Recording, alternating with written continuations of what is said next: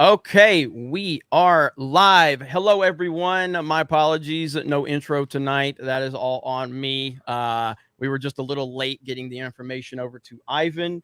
So my apologies, but I'll have one for you next week. Don't worry. But it's Tuesday night's main event. We're live and we're here to talk about a lot of nonsense going on. We've got a special guest here. We've actually got one of the newer members of Geeks and Gamers is here, Mr. Disparu, to make us sound like we actually are true gamers. Every time he talks, he just sounds like a gamer. But yeah, so we're here. Ryan from Arc Outpost, Mr. 90,000 subs. How are you, Ryan? I'm doing all right. I'm enjoying it while I can because I feel like YouTube just about shifted the algorithm overnight. Just feels like something happened. Just too many good things were going on. So, Susan's got to do something for coming up for us for Christmas. So we appreciate it. But I'm excited to be here. It's good to talk to Upper Echelon again. It's been too long. So we're excited to have him back on the channel and talk about a bunch of bullshit like we always do. Yeah, I heard that. Yeah, and as far as that algorithm switch, I'm feeling it. My gosh, nothing's hitting on D-Day Cobra right now. The 3 videos, none of them. Brie Larson. I'm gonna start making some more Brie Larson videos if this keeps up. But Young Ripa, Eric July, you having some fun with those Miles Morales fans? Yeah, on Twitter? that's always fun. It's been a story of my I guess life for the last few days is dunking on them. That's always fun. I guess that happens like every 3 months or something. I go through a spell. I'm going back and forth with fucking retarded Miles Morales fans. I use that term loosely because none of them buy their fucking books, his fucking books. But yeah, I've been just grinding it out per usual with this book. You know what I mean? And as of today, I already announced I'm going to be working on it, talking about the Miles Morales stuff. Kind of akin to what I did with my Justice League video, kind of this long form video and breakdown. I'm going to do one regarding Miles Morales and Peter Parker and how and just proving with the absolute evidence that isn't refutable, as in it's not up for dispute, that he is just black or half black Peter Parker with a fucking tape of fate, and that's all he'll fucking ever be, and that's all he ever was in the books.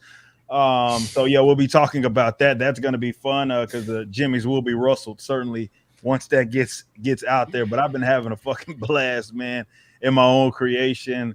The juices are really flowing, man, and hopefully we can this week, rather this month, off strong, because I think we're all feeling like algorithm fucking changes or something like that. Yep. And whatever happens. YouTube gonna YouTube. Yep, I heard that. And, I noticed Ripa, he didn't want to touch on the fact that I pretty much waxed his ass in Mario Kart. He didn't want to talk about it. I gave him the final win. I gave him the final win just to make him feel good about himself. No. I just got warmed up and there we go. Damn fast. Got warmed up and then we was good to go after that. I see something in the comments, and I think this is a very serious topic. I think we should highlight this. John B says 2 black guys beat him up, yelling, "This is Biden country." Damn. Two black guys beat him up in Dallas, Texas, and said, "This is Biden country." I heard it. I believe you. He was just going to get Whataburger. 3 a.m. Yeah, 3 a.m. So for the first time on Tuesday night's main event, he's been with us for a while, making a lot of gaming videos, making far better content than me or Ryan. Disparu, how are you, Disparu? Hello, I am very happy to be here. This is my best day of the week, favorite one, because it's about as far away as I can get from Fridays when Wheel of Time is released, so I get to avoid the poison. Also woke up today to just see Twitter on fire due to Twitch, which is always very interesting. Twitch is literally the only platform which has rules, and you're just like, I don't know whether they're going to enforce them today or they're just going to change them tomorrow and not tell anybody. So I always like the drama and just the randomness of it all, so looking forward to talk about that. I heard that. Well, it's good to have you here, buddy. And Krista Nova in the house. Hello, Beep. How are you? Hello. Merry Christmas, everybody. I have to say it. I'm sorry. I didn't say it last week, but happy Christmas. Yes. Happy Christmas. I did show everyone your based tweet that you made that really got a lot of traction, and a lot of people seem to enjoy that one. So I'm going to show the audience before we introduce our amazing guest, because Krista Ryan has radicalized Krista. That's essentially the only excuse here, and Ryan will take full credit for it for sure. But It was either me or Chick-fil-A. Both of us have been accused of homophobia, so it's tough to tell. So here's the tweet in question. So Krista said, Kyle Rittenhouse is free and Jesse Smollett is found guilty. Merry Christmas, everyone. And someone says, and she says, a happy new year. Like, that is beautiful right That's there. nice. So that's the radicalization of Geeks and Gamers. We have corrupted a innocent young Canadian girl that loves chicken nuggets, and now she's just a savage on Twitter. She should have just replied with the picture of her in the MAGA hat. Yeah, man, that would have really made him mad.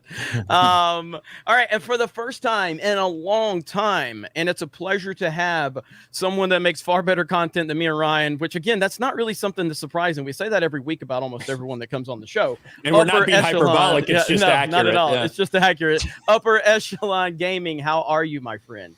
I'm doing good. It's a pleasure to be here again. Happy holidays to everyone watching and on the panel. Yeah, it's good to be here. It's been a long time and happy to get into it. It's just funny. Yeah. I was covering a few things that are relevant for today, so it seemed like it synced up really nicely. I'm excited. Yeah, totally. And speaking of that, I'm going to toss it over to Ryan. We're going to jump right into this Star Wars Eclipse drama that's going on, which I am not fully caught up on this yet, but Ryan's going to prep everyone, and then we're going to have a discussion about it because it's Star Wars, and when you pander to social justice, this is what happens. Yeah, it's never enough. It's never enough to insert every different type of person into your media. It doesn't matter how many gay or trans or non-binary people you put into a book or a comic book or whatever. All of a sudden, the wrong company is making a Star Wars game that's set in the High Republic era, which is pretty much only consumed by woke losers, to be quite honest with you. But they're not happy about Quantic Dream making Star Wars Eclipse. And they never were. These people have actually been talking about this for months. It's just kind of under the radar because we didn't have a big game announcement. But now that we did have Star Wars Eclipse coming out, we're seeing headlines like this from Bounding Into Comics. Hashtag Blackout Star Wars Eclipse boycott launched in protest of developer Quantic Dream and CEO David Cage's involvement with Star Wars Eclipse. And a lot of people, you may not really understand what's going on because it's at the end of the day, it's really not that big of a deal. Quantic Dream is a company that's made, most recently, I think they're probably most well known for Detroit Become Human. And there's some allegations out there, the same type of allegations that we hear about virtually every big gaming company right now. Oh, it's a toxic work environment. It's a boys club, things like that. Specifically, David Cage has been accused of saying two things. We got to find these quotes here. We got to find these quotes because they're interesting. He's been... let's see. They allege that Quantic Dream was rife with general harassment and unsavory behavior, including the photoshopping of various employees into inappropriate situations. Heaven forbid memes get made. So it's literally that's memes. That's a very try to make it seem offensive way to say memes. Mm-hmm. That's what it is. The making of racist and sexist jokes and Cage's own assertions that in my games, all women are whores. And at Quantic Dream, we do not make games for F-slurs. And now there's been media reports on this. They actually filed lawsuits of defamation against those people. They've won some of them. They've lost some of them.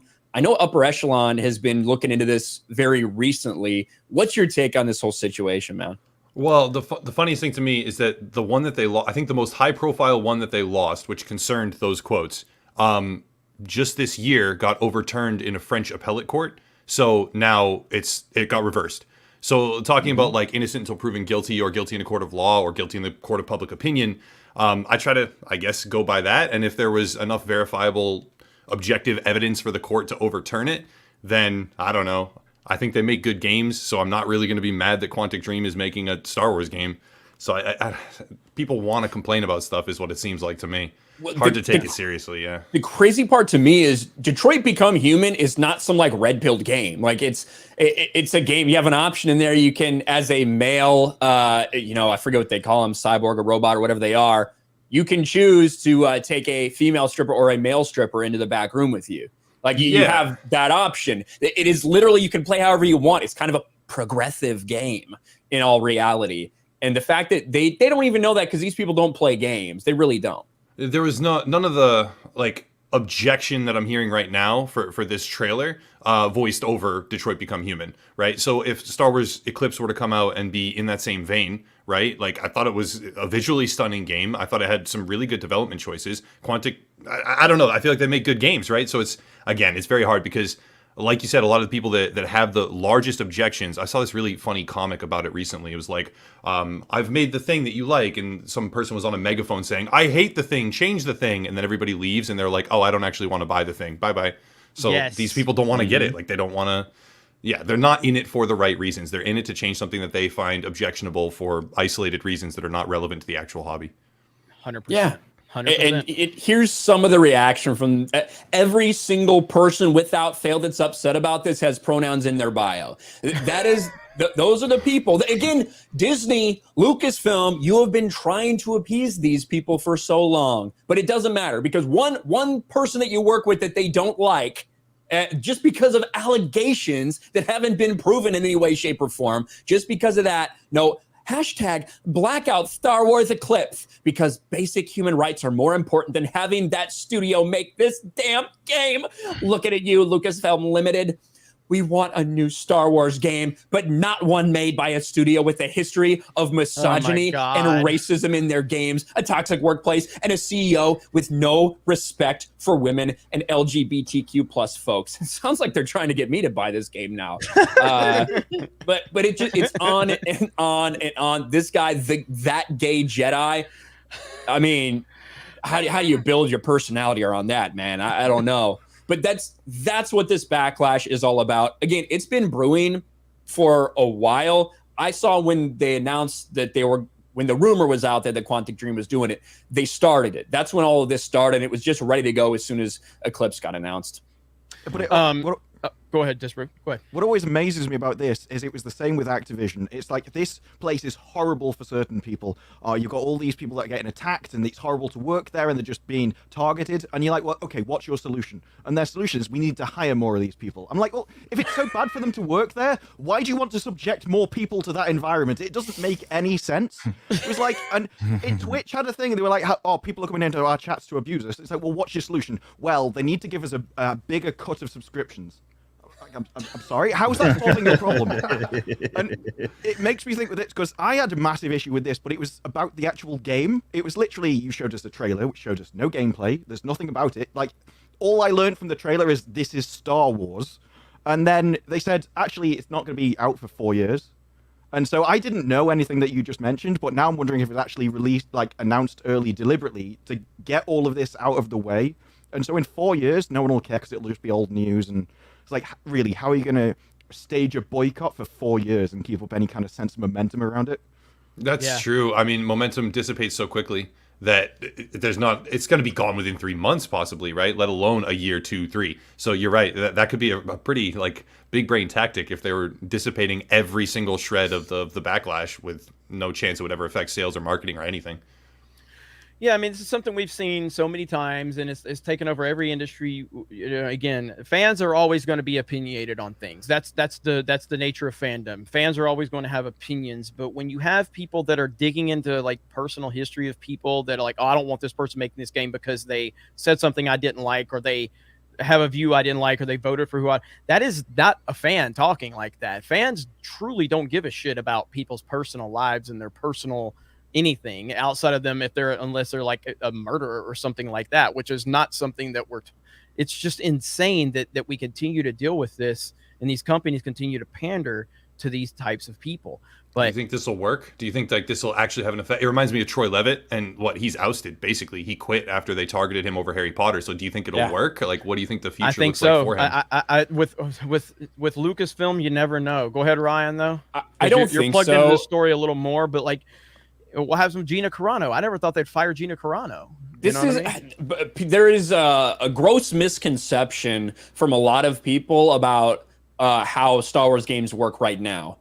Now that like this direct partnership with EA is out the window, it's like anybody can come to Lucasfilm and make a Star Wars game. Like they have so many different things in the works now that they've got their Lucasfilm games, aspect that they're doing now.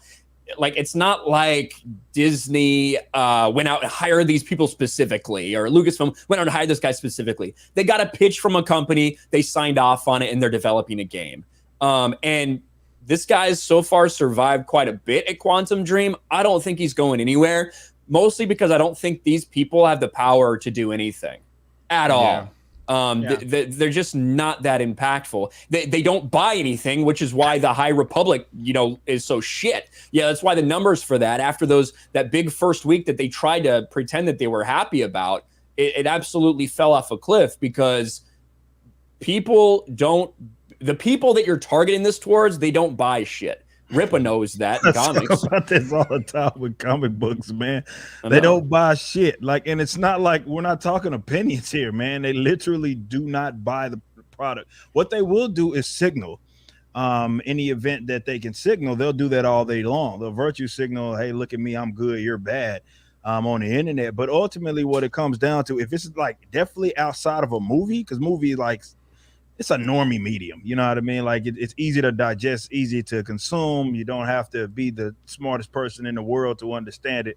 Definitely in this sort of space. So, they'll generally watch it, but they're flaky. But when it comes to like books, games, and all of that shit, often these guys don't buy shit. Like, again, we see this with Miles Morales on the different subject matter, but the same subject matter. We see it with Miles Morales, and those guys don't buy those books. Again, not my opinion. You can go look when we had the accurate data before, the kind of diamond situation happened and all of that. Miles, I looked it up myself. He had the 68th selling book. Fucking character that fucking popular. You think he'd be way fucking up on that list? He's getting beat by fucking characters I ain't even fucking heard of for obscure fucking comic books. Not even in the bit two. He's getting his ass kicked. Man, if all of those guys who quote tweet me or Jeremy or Yellow Flash were so big of fans, man, those books would be doing way better than what the fuck they're doing in those little shitty 25,000 copies that they sold, which probably they didn't sell anyway. It fucking ended up in a like a school or a library or some shit, and that's how they got purchased. But unfortunately, that's where media is at right now. They are hard committed on appealing to that demographic of unreliable customers. Is more so what it is. And Star Wars has this problem, Marvel has this problem, DC has this problem where you may hit it with a movie or so, but for the most part, it's not going to work. So why on earth would you try to tailor make or cave into the demands of such an obscure audience of people who are just loud on fucking social media, and that's about it. Outside of that, they're not going to be lining up to play your game or buy your book or anything like that. Yeah. And I think the fact that this Quantic Dream is based in France as well, I think that's a little bit different as well than a American-based company. I don't think a ton of people are going to be super upset about a slur or the specific slur that's being accused. In France, I just don't. And I think it's going to continue to blow over, especially with a release date 3 to 4 years down the line. That is a good point about the release date being that far out. So maybe that's like Disparu talked about, maybe that's a strategic on their part. I just want to mention too, we are dual streaming on Odyssey tonight as we did last week. So you guys are welcome to watch on either platform. Shout out to Odyssey, fantastic platform. I know Upper Echelon, you got a really big following over there, don't you? You got a pretty good channel. I hope so. Yeah, it's kind of like my parachute. I don't know. Yeah. You got a lot of followers over there. I looked, so I think you got like 30,000 followers over there. I feel like, or maybe it was. Damn. I don't know. Every single video, I'm like, yo, check me out on Odyssey. It's an ad-free platform, like all that, right? Because there's reasons to use it. It's really appealing. They do need some buffering stuff, but they're working on it. They're improving really quickly. So yeah, Odyssey's great. Definitely watch the stream over there. Everybody who's looking right now. Yeah, 100%. So we are over there. Shout out to Odyssey. We'll be watching that chat too. So if you see super chats over there or over here, we'll make sure we get to them. But yeah, I'm going to look further into the story because obviously it's fun to roast these left-wing people that are always trying to pretend like they care about Star Wars. But I think that's a good segue to talk about some left-wing people that were just hit with the Twitch ban hammer. Pretty interesting story. And I talked about it over on my personal channel, and it's pretty much been widely covered, and that is that Vosh and Hassan Piker both banned from Twitch. I think will be temporarily. I think they'll both be back, but this is the beauty of, watching social justice get eaten alive by their own nonsensical rules. They were both banned. So Hassan was banned for, and it's not as simple as just saying, he didn't just say the word cracker. He literally went after someone and called her a cracker bitch, if I'm not mistaken. Is that what it was? Ryan, have you seen that clip of him saying it? Something like it was clearly used in like derogatory in a derogatory sense, Correct. Like Right. out of anger. Yeah. Right. And then Vosh, I'm not even sure what Vosh said the same thing, right? Is that what it was? I didn't see the clip of what he said, but obviously they're very angry about it. Well, I think Vosh is a little less angry about it, but these are two people that very much have been carrying the banner of private company. Private company can do whatever they want. Quit bitching about it. If you don't like it, don't break the rules. And again, this comes down to when you invent a laundry list of mean words that can't be said, and that laundry list continues to grow based on the society and who wants to pretend to be offended over a new word. Eventually, that type of logic, it will come back to bite you in your ass. And that's exactly what is done. Rippa, what do you think about this whole story? I mean, these guys get what they fucking deserve as far as I'm concerned. It's Twitch is Twitch. And the favoritism that they've been playing to that side, particularly ideologically, is what it is. Now, like mentioned, more than likely it's not going to last certainly that long. But it is what it is. And like what you've said, these guys often appeal to, hey, they can do what it is they want, or rather, if it ends up removing people that they consider their political ideological enemies, it's perfectly fine once that happens. But once it happens, to them, which again, surprising actually that this even happened, hilariously enough. I'm interested to see how long, and interested to see how what the impact of this is actually going to be, if any at all. Because that says a lot that they would even there go that route. So we'll see. Look, I don't want to jump the gun. I don't know if I don't think the pendulum's swinging back quite yet. You know what I mean? Yet. Not yet. I don't think it's swinging back quite yet. But to your point, when you do incentivize and encourage this type of behavior, it's only, and if it's not for this, it'll be for something else. It's only a matter of time before you become kind of getting the crosshairs, and you are the one that gets axed. It's all fun and games when it's your enemy, but when it's you, folks are going to have less of or rather more of a problem with that. But that's the problem with being kind of inconsistent. So those guys get what they fucking deserve. Hassan Pike is a fucking dipshit. Anyway, Yes. And yeah. Well, No, absolutely. To be fair, and this ain't me hating. Like, I mean, on some serious shit. I have attempted to, even in people and creators that are in any kind of creator space, even stuff that I don't understand, I don't want to say that I don't understand, that it may not be for me. I can always analyze why this person is in the position that they are in, or why this is doing as good as it does. Hassan Piker, I can't fucking understand it. The guy's a dumbass. Like he's literally fucking stupid. He speaks in vague, generic sentences when he's talking in the political aspect. I don't know if you guys heard. I've even did a response video. This idiot talking about libertarian. The guy's a fucking brainless. I haven't paid a lot of attention. I've not paid a lot of attention to him. When I say stupid, like at least I'm not crediting Vosh, but at least he's consistent and makes arguments that have basis in where his logic is coming from. Exactly. Which you can respect. Piker is just a fucking brainlet. The dude's just a fucking brainlet. So it's very impressive that he has the following over there that he does, because he's one of the people in the creative space that I do not understand the fucking appeal. Yeah, it's funny you had mentioned the pendulum. I was going to say, it feels like maybe, at least for people like him, the pendulum might be starting to swing back. It feels like a lot of people are seeing he's not saying anything. And a lot of people in that sphere got super popular super quickly. But now it's like, well, wait a second. They're contradicting themselves. A lot of what they say doesn't make sense. And then, another aspect of the pendulum is that if you actually apply some of the guidelines that they're advocating for, this is what happens. Then they're banned under their own, because to the letter of the law on Twitch TOS, they did something that should result in an indefinite suspension. Yeah. So because they're enforcing it, now Twitch is bad because they're enforcing what they should enforce.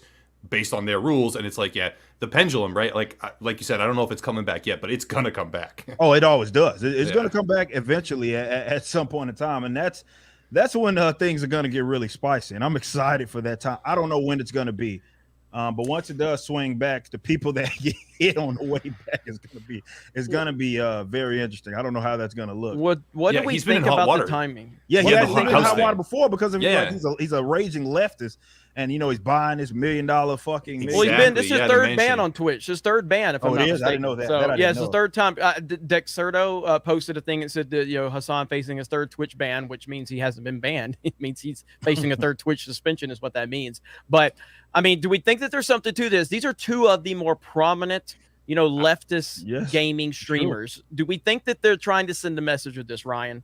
I think that I think there's a potential that they're trying to send a message, a false message. Like, look at us. Look at what we're willing to do. We're willing to suspend them. We're an equal platform like that, with the full knowledge that they're just going to reinstate them and it's not going to be that big of a deal, but it's going to blow up. And so everyone's going to be able to point to this moment and be like, That look, is true. look, Twitch. I mean, they banned two of their biggest streamers for saying something that was derogatory towards white people. They must be a fair and platform, that kind of thing. That's kind of where I see it coming from, where they would do something like this just to appease the public and appease everyone, so that in the future people can't really hold that type of thing against them.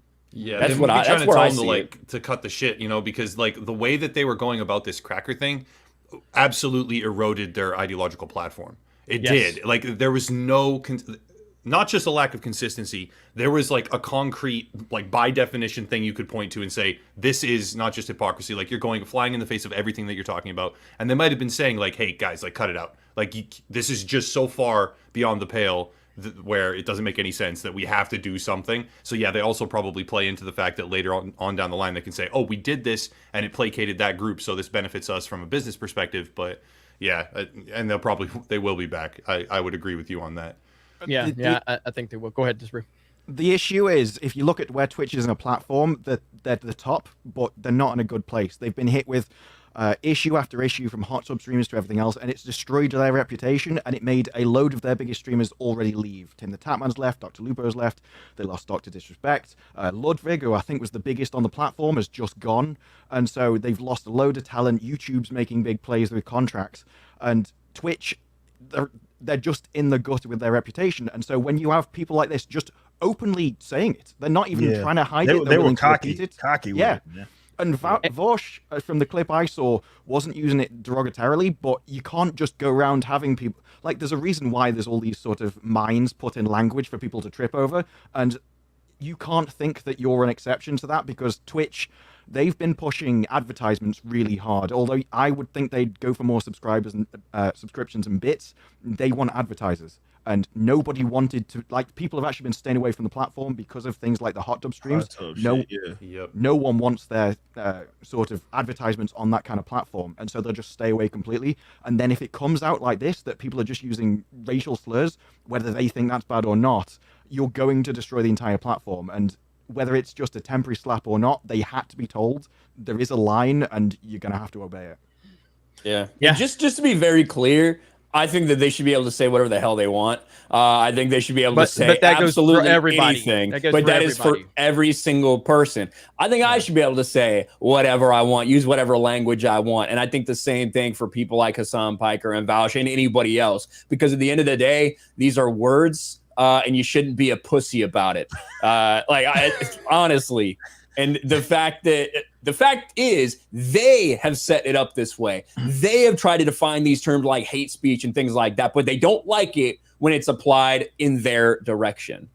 Yeah, I mean, we played a clip of it last week. I found a clip of a old Modern Warfare 2 lobby, and that's just a standard you have to create now. Could this person survive a Modern Warfare 2 lobby based on what they say? And most of them can't. And No. we all know what that meant, because a Modern Warfare 2 lobby is the world Ryan wants to live in. It's the world we all want to live in, where anybody can say whatever. And if you can hang, then you can hang. And if you can't hang, then you're going to leave.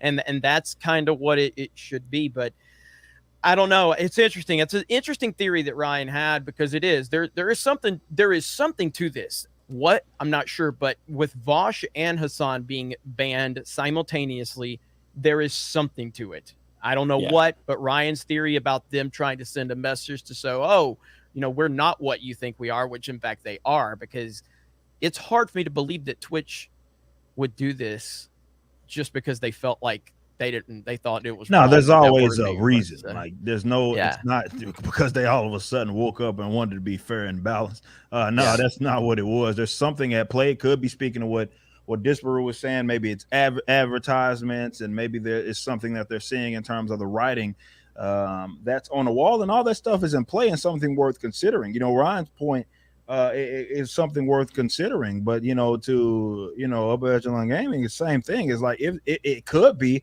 a mark of a pendulum swinging back, because what you're going, but to be fair, my opinion is this is kind of the stuff that we're going to see when it does start to swing back. I'm not ready to say that it is, but this is the type of stuff that you're going to see. You're going to see people that are in powerful spaces or in powerful places try to get ahead of it. You know what I mean? And try to take more, because it's going to be far more convenient than what it had been maybe in the last, certainly in a few years, when there's just social justice. Once it starts like becoming unappealing, let's say in some sense, and maybe it impacts their bottom line, this is the type of stuff that you're going to see. You're going to see celebrities that were on the other side start to all of a sudden start making a little sense. You'll see companies try to become or like act as if, oh, we're one of the good guys, because they don't want to unfortunately get hit once the pendulum swings. And have that sort of success fall into maybe the hands of their competitors or something like that. So this is kind of how it would look. I'm not as ready to say that this is what's happening, but this is kind of how it would look. Yeah, it's gonna be like in Toy Story, like those really, really far to the left, like way absurd ones. Like, I don't want to play with you anymore, Woody. Like, the companies are gonna drop them and be like, oh no. Yeah. That's good. The funniest thing is, yesterday Vosh tweeted, "The left needs a big streamer who isn't known for using racial slurs, and I'm stepping up to the plate," and then got banned for using them. It's like literally the same day. Yeah, that's impressive. It's beautiful. That's It's a impressive. beautiful thing. All right, let me hit a couple of these super chats. Thank you guys again. We are dual streaming over on Odyssey as well. I see we have super chats, or what are they called? Hyper chats. Hyper chats over on Odyssey. We have super chats here on YouTube.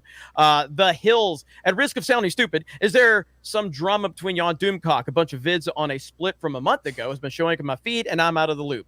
No, there's no drama. There's sometimes people have disagreements. I was arguing with Uche the other day on Twitter, and somebody's like, are y'all good? Or like, is this serious? If I have serious personal issues with anyone, no one on the internet's going to know about it.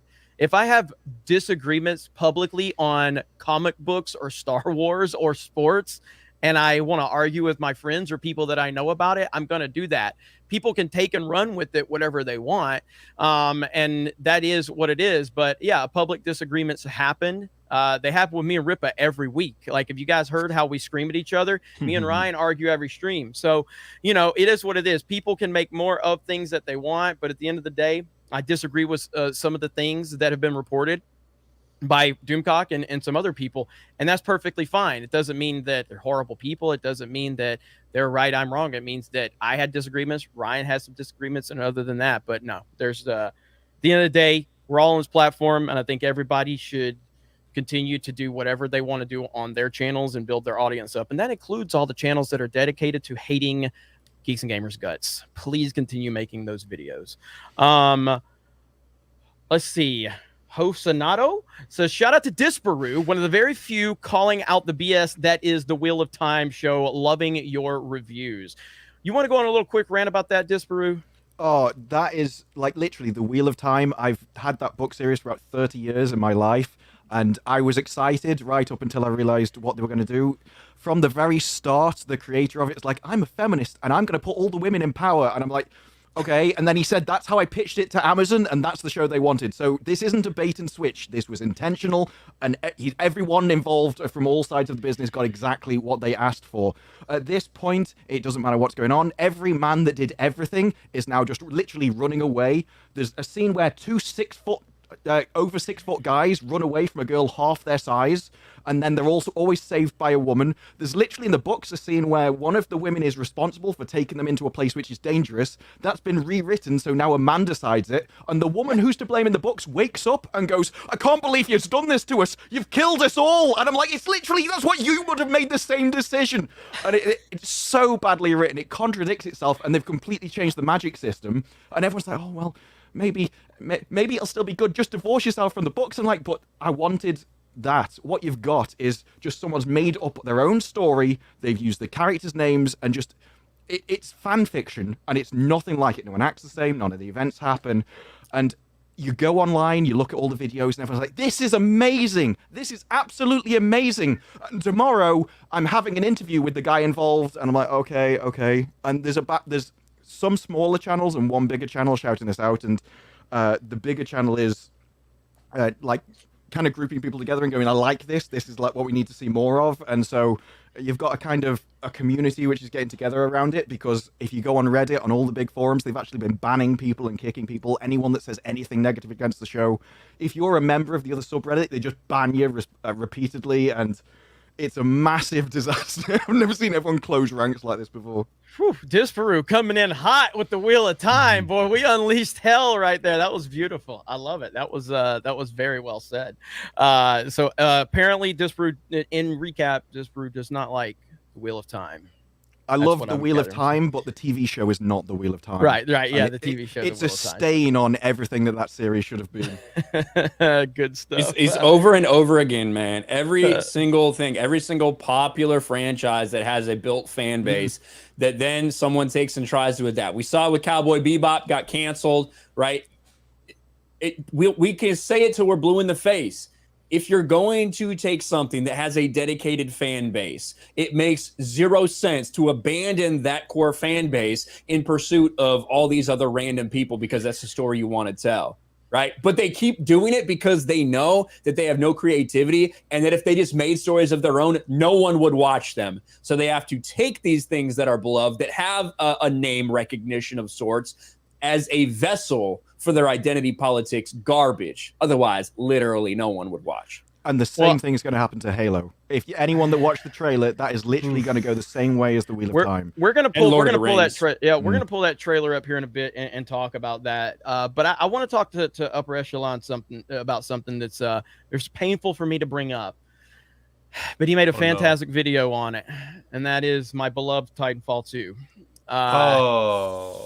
Poor game.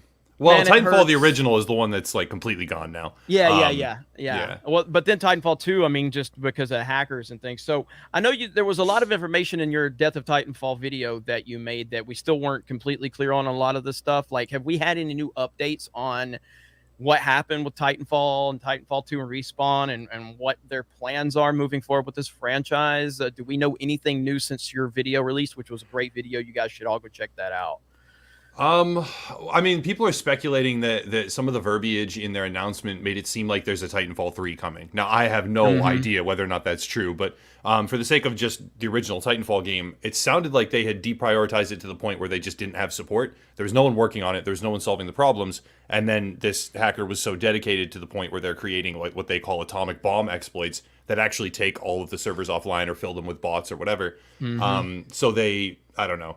Respawn was kind of getting lambasted all over the place because they were selling a game that they knew was unplayable. People like literally couldn't play the game when they bought it. So, and they even put it on like a Steam sale or something. So they're like incentivizing people to purchase it, and then they can't play it. So taking it down seemed probably to them like a little bit of a credit situation. Like, oh, we're doing the right thing. Like, we're not going to sell you a broken product anymore. But in reality, I don't know how much praise they actually deserve for that. And then Titanfall 2 is kind of in a battle still, I guess. People are still sending me stuff about like who the hacker is and secret audio recordings of phone calls, and I don't even know how they got them. So I'm in a tricky legal situation there. Like, I don't know if I'm supposed to have those on my hard drive. So it's like people are sending me stuff about that story still. I'm not clear on all the details, but yeah, the franchise really got put under fire in a way that I don't think it deserves, because it's a good game series. It's my favorite. I mean, Titanfall 2 is my favorite online multiplayer shooter ever. The campaign is fantastic. Even going to the first Titanfall, I fell in love with that game. I mean, I love the mechanics. I love the gameplay. I love everything about it. And and it just breaks my heart that it's just dead. And it's such a good game, but EA fucked it up with how they released it, because I felt like with Titanfall 2 when it came out, I was like, okay, now it's going to be on multiple platforms, and it's going to open it to a different audience. But the release date that they put it in, it just completely went under the radar, and it's such a disaster. But by the way, Perry Chan, I see you, man. So be careful with the Halo trailer. Last Friday Night Tights got hit with a copyright claim. Thank you, buddy. And hail Perry Chan. Everybody loves Perry Chan from Friday Night Tights fame and Nerdrotic Daily. He is killing it. So the best part about the whole Titanfall thing to me is, wasn't it a guy that just like he was a fan? But he just like wasn't as good at the game. No, sorry, not Perry Chan. Like the Titanfall thing, the guy just like wasn't as good as he like wanted to be. He wasn't beating people, and he just decided, I'm taking this whole thing down. Yeah, the running narrative that seems to be coalescing is that, and has been for a while, is that as someone who really was not doing well. Like, it was a small, like a dedicated hardcore fan base, was not very large. So within that fan base and those players, he was like not very good. He couldn't compete with the other people. And also there's something about esports aspirations and certain Twitch profiles and whatever. But he just wasn't excelling to the level he wanted, so he started hacking. Like basic hacks, aimbot, stuff like that. But that wasn't even really working, because some people were finding ways to kill him and kind of griefing him and messing with their names and making fun of him. So then it turned into, well, now I'm actually going to target the franchise. Now I'm going to target the infrastructure. So he learned a lot of this from another person who did kind of reverse engineering. So he picked up all these exploits and then used them, because the Striker engine for Titanfall, I think it's called Striker, is horrible, like absolutely horrifying. So yeah, he picked up all these exploits, then he leveraged them, then he meticulously learned how to do it and did it worse and worse. And then the Titanfall 2 community retaliated against him and Respawn by hacking Apex Legends to try and get awareness. Yeah. So they exploited some of similar vulnerabilities in Apex Legends. That took it down, I think, on July 4th. And they redirected to a website. And then the people who owned the website tried to basically frame someone else as the hacker, which wasn't true. And then that person released, I think, like 145-page manifesto about it. Like, it's a disaster, man. I've literally never seen a community tear itself apart to the extent that the Titanfall community has. It's sad. I just love it, because it's just like, get good, son. And he's like, no. He literally like destroyed the game for months at a time. Yeah. It's like the Chad no meme, but just in the worst way possible. Yeah. Well, Faru, you've covered this for Gaming with Geeks a little bit. So what are your overall thoughts on it? And then we'll move on from it. Me and my heartbreak of Titanfall 2. It was almost like a soap opera drama at one point, because people were doing sort of little community investigations and sharing knowledge and stuff. And I don't know whether it was actually ever confirmed or not, but there was a guy who posted basically all of the steps of how someone hacked it and said he reverse engineered the hacker taking down the Titanfall stuff. And then other people said, well, that's suspicious. How do you know all of this stuff? Because he was offering to, I can fix it for you. If you just let me give out access to the game, I'll fix it. And so we were like, that's suspicious. So we started investigating him.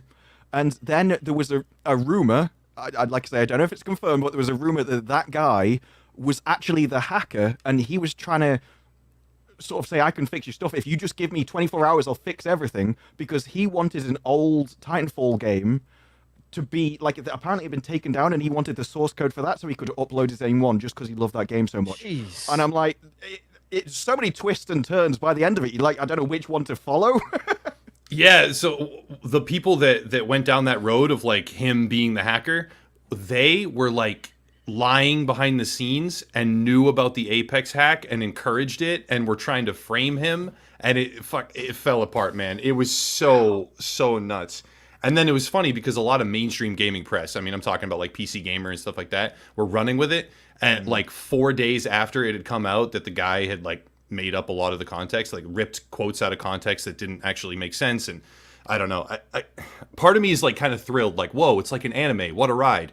And then the other part of me is like, no, this is a fan base of people, like, they like the game. This is people that love a franchise, want to play the game, and yet it's just a tornado of rumors, drama, accusations, and then half the time their game doesn't work. And it's just, I feel bad. As soon as I get kind of gleeful, like, oh, there's new info on the story, I'm like, actually, it sucks for everyone involved. Yeah, I'm a big fan of Titanfall 2, and it just kills me that I just started streaming it again on Gaming with Geeks. You know, I just started streaming it again on a weekly basis, and I was getting some of the guys that are like, I never played this game, and then Lethal Lightning, and had Disparu, and getting some of the guys together, and yeah, the 7 people that still played Titanfall 2 are really surprised that a bunch of people are watching. Hey, Jay has accomplished amazing things with his lawnmower simulator on Twitch. He was the top lawnmower simulator streamer with like 50 people watching. I was the top Titanfall streamer. Okay, I had like 300 people watching, which was like probably like 290 more people that are playing.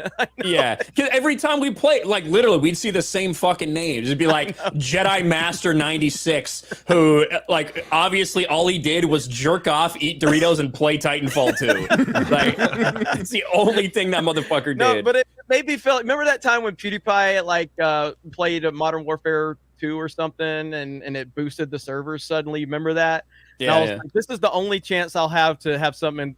Maybe I can boost the servers from 10 to 20 people on Titanfall. I can double their customer base with playing this. Yeah, don't piss off the hacker. He runs a blacklist for streamers. So if he if he puts you on the blacklist for streamers, you can never play, because every time you log into a server, you get booted.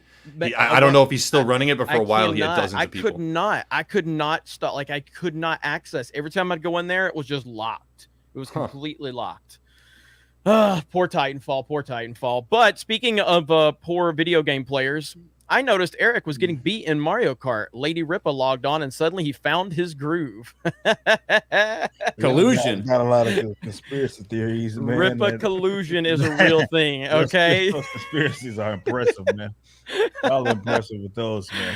Very impressive. That's actually why he finally tied the knot. There was like some incentivization there, some partnership that was made when it comes to Sunday Night Mario Kart streams. Oh man, good stuff there. And yeah, so we do play Mario Kart every Sunday, here, and we have a lot of fun with it, a lot of shit talking, and that's what it's all about. We'll be back this Sunday, so if you guys want to tune in for that, make sure you tune in. But yeah, there's a lot more to talk about. I know there's this one story. I don't know if Ryan's been able to find anything on it yet, but I wanted to talk about this Mega Man Netflix story. I don't know if it's legit. Is this official? Like, I haven't even looked into this. It's being reported. It certainly sounds like it's official that Netflix's next victim is Mega Man. So we'll see. I don't know if they're going to continue using the gendered language like that. Mega Man, are you serious? Yeah, Lord. Mega Person. Netflix is making a live action Mega Man movie. The streaming company has a first look deal, and I guess they like what they saw. Video game adaptations are on a tear. We got new trailers for Sonic the Hedgehog 2 and a Halo. And of course, Chris Pratt's playing Mario, and an Uncharted movie's nearly here. I'm not excited about any of these things they're listing. Amid these heavy hitters comes the news that Netflix is ready to bring us another franchise, Mega Man. The Capcom Blue Bomber, who's been blasting his way through retro side-scrollers since 1987 on the original NES. I don't understand what the appeal even is. Like, I could not tell you what the storyline of Mega Man is. Well, the appeal is the difficulty. The difficulty is, they're very I know that difficult. the games were a pain in the ass when I played them. Yeah, that's what I know. They have a great personality around them, and the difficulty was pretty legendary with these games. I mean, I was a big Mega Man fan when I was like on the NES. I remember Mega Man 3 was a fucking massive title when it released, and the Mega Man franchise has always been a really cool franchise, from just the personalities involved, the worlds, and it was a 2D side scroller, and then it evolved into more. But I mean, Mega Man is one of the more iconic franchises for sure. Plus, with the addition to adding him into Smash Bros, that was a big move for him. He was really cool in Smash Bros. So Mega Man's a huge video game character, like big time. Yeah, he's big, and that's obviously an important franchise. But what I'm saying is, I don't like, who the fuck wants to watch a Mega Man TV show or something? That goes into the Mario aspect. Like, I don't, as a lifelong Nintendo fan, I have no desire to see a Mario movie at all. You know, so I don't really see what the benefit of this is. But at the end of the day, it's Netflix. We've seen what they're going to do. We know what's going to happen. This is going to be bad. And that's what I mean. Like, how do you make a film out of this? Like, it's just like he's just going through these different levels, acquiring these powers. But I couldn't tell you what the story of any Mega Man game I've ever played really is. So what is this dude's motivations going to be? Did somebody misgender someone and he's after him? Like, I don't know. I do know that listen, Mega Man's, from what I know, is a cis white male, so Ripa's not going to be able to identify with that. He's not going to want to watch it. That's true. That's the only way that I can relate to a character. Yes, He looks exactly like me. Well, I heard they're gonna Miles Morales is gonna play Mega Man since he's not Spider-Man. So at least he can be Mega Yeah, Man. well, he's shit. That wouldn't be surprised. He's been fucking Falcon as of late. He's been fucking. Who else was he? I'm Mega Miles. No, he's been Falcon. He was Captain America. He's been fucking everybody. So shit. Why not Mega Man? Shit. Well, I mean, so ultimately, what there's a problem at the core of all of this, and it's the people that are making these movies and these shows are not the people that should be making them, generally speaking. That's what Chuck Dixon called them on my channel. Tourists. Yeah, and that was tourists. the perfect term to use for these types. They're fucking tourists. Exactly. So like you can go into, okay, I remember back before Cobra Kai came out, and I remember someone sent me the trailer, okay? And they're like, Jeremy, check this out. If you hated The Last Jedi, this is what you need to check out. And I'm like, the fucking Cobra Kai with these washed up actors on YouTube? That's not going to be good. Why would I even want to watch this? What story is there to tell? Now, ultimately, we know that they told a fantastic story because the people that were making it were fans and they had a story to tell. Even though no one took it seriously upon the announcement, no one thought that that was going to be good for a various amount of reasons. Yet here we are, where because fans had a passion, they had an interest and the talent to do it, they executed a great story. So I don't see a story to be told through Mega Man. I really don't. But if you have a talented person, but if you have a talented person that's a fan of the franchise, then maybe that's the case. But we already know that the people making this are not going to have any interest. Nobody that's involved with Netflix right now is like, I grew up grinding on Mega Man. None of them. None of them could make it through Mega Man. Yeah, none of them could make it through Mega Man. I mean, Upper Echelon, were you ever a Mega Man player? Did you ever get into Mega Man? No, I can't say that I was. I got some, what was it, like Loot Crate before that company went out of business, and they gave you the monthly Loot thing. Crate, God. Yeah, they gave me a shirt with Mega Man. That's the extent. Actually, there was a lunchbox too with Mega Man on it. That's the only thing I ever knew. Loot Crate even existed. I remember the first time in our Facebook group, Geeks and Gamers, before we had a YouTube channel, Loot Crate reached out to us and they were like, "Oh, we want to sponsor you." I'm like, holy shit, we have made it. Loot Crate wants to sponsor us. And then I realized Loot Crate was literally doing that with everyone. I was like, Loot Crate's hitting us up, guys. Like your grandma got us send the same fucking email. But yeah, I mean, listen, I just had a major person reach out.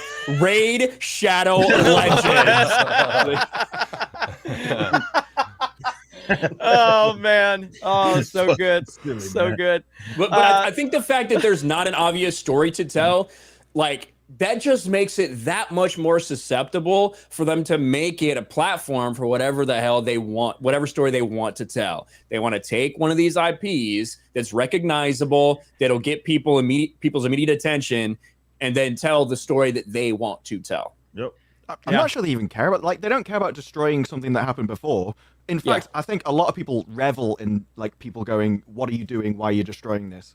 Like, it's happened with the Wheel of Time. He's like, literally, now we're just off on our own new story. It's got nothing to do with it. The events aren't the same or anything else. And you literally have a load of people going, oh, these people just want an adaptation of the source material one-to-one. Look what they're doing. And it's like, they love the fact that they're seeing people not liking what's there. And the thing is with games, there's so many games with so many good stories. There's no reason to choose something that doesn't even have one. Like, you say you don't know the story of the games. I don't think there actually is a story. It's literally just go through and get to the end. Whereas you've got a game like Deus Ex, which is basically a movie just made for you. Just make that with people and away you go. It wouldn't even require much effort to change the script. They'd fuck that up. They'd find a because they, like what I've said many times. I mean, they go franchise to franchise to tell stories, like you're saying all the time. They go to tell stories that they want to tell. And all of those characters are just a fucking launching pad for them to do that, because we've seen it. We don't even have to speculate. We've seen these guys come up with their own material, and it's often dead on arrival. The only reason why people would even pay a bit of mind is because it's generally tied to a brand that they can recognize. So they'll be like, okay, I'll go check it out. But oftentimes what we're getting, and that's what sucks so much, is that oftentimes you're getting something that, yeah, these people that are fans of that would get enthusiastic about it, like, oh wow, this is a movie for this character or this franchise or whatever it is. I'm interested in that. No, it's dead on arrival. This is why I'm not interested in fucking anything Marvel coming out, like because of exactly that. I'm going to look at that shit, and it's not going to be anything like what I am going to be expecting as a person that's actually read that material. It's just a launching pad for people to advance their careers. And often the people that are getting these jobs that as writers or anything, they don't even have any sort of there's no even evidence. Half of these guys, a lot of this time it's their first gig for a lot of these producers and writers. It's like their first gig. Like Ta-Nehisi Coates ended up on that guy on just comic book material, despite having no evidence that he was ever even a fan of this shit. Like, that's what you're seeing a lot of, and that's why it seems so detached from the source material or what people can actually recognize or similar to something that they can recognize. Because again, like Chuck called them on my channel, they're tourists. They're not lifers. They're tourists. They're people that see something, it's recognizable. How can I use this brand to tell my story, not the story that's been told, or even piggybacking and telling a new story, but based upon what already exists? They have no interest in doing that. It's more of, oh, I'll throw the character out there in name and maybe in like a suit or something, but as far as how they act, they ain't gonna be fucking nothing like who that character is supposed to be. Yep, you're right about that, and we've seen it. We've seen it so many times. It's not going to get better. It's just going to continue to get worse. I can't be excited for any of these adaptations. I mean, I talked about this. Like I never watched Cowboy Bebop, but I have seen Death Note in the past year, and Death Note is a fantastic, anime. It's peak storytelling in my opinion. And so after I watched Death Note and was blown away by it, shout out to Krista for the recommendation on that. She's the resident anime person here at Geeks and Gamers. But I watched Death Note, and then I said, I remember that Netflix adaptation that came out. Let me watch the trailer. Holy shit, man. Like, you couldn't have missed the mark further if you tried. Like, it was unbelievable. It's like everything that makes these stories great, they actively move away from it. It's unbelievable. I actually think, listen, some concept. Have you guys seen the concept art for the Mega Man show? Oh boy, dude! What you're about? I think this is going to change Jeremy's mind a little bit here. To be honest with you, it's going to be Mega Man. Yes. Yes, sold day one. I am there. I need to see myself within this character. I'm seeing it now. I'm sold. Turns out Jesse Smollett is actually the villain. He's the bad guy in the show. Oh man, that's good. That's fucking good, man. That is fantastic. That's right pretty there. Good. I actually was gonna show. All right, I'm there. Never mind. I retract everything I said. They clearly know what they're doing. Yeah, they know their audience. Yes, exactly. All right, right here we got a couple of people. I just want to show the dual streams right here. So we've got dual streaming right there. Dual streaming there. You guys are showing. That's awesome. Hell yeah! So I do appreciate that. And then let me see if I can find it in my notifications really quick. Yeah, right here. It happened. D-Day Cobra brought up Titanfall with Upper Echelon. You knew I was going to. I have to talk about Titanfall. It's therapy at this point. That's all I have is just to talk about it because it's dead, so it's not coming back. Buford T. Justice for 50. Hollywood is dead set on destroying as many IPs as they possibly can. Gotham Knights video game is getting a live-action TV show, and they hired a Batwoman writer to lead it. Doesn't seem like the wokeness is going anywhere anytime soon. You got to understand, you fell upward. With Marvel and DC, you fell up. You don't fail down. You fell up. So if you make something that sucks, you get rewarded. That's just how it works. And that sounds asshole backwards because it is. But that's the world that we live. This is why Kelly Sue DeConnick is still writing books. This is why You can't fire gigs. You can't fire a woman. You can't fire a black woman. You can't fire a lesbian. You can't fire these people, right? Yeah, because they'll racism. immediately hit you. They'll immediately hit you with HR complaints. They'll immediately do all this stuff. So instead, you just got to give them a different job. So that's the truth. True. It's sad. Yeah. But But true. wouldn't you think It you'd is. put them in a place where they couldn't do more damage? Because you'd think at some point just the reality of money would kick in, and they'd be like, "We're gonna have to make something." Yeah, I don't understand. Like, definitely Batwoman. There's no way that show is profitable in any sense, considering the ratings. Yeah, it absolutely is on the Hill versus Babyface channel. It's Well, very yeah, profitable. Watch it. Profitable for ads, Nah, for sure. So maybe, I guess we should have it keep going just for the sake of our bro. Yeah, making yeah. all the money. So touche, I guess. Might not be good for his mental health, but it's good for his pocketbook. So. That's right, that's fucking right. true, man. Shout That's a out good to our point. boy Az. Shout out, and also EFAP. It's very profitable for EFAP and Mahler and the crew. That's for sure. All right, I wanted to toss this one over to our panel, and that is we just recently had the release of Halo Infinite, the campaign. Now the multiplayer has been out for several weeks now, free to play multiplayer. Wanted to kind of get a few kind of different ideas and thoughts on that game. I know Ripa's just been living on the multiplayer. Yeah, I ain't fucking. That's and- the only yeah, game I've been. I play a little FIFA in between, but my main game's been fucking Halo. Can we get a gif of him and Jay Hellstorm, Step Brothers, and then Halo? Did we just become best friends? Because him and Jay Hellstorm are like, I can't. They're always hanging out playing Halo now. We are. So, I fucking love it, man. I don't think any of us have gotten too deep into the campaign yet. Obviously the multiplayer has been played by probably all of us. So Ripa, Yeah. I know you've been on this. So have you played any of the campaign yet? I haven't touched any of the campaign, and high key, just as more that I play the multiplayer, the less interested I'm in it. And to be fair, I was getting it for the multiplayer. Like the campaign, I know people come from different sides. Some people like both. Some people loved Halo for the campaign. That was one of the first like competitive experiences that I had growing up with like Halo 2 and doing Halo like LAN tourneys and playing with my bros on between that and Quick and all other like that just era was an awesome time to be a gamer for competitive like first person shooters. Forget akimbo assault rifles, baby. Yeah. It's like this is the best, and I don't say this like lightly. This is the best this game has been probably since that era, as far as in the multiplayer space. There are some playlist stuff which I think got updated today. I think it's the Slayer. I think there's a Slayer so playlist. there's that's Slayer, been out. there's, Bunch of playlists. Yeah, so they have all of that now, which I know a lot of people ask for. But as far as the actual gameplay, it feels like it's modern in a sense that catching up with the mechanics of a modern era Halo game, and as it should be. But as it plays like classic Halo.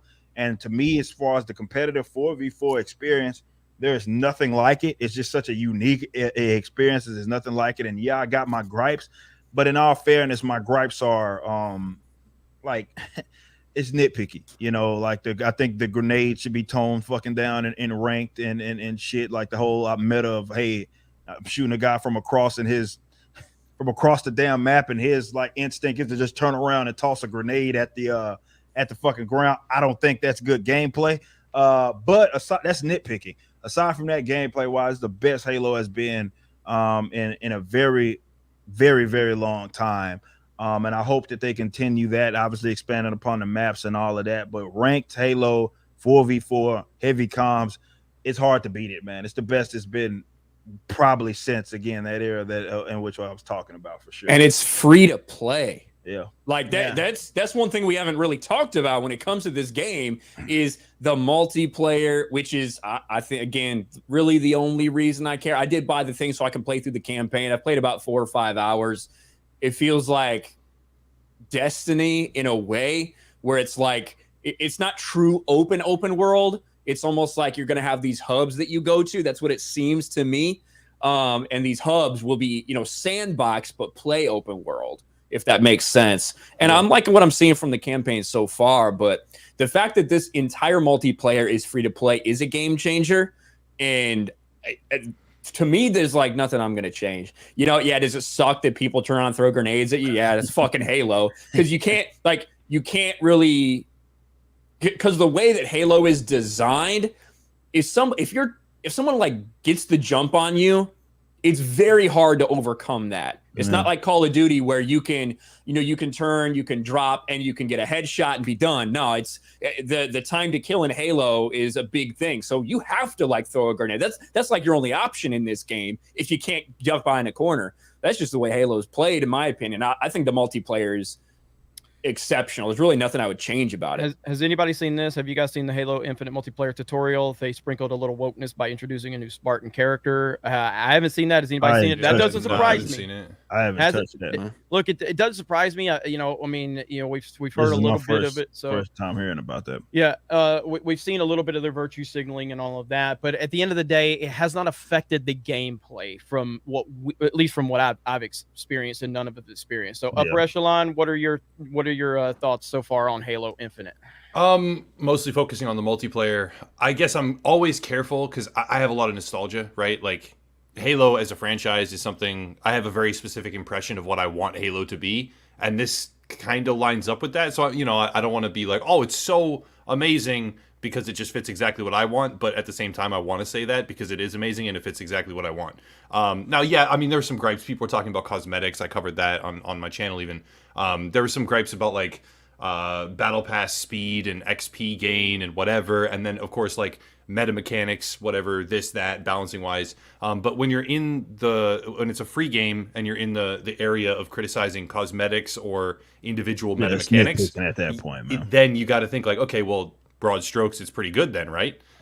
Yeah. So it's Halo that stays true to what Halo is. And after we just talked a lot about how a lot of things are not staying true to what the actual fans want, I kind of respect that, and it seems like it's sticking to what Halo fans want, at least in my opinion. Yeah, I'm very much enjoying it. I mean, I've never been a multiplayer Halo player much. I always played the campaigns, and I love the campaigns. I never really played a lot of the multiplayer back in the day, in the heyday of it, until Reach. Reach is kind of the first one I really played multiplayer on, and I very much enjoyed it. But in terms of the multiplayer for this one, it's so good. It's so damn good. Good, and I know Lethal Lightning, our very own Lethal Lightning's already. I mean, he's a beast at Halo. He's an absolute beast, and he's played through the entire campaign. So we're probably going to get his thoughts on it at some point over on Gaming with Geeks and his channel as well. Also, he's not on Twitter anymore. At least I don't know if it's temp or whatever. So I think it's permanent. Is it a perma? Dropping like flies. I know. I'm gonna be the last one on there. Dude, if Ryan's the last one on there, the system is fucked. All right, Ryan's. I'm gonna trick. It's just gonna be me and Krista left at some point, and I'm gonna trick her. I'm gonna trick her into saying something so bad she gets yeeted from the platform. I'm gonna have Trudeau personally pull her account. So. Oh man, but yeah. So Disparu, as a newcomer to the Halo franchise, how do you feel about this game based on your experience so far?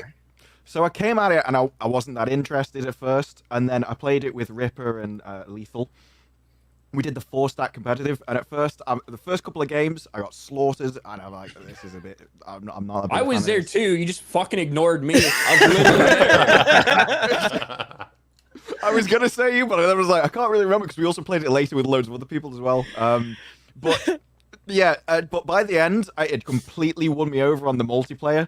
I do agree with Ripper. I wasn't a fan of the grenades. Yeah. I like precision stuff where skill makes you win, and the grenades with their AoE is just not for me. I much prefer the ranked over the quick play because you just start with a better, more accurate gun.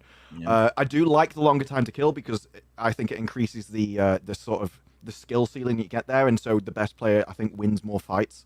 And also, I'm not too bothered about the campaign. It's like I'll play through it for the story, but I like my single-player games to focus on the single-player and my multiplayer to focus on that. So it's like with Battlefield, it didn't have a single-player campaign, and to me, that's a benefit, so they can do more for the multiplayer. So Halo overall completely changed my mind, totally won me over. I did try to play it on my own, hated it.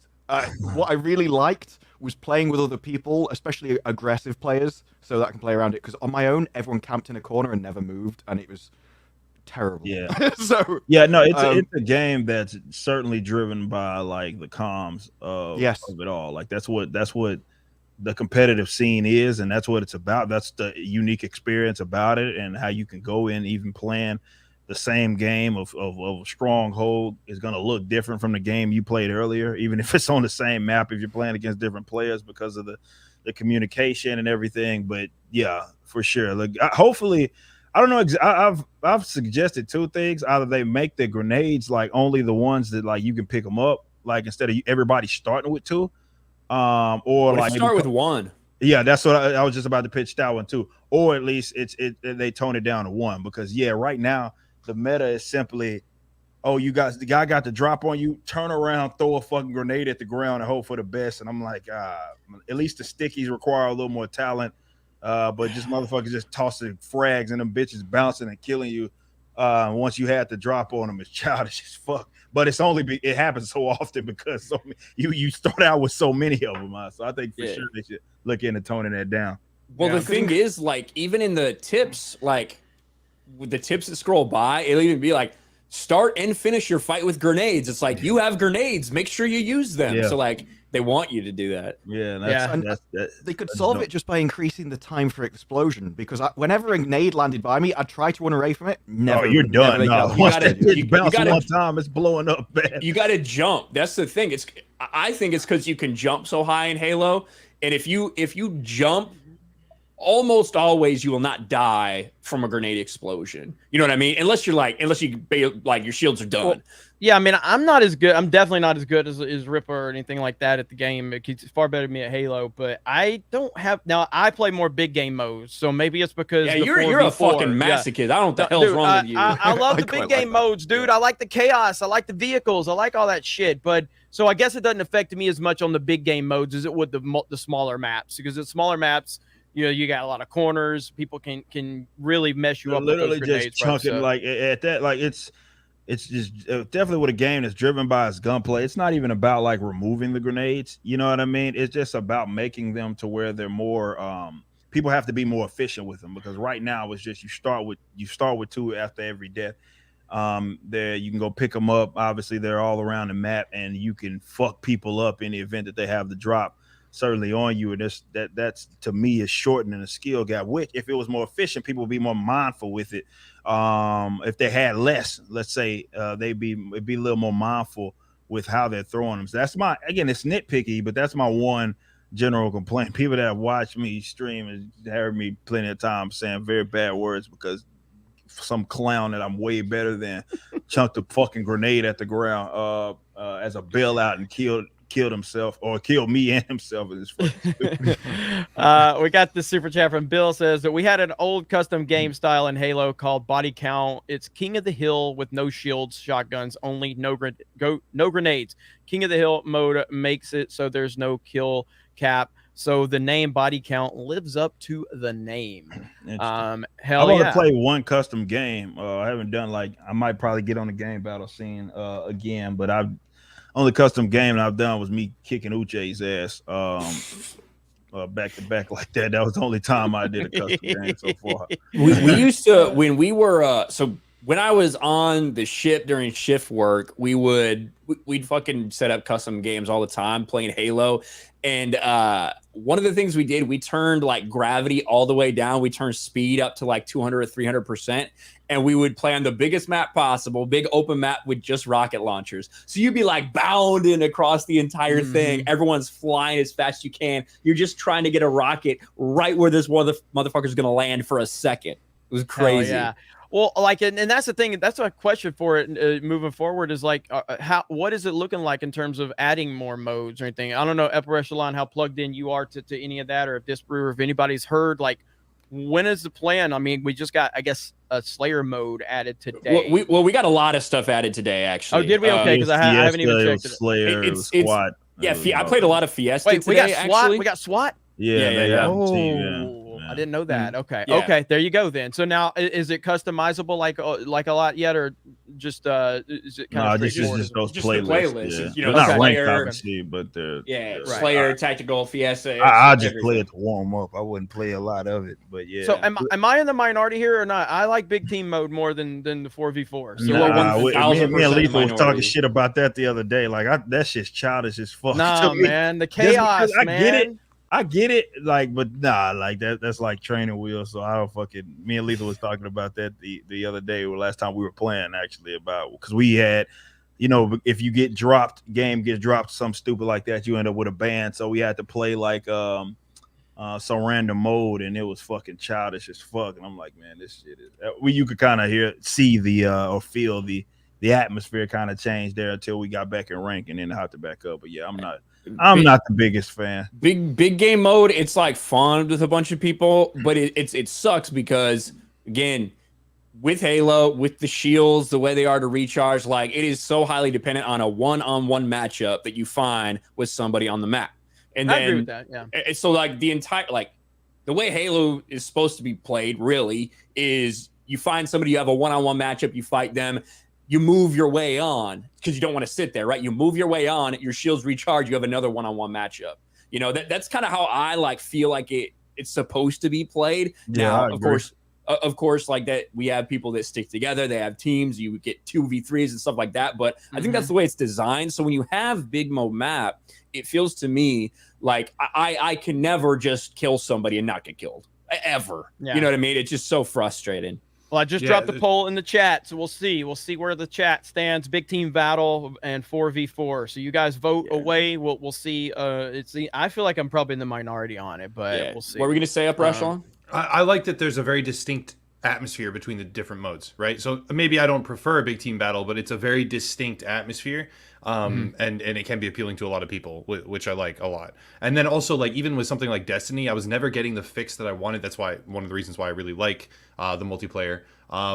I just wasn't getting my fix right because sometimes the different meta weapons or you're getting killed too quickly, and the time to kill is just such an important factor. Call of Duty experimented with it by raising it, but again, never scratched the itch because it was so low. There were so many, like, you shoot someone and you never get that one-on-one experience because then you're getting killed like a slot machine from the back or the side. And then small playlist Halo now is kind of going back to the roots of what I consider to be a true competitive shooter.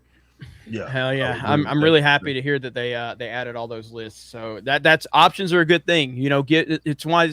And again, I haven't even turned on Vanguard in 2 weeks probably because they keep fucking with the playlist on that game. I liked some of the stuff and then you changed it. And it's like, what the hell are you guys doing? And I tried to play the new Warzone map. It's buggy as hell, dude. Oh my god! Like your loadouts. If you pick up one of your loadouts, it's just like you're carrying this giant black box around. You can't even see what's in front of you. It's so broken. It's really broken. So and they're patching it, but it's had so many issues. And you have to remember, this was already delayed, and it's been released. So you can imagine the state it was in before. They haven't even got their anti-cheat right. They've just released that in one region. Everyone was excited more for the anti-cheat than the map, and they're like, no, we're just going to release it in Asia. It's like, well, what about everyone else? Either it's ready or it's not. What are you doing? So it doesn't even make sense. I don't know. Like, they haven't released a map for 18 months or going on 2 years, I think, and then they can't even release one correctly. All of their studios are working on Call of Duty, and I don't know how you fail this badly at the release. They're too busy sexually harassing each other, obviously. and by that I mean they're too busy. And by that I mean they're too busy with all the blue hairs and the pronoun people going on strike every day. So there is an issue of there were so many strikes outside, and then Raven Software just got in trouble because they fired a load of people, and people are like, "What are you doing firing them?" And it's like, well, you're not putting out content, so they're not making money, so they're reducing their staff. It seems like logical. Whatever your reasons are or position on it, you must understand why they had to do it. But listen, I don't like Activision. I hate what they do. I hate what they've done to consumers and shit like that. At the end of the day, when it comes to all of this, every single game developer or anything, it's all the same stuff going on right now. It happened to Ubisoft, it happens to Activision. We talked about Quantic Dream. It's these people that get in there and they're not comfortable with the environment, right? They're not comfortable with the environment that they chose to come into. And do bad things, like actual no shit bad things, happen occasionally? I think the vast majority of this stuff has been so completely overblown by everyone, out of proportion. It is being taken advantage of by basically like this woke mob of people. And what it's resulted in is what we're seeing at Activision right now. It's resulted in everybody more concerned with doing these walkouts, doing these strikes, than putting out good games. And I think it's bad news for the entire gaming industry because of it. Should repercussions happen if someone is actually being sexually harassed or something like that at work? Absolutely. But I think the vast majority of these things and these complaints that are coming, it is from stuff that has been blown out of proportion to the next level.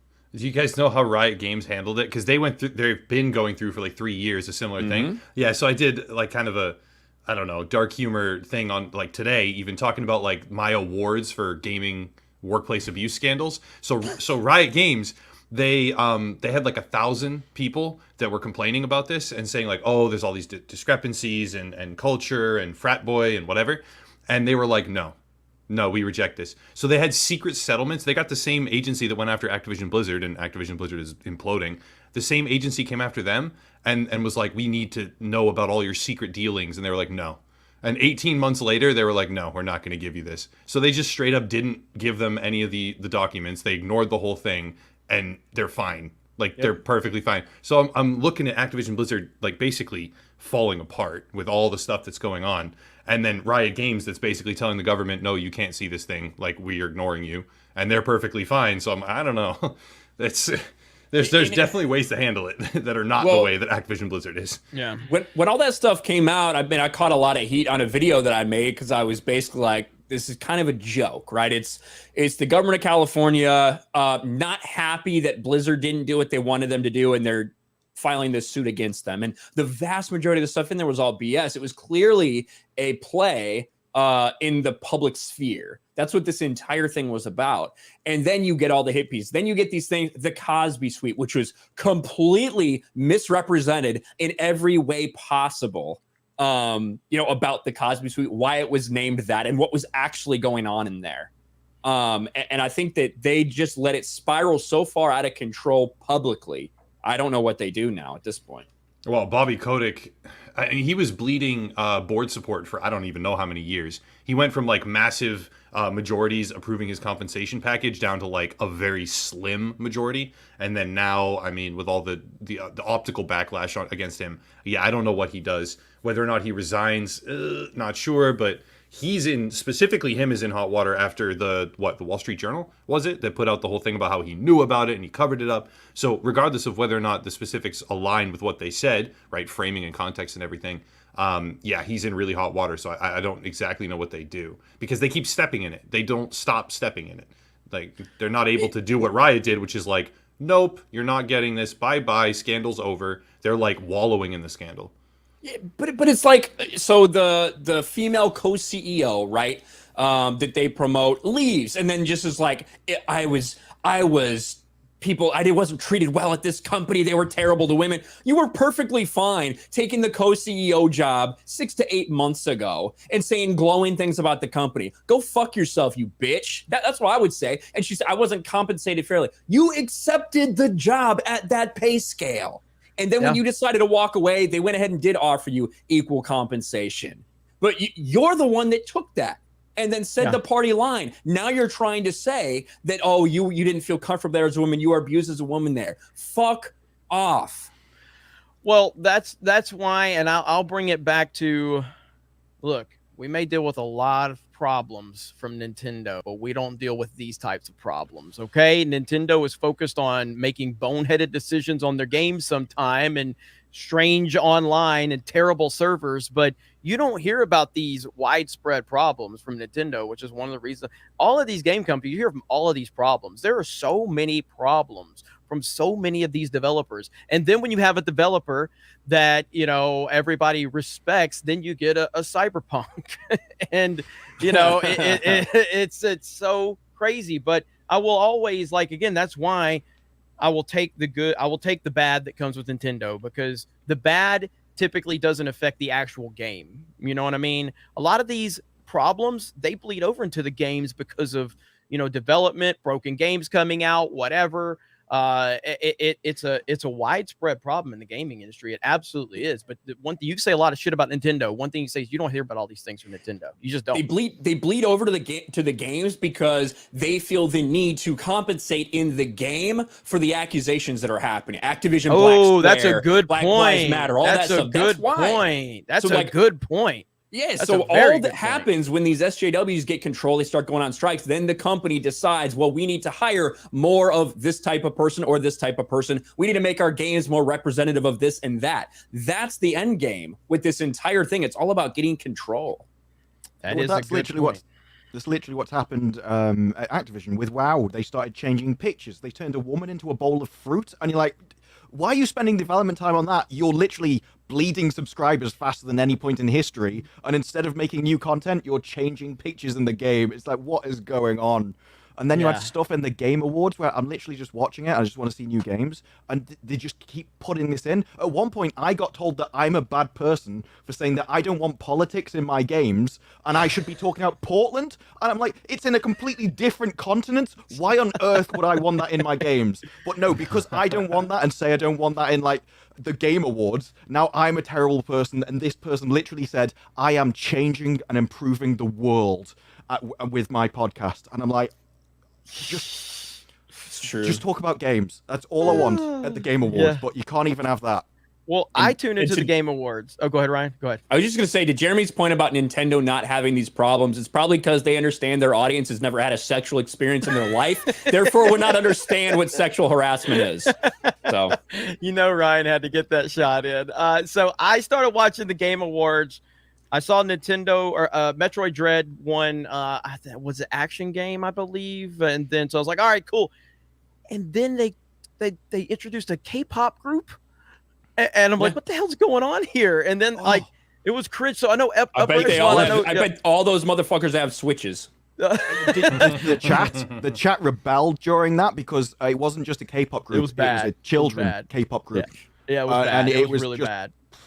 So Upper Echelon, I know you've got a video on your channel not watched. I saw it was titled about the Game Awards. Did you do a recap on it? No. So my most recent one was about like just awarding the different companies for all their scandals. Where I talked about Riot.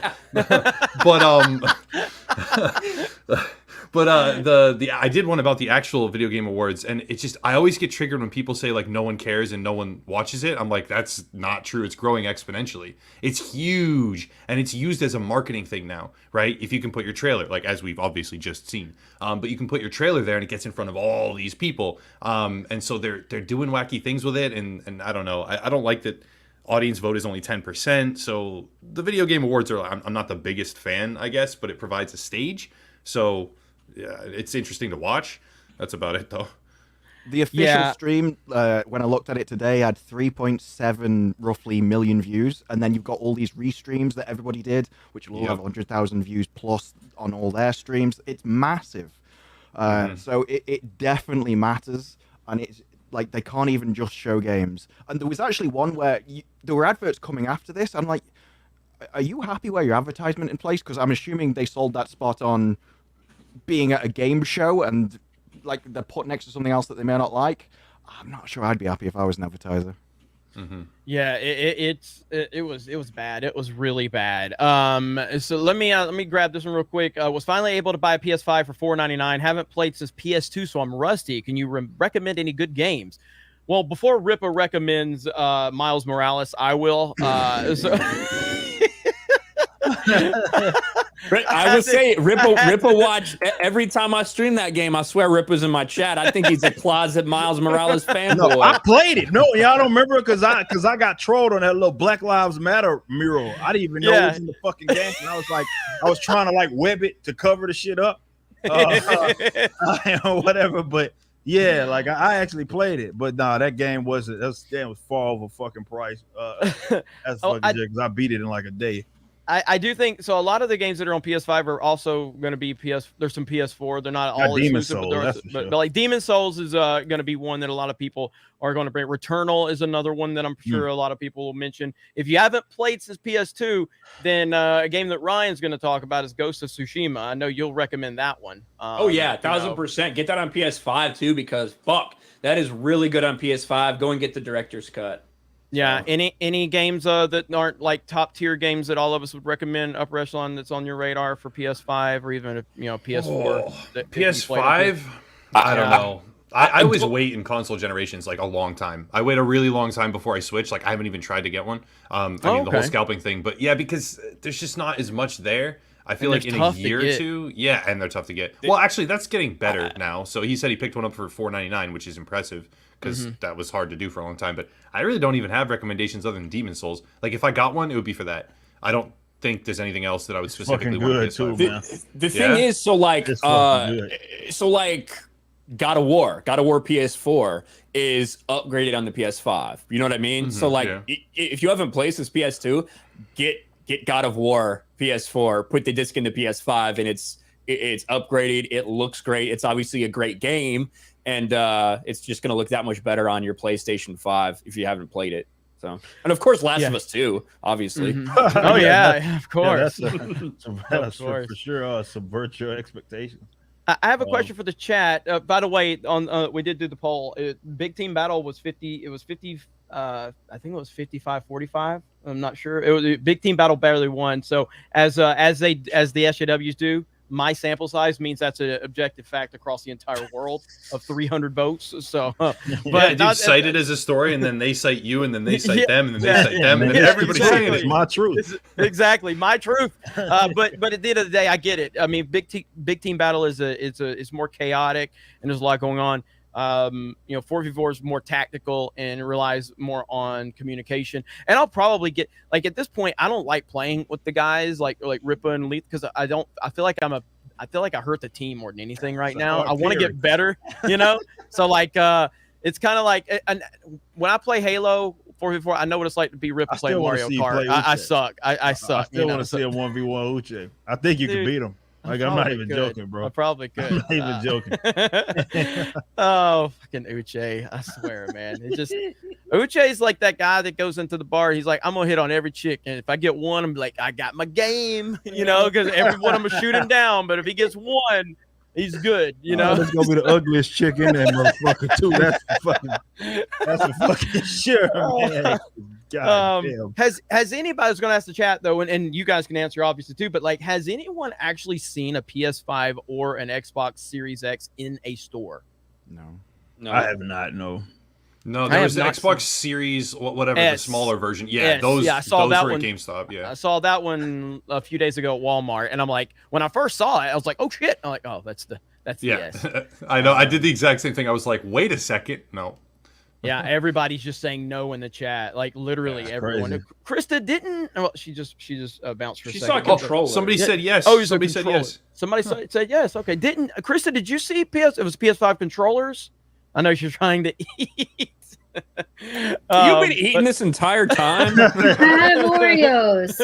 Oh, hang on. Show the Oreos. All right. Is that not double stuffed? No. Is that a regular Oreo? What the fuck is wrong with you? Krista. What? That's the shit you used to crumble up. That's the shit you used to crumble up and put in ice cream or something. You don't fucking eat it straight. What the hell is wrong with you? We're an evolved society. Regular stuffed Oreos. Right? What was the question? We live in a society. That's what people from fucking Haiti eat. It's so good. It has to be double stuffed Oreos, Krista. I don't even know if you guys have those. Do you guys have those in Canada? Yeah, we got them. That's like the shit the United Nations just like drops from a fucking airplane in Afghanistan. Oh my god. Ryan hasn't shown this much passion all fucking night. Oh man. I do like the thin Oreos though. Fuck. The only other thing I've seen that provokes such strong reactions if you find out no one uses dark mode and everyone's just like, "You are filth! What are you doing?" That is true. That is true. Oh man. Okay, Krista, have you seen a PS5 in Canada? I know you saw the controller is what it was, right? PS5 Yeah, just the controllers. controllers. Okay. So there you go. I don't know how I got that shit on opening day for both of them. I got it. Series X and I got it like 3 days after release at Walmart. What I did was I followed all the accounts who I saw were tweeting out updates. That's what I did. That's what I did. And then Walmart got a batch, and I was like just too late, but I got it in my cart, but it wouldn't let me check out. So I left that bitch in my cart until the next drop, and immediately just hit checkout and got it. That is genius. I know that worked. It worked for me. That's smart. I just like I smarted saw the bots. One of my partners retweeted like, all right, Amazon. It was the first batch of the Amazon ones that went up for PlayStation 5, and like he just happened to retweet it, and I was like, oh, okay, I'm gonna go get it, and I got it like no problem. It's funny story. I got 2 of the Xbox Series X's.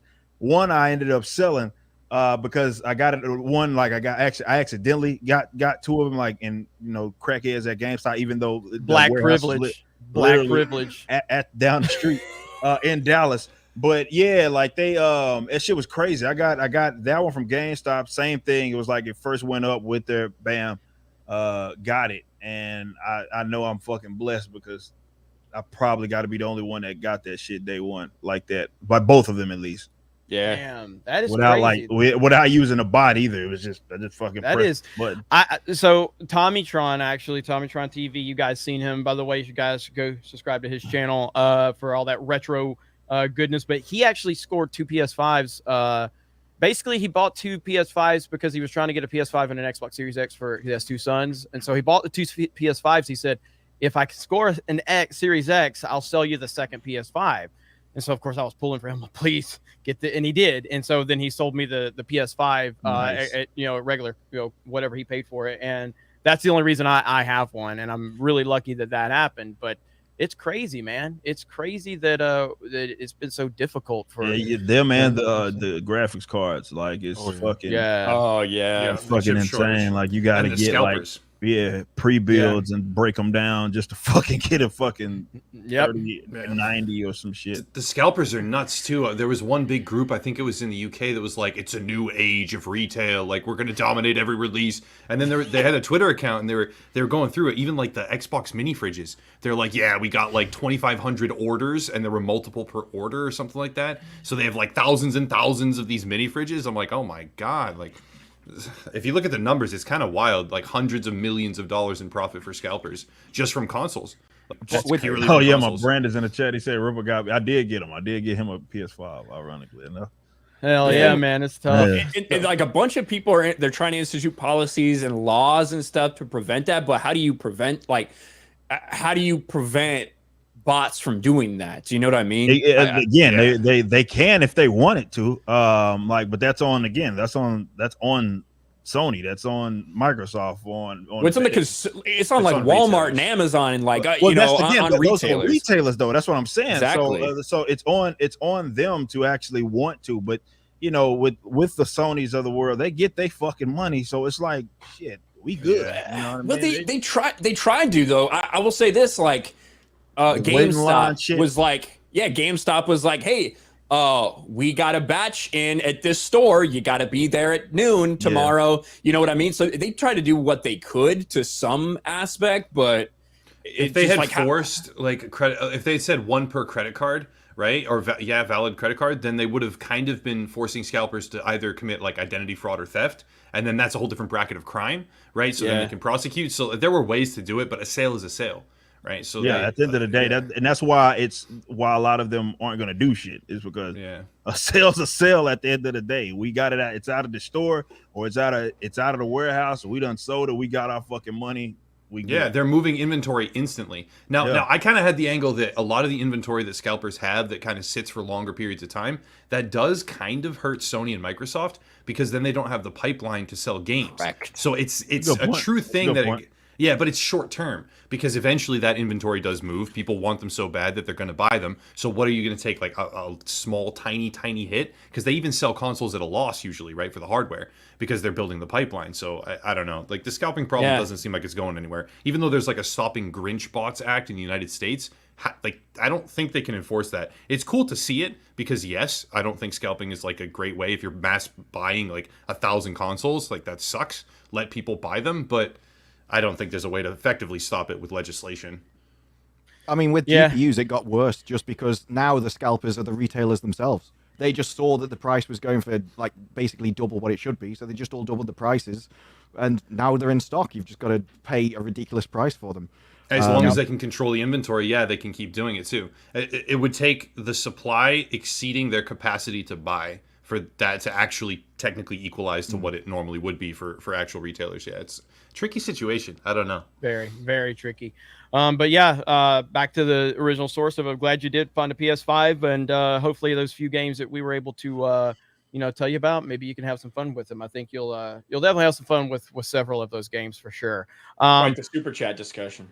Yeah. Georgia Molo for two $100 super chats. Thank you, George. Hollywood is throwing everything they have at us, plus the kitchen sink. Winners don't behave that way. When you're winning, you don't notice anything but the next obstacle or the mountain peak. Only losers spend their time whining to make the world as angry and as sad as they can.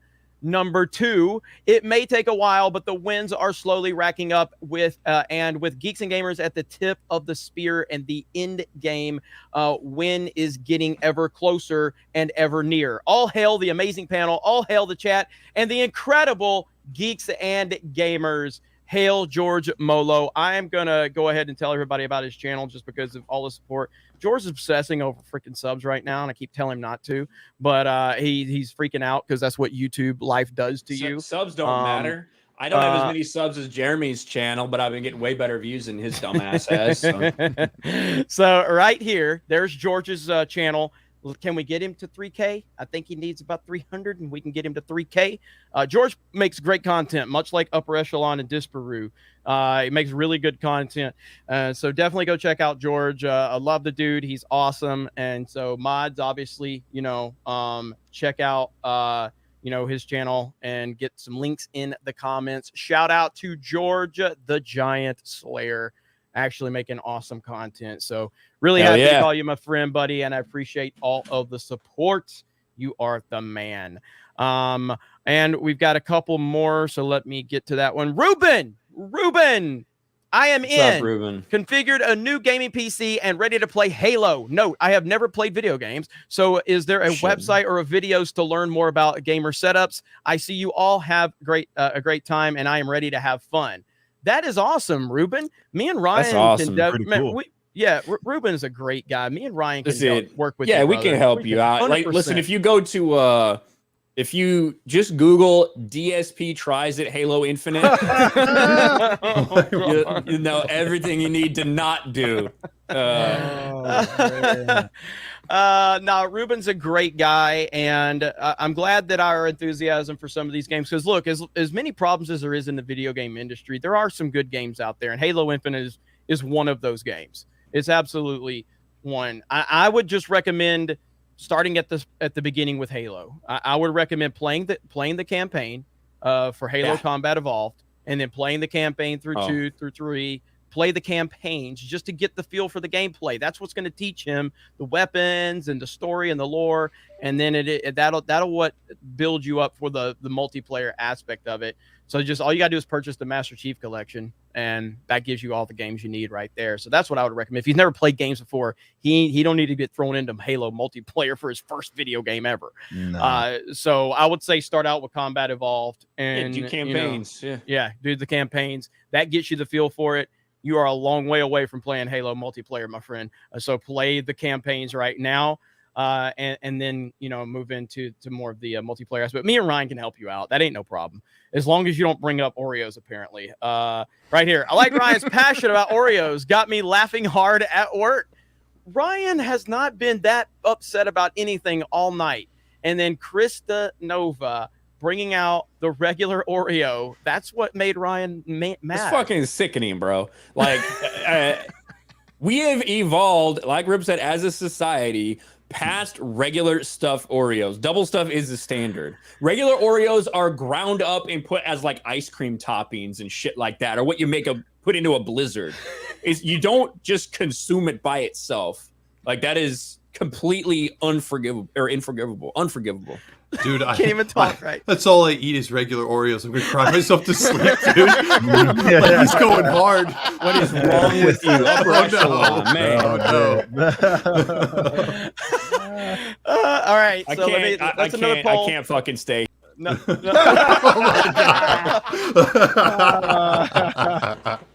Oh man. Oh god, regular Oreos, and then double stuff. Let me see, double Oreos. Okay, so here's in the chat. What are we gonna get? And I know you fucking Kristen Nova simps. I know you'll be out there. It won't matter. We're still gonna dominate this poll. So there it is, right there. We're getting a popular vote. We're getting electoral college. It doesn't matter. We're winning it. Double stuffed Oreos. All right, Krista, do you have a pitch you want to make for everybody in the chat? Is it double stuffed or singles? Or I don't know. You probably still prefer double stuffed. We're just roasting you. I'm okay with whatever. It's just all I got. Typical Canadian answer. Typical Canadian answer. Well, that was probably like, yeah. I was gonna say Jeremy kind of set her up there to get something clipped out. Chris, did you prefer double stuff or? She has no idea what you're talking about, probably. I know. That's why you're lucky she didn't give a more detailed response. All right. So double stuffed are winning right now. I have a feeling the only reason 39% is because they're trying to help Krista out. That's really the only reason. So upper echelon is apparently rocks the single Oreos too. That's an awful take. Well, now I wish I hadn't said anything. Like, I should just kept my mouth shut. The only way we're going to change culture is if we shame people. All right, so I'm working on it. Spider and Lou says, I heard Ripa had to rely upon gadgets rocks to beat Uche. Same thing with Mario Kart. Items are shortcuts, no racing. Thanks, Jeremy. He's a fake news.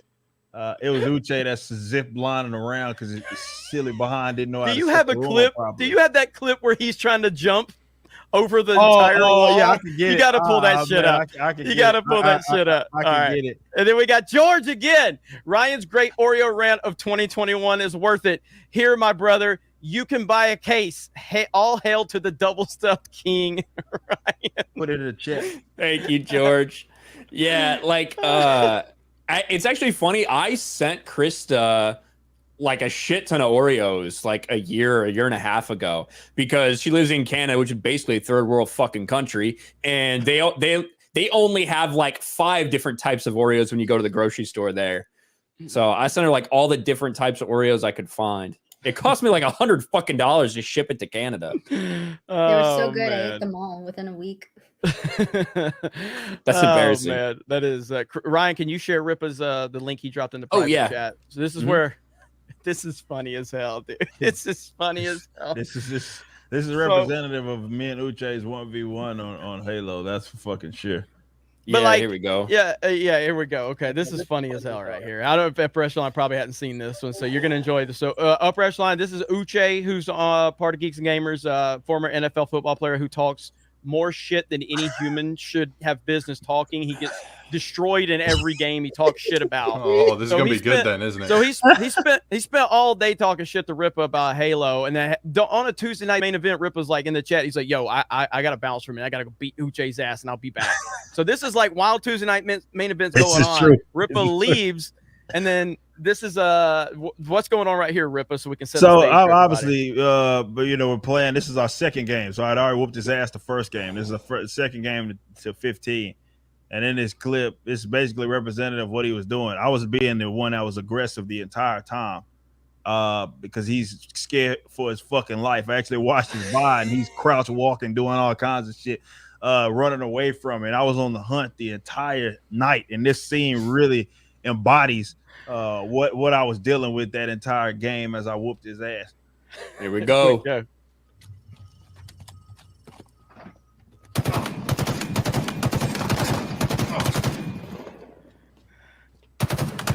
Look at him. Oh no! Running for his life. Running. Oh, give me away. Let me get away. Oh, my favorite is like you can almost see the moment where it changes. Like he jumps at you, and then he's like, "No, around the corner." He's like, I'm out of here. Like, he's like, I'm for sure gonna lose this fucking gunfight. I'm out of here, man. He tried to leave, man. That man tried to leave. And just sitting there watching a buddy hop his stupid ass in the corner was just something to behold. This right here, this is just perfect. Let me get away. Oh man, That was the entire night, man. That was the entire 2 games. Him just on the run, man. I was on the hunt. He was on the run. I wish I could have been there, like to hear like the kind of shit Uche would talk to, like, you know, Patriots defensive linemen. You know what I mean? Playing as a Jacksonville Jaguar, you know. Yeah, because he's got a lot of confidence. He's no shortage of that, despite him not being very good at video games. He is as confident as I've ever heard anybody. You would have thought anybody that was just an onlooker would have thought, oh man, he's got to be cold as shit the way that he's talking on Twitter. Call himself Halo Head and all this other shit. And yeah, that guy's far from it, man. He's just a very mediocre video gamer. It's so damn funny, man. It's so damn funny. Spiderland says, just kidding, Rip is to go to Halo. People who want to learn how to play should watch his Twitch. I'm pretty fucking like that's not a high side. Like I'm of all like the competitive FPSs, I'm good at COD, but probably I mean you can make the argument better at that than I am Halo, but I'm pretty fucking good at Halo. So we got a good like Jay Hailstorm's really good, you know, Lethal's really good.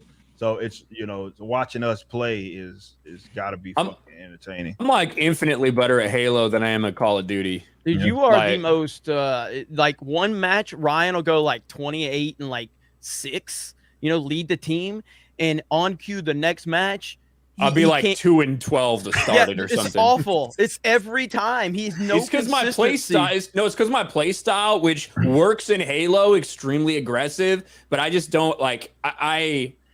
It does not work for me in Call of Duty, and I can't be patient. I can't sneak around corner. Like I can't peek around. Like I am just like fucking go to the action. That's why you would have. That's why you would have loved Titanfall 2, because that's what Titanfall 2. I like Titanfall 2.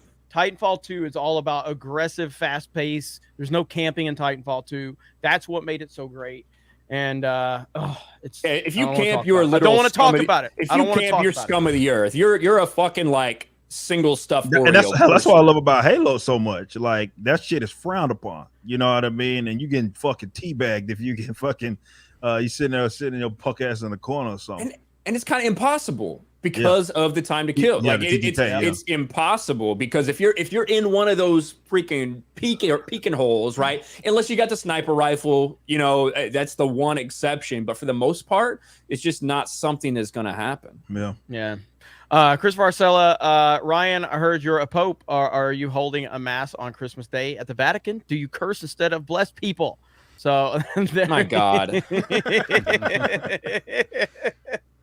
Oh my God. Church should be in a lot better shape, I'll tell you that much. What would be my Pope name? No telling with that one. No telling. Just Pope Ryan. It's just Pope Ryan. Culture Casino, fudge Oreo poll. Let's get the steak thing settled. Rare, medium rare, or medium. I count on Geeks and Gamers for the things that really matter. Come on now. Plus, I haven't played the new Halo, and I will still whoop Jeremy the first time. Culture Casino. Krista, why don't you go ahead and get us I don't know if you're signed into Geeks and Gamers, or Ryan, you could probably do it. Get a poll for the steak. Well, where's medium well? Rippa needs the answer in that. Yeah. Mid well is the answer. So I mean, it's just a fact. So mid well. Yeah. You know, some people get so mad. They're like, if you don't eat it rare, you're not human. Oh, I'm like, whoa. Yes. Like, what happened? Just bite into the cow. That's Krista. That's Krista right there. So she's vicious. Like they're like, oh, she's so sweet. So good. They're like, oh, she's so sweet. And then until you tell her you don't eat medium rare, and then she turns into the devil. Look at everyone saying medium rare in chat. You guys are normal. Her thing is steak and his is Oreos. Okay, all right. I know to avoid those two things. I think that medium rare is kind of like the popular. That's like what everybody says. I think you should do. I personally like it medium well as well. Yep. So Mm. burgers medium, steaks medium well. I eat it Black burnt Hat like a says- man. No, Hell I'm just yeah. kidding. I don't. Hell I definitely yeah. don't. No way. Black Hat says, Disroot, thanks for the Wheel of Time videos. These are like therapy for me. I get a lot of comments like that, actually, because I know what it was like. I did the first review, and then I went out to look at other people's videos, and everyone's just like, this is amazing. This is the most perfect TV show I've ever seen. And you kind of feel like you're going insane, and then as the weeks have That's gone how on, it works. slowly more people are coming out and being like, no, this is actually awful. So, Like Game of Thrones season 8. Like fucking anything Marvel. You motherfuckers sack ride everything out of there like it's the greatest goddamn thing in the world. I'm like, the fuck? Did we watch the same fucking movie? Like, the fuck are you talking about? Like, What I can't wait for is for Spider-Man No Way Home to make like $1.3 billion, and they're gonna be like, look, Marvel's king, and then we're gonna be like, you just told me that the reason Eternals lost money, the reason Black Widow lost money, the reason Shang-Chi only made about 5 cents was because of COVID, because of the pandemic, all these things. But you're gonna turn around and be like, look at Marvel, look at what we can do in the box office with Spider-Man. yeah, it'll make it self-detonating. That's true. Mhm. point. Yeah, so it's gonna impeach their other takes on that. Yeah, it's gonna completely delegitimize them. It's a good point. Yep. All right, the poll is up. So you can only do 4 options, so you can't put all 5. So I guess medium well would also be well done. I guess I don't know how you do that. So No. but it's the right answer is medium well or well done. I take either as Like as the right Trump answer. with ketchup on it. I eat it with ketchup too. So yeah, I do, and so does the 45th president of the United States of America. So clearly we have great taste right there. So. I wonder All what right. Trump thinks about In-N-Out. I mean, after what they've done in California recently, I'm sure he's a big fan. I don't care about that. I want to know his opinion on the food. I don't know. I mean, at the end of the day, it's successful. So, have you ever had In-N-Out Burger upper echelon? Yeah, I mean, oh man, people are probably gonna roast me for this one. No, I don't know what. I'm with you. I'm with you, buddy. I know what you're gonna say. I have no idea what was so special about it. I He's just like, don't I came know. here to talk gaming. These fuckers are just throwing me on. I'm getting raked over the coals on food topics now. I just couldn't figure it out. They were like, you have to have, what was it, the animal fries? You have to have the animal fries. You have to. I'm like, they're fries. Like, I don't understand. It's like In-N-Out it's Burger. like I love it. It's like a 6 experience, right? It's pretty good. It's a good burger, but it's not the hype level that everyone makes it out to be. It absolutely is. It is the greatest fast food joint ever. You just disrespected our guest, Jeremy. So. Well, I mean, that's the thing. I don't have a sophisticated palate, man. I clearly, I don't know. That's true. You do. I don't know. You do have single stuff Oreos. I was literally gonna say, I was like, I eat single stuffed Oreos. I don't know if my opinion counts. We are one more upper echelon gaming stream away from just creating a food wars channel. And we're getting there, you know. So you know how we operate. You know how we operate around here. Might as well just create a food wars channel now. So all right, let me catch up a couple things real quick. George, I do know. I do real quick. I know upper echelon has to take off. Yeah. I got a bit of an early day gym stuff. Of but course, it was a pleasure, guys. I just want to say thank you for having me on again. It was awesome.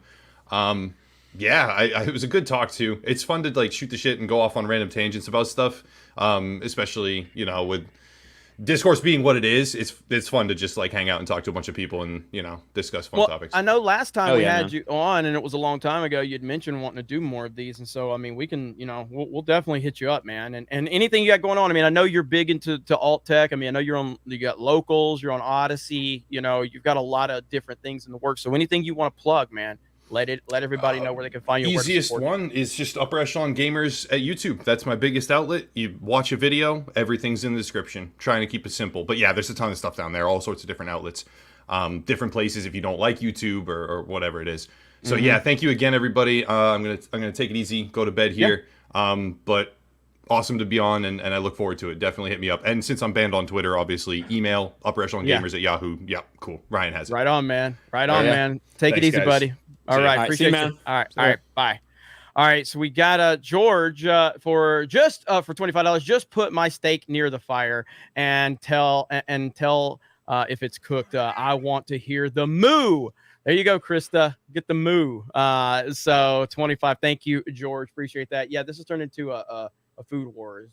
Yeah, that's Right like now- when I worked at a restaurant back in the day when I was in high school. Like there were dudes that worked there. They would literally take a steak, they'd throw it on there for about 15 seconds on either side, then they'd fucking eat it. It was like a competition to see who could get a bowl or something. Like I could not believe, I could not believe they would eat it like that. Nightfall says, I eat my Oreos like Ryan eats his cereal. That's the one thing me and Ryan agree on is how to eat cereal. That's true. That's it.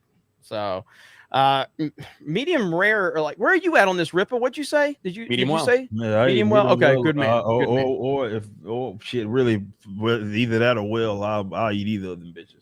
I saw Rippa devour a fucking steak. Yeah, it was a big one, like fucking T-bone joint. Like it was nothing. I fucking destroyed that damn thing. That's when Jade told the waiter that I was deaf or something. Yeah.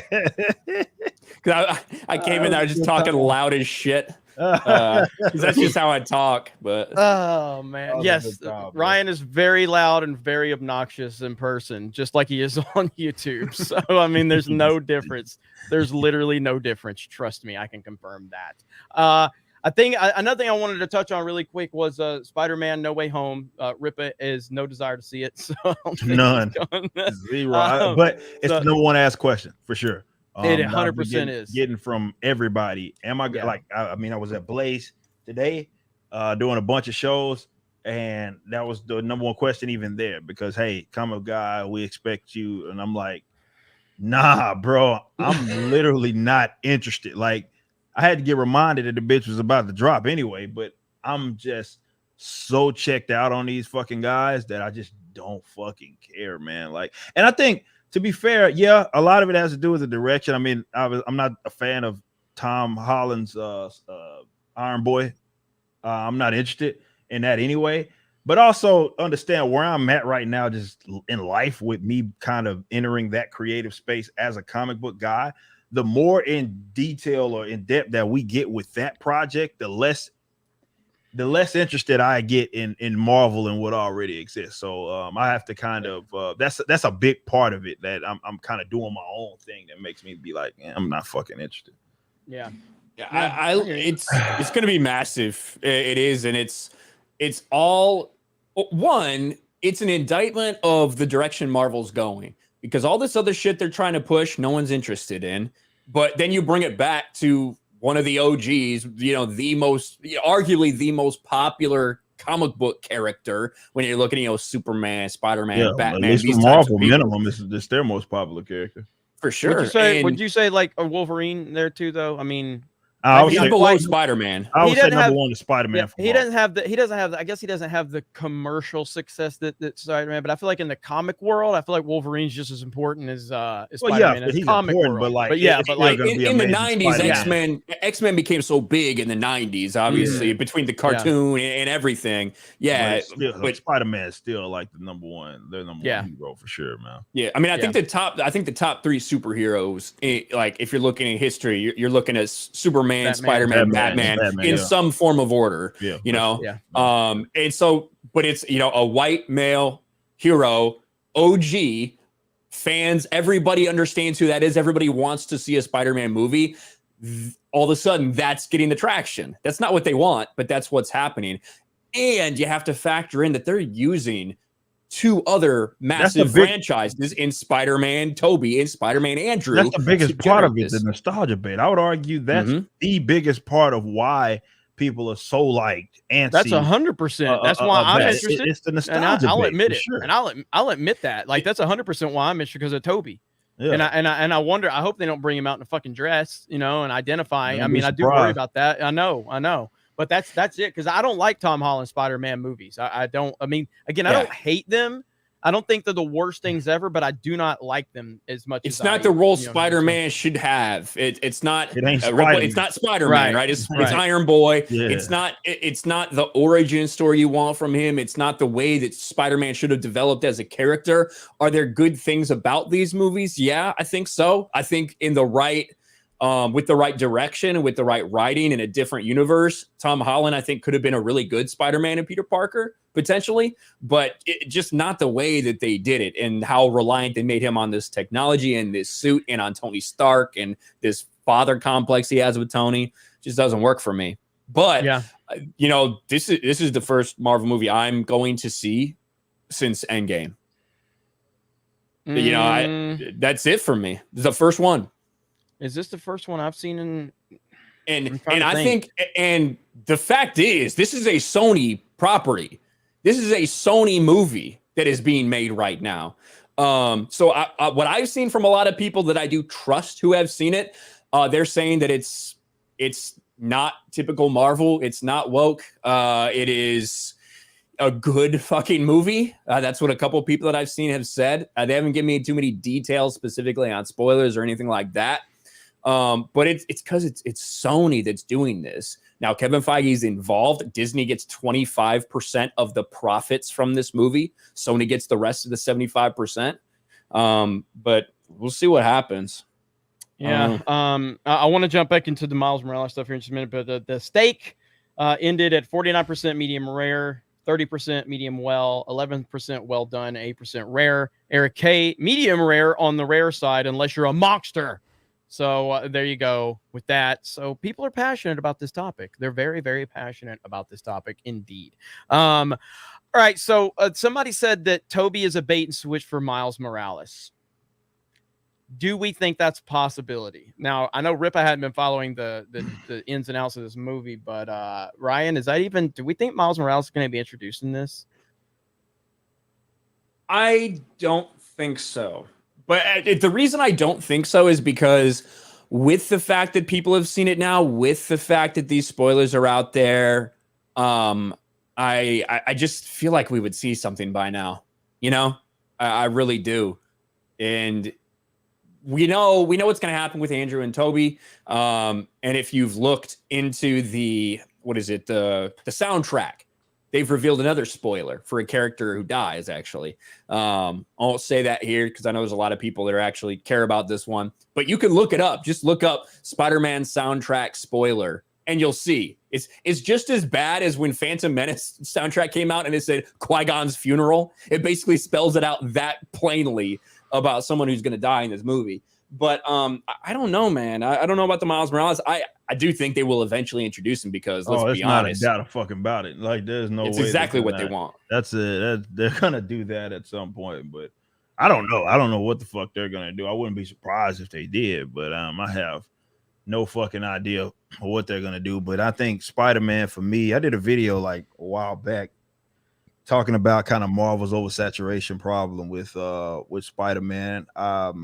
I hated the implementation of, and this isn't something that started like yesterday, right? The whole, web of spider, this idea that this is web of multi dimensions where fucking goddamn Aunt May is a fucking spider person, like all of this ridiculous shit. Like it's fucking like it really cheapens Spider-Man because there's so many of them. You know what I mean? And I never was a fan when they went that direction in the books. And I just like seeing Tom Holland and how he interacts. And I think this is why my perspective kind of gets lost with a lot of folks, because I never go into these movies like as a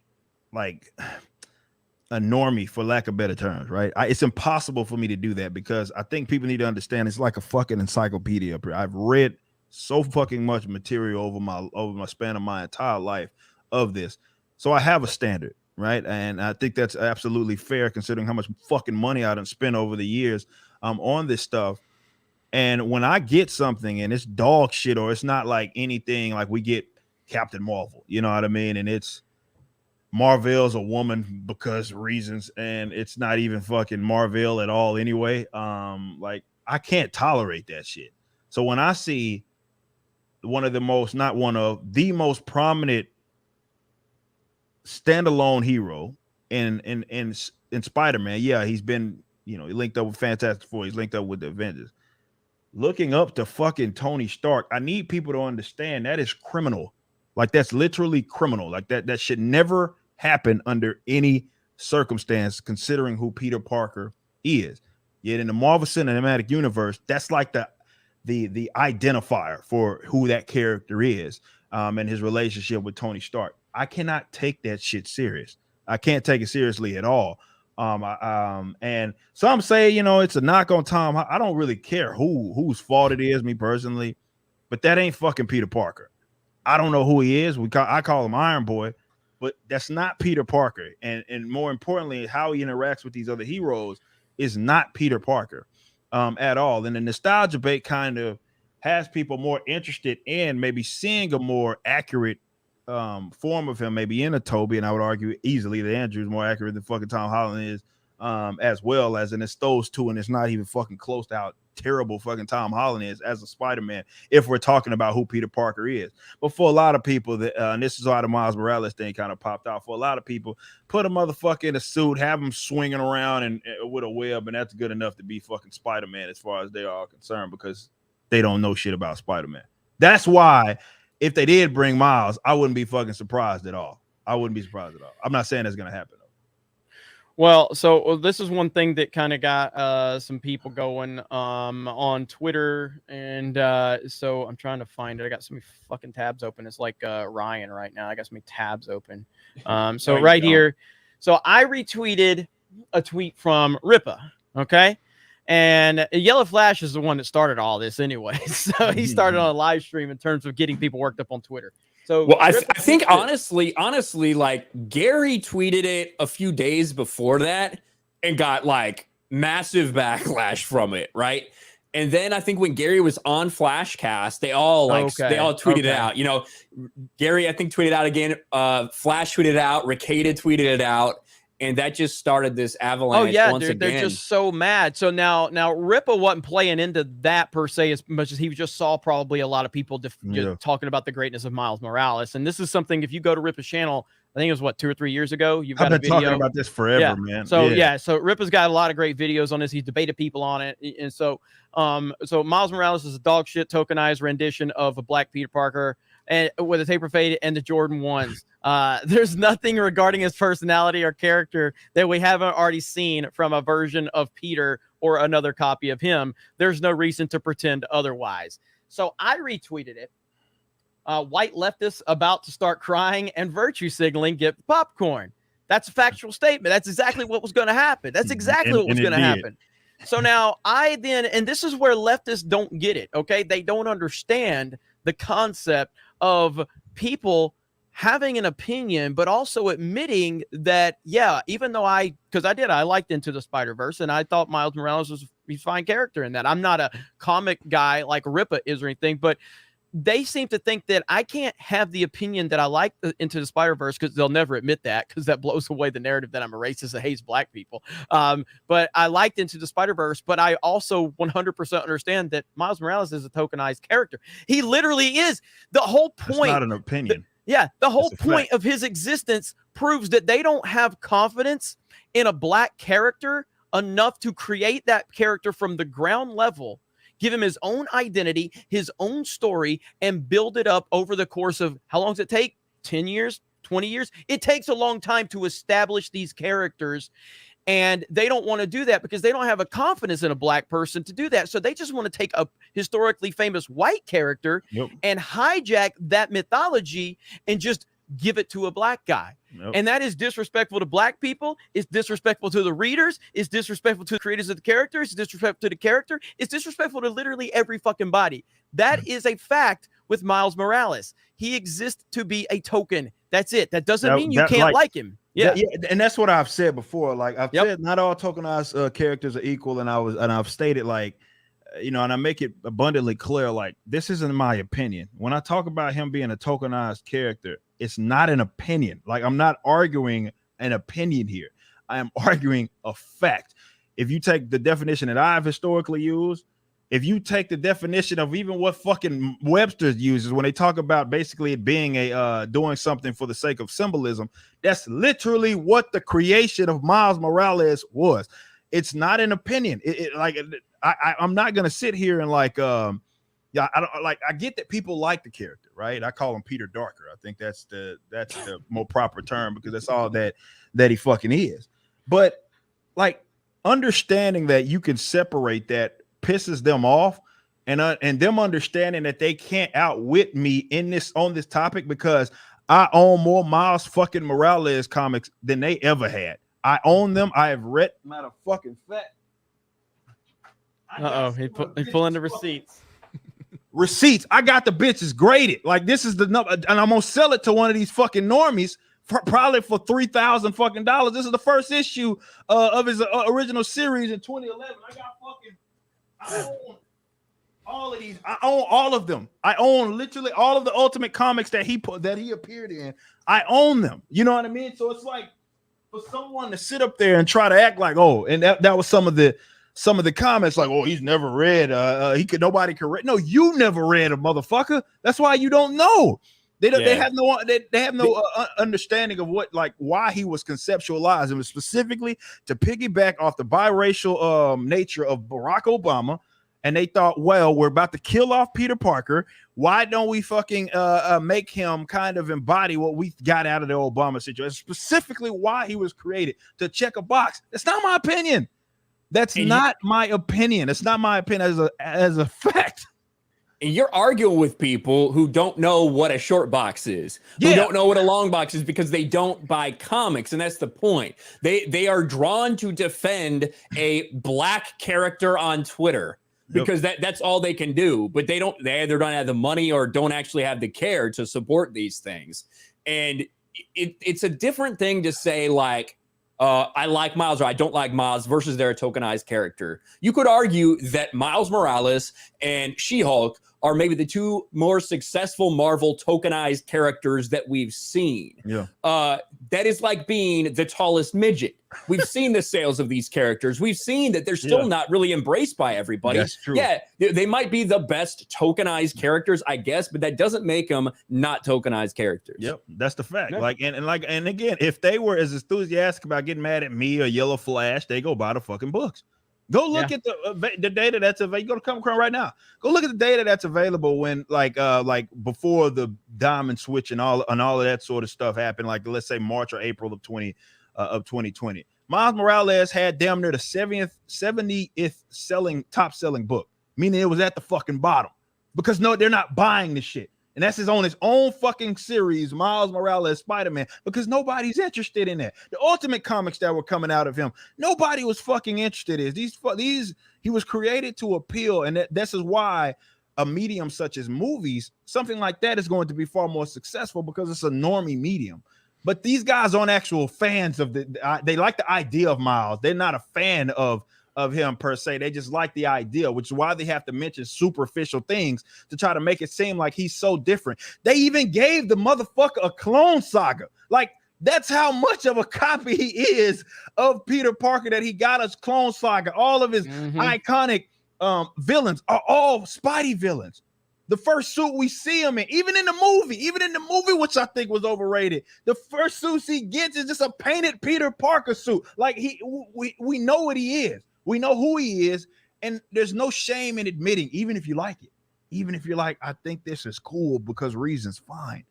But there is nothing from that character that we have not already seen. Even his fucking Venom powers, we saw that out of Spider-Woman. Like there's no version of there's nothing about him, not what's around him. I'm talking about him that we haven't already seen out of a version of Peter Parker or other copy. Even that suit, the black, like we saw that with Spider-Man 2099.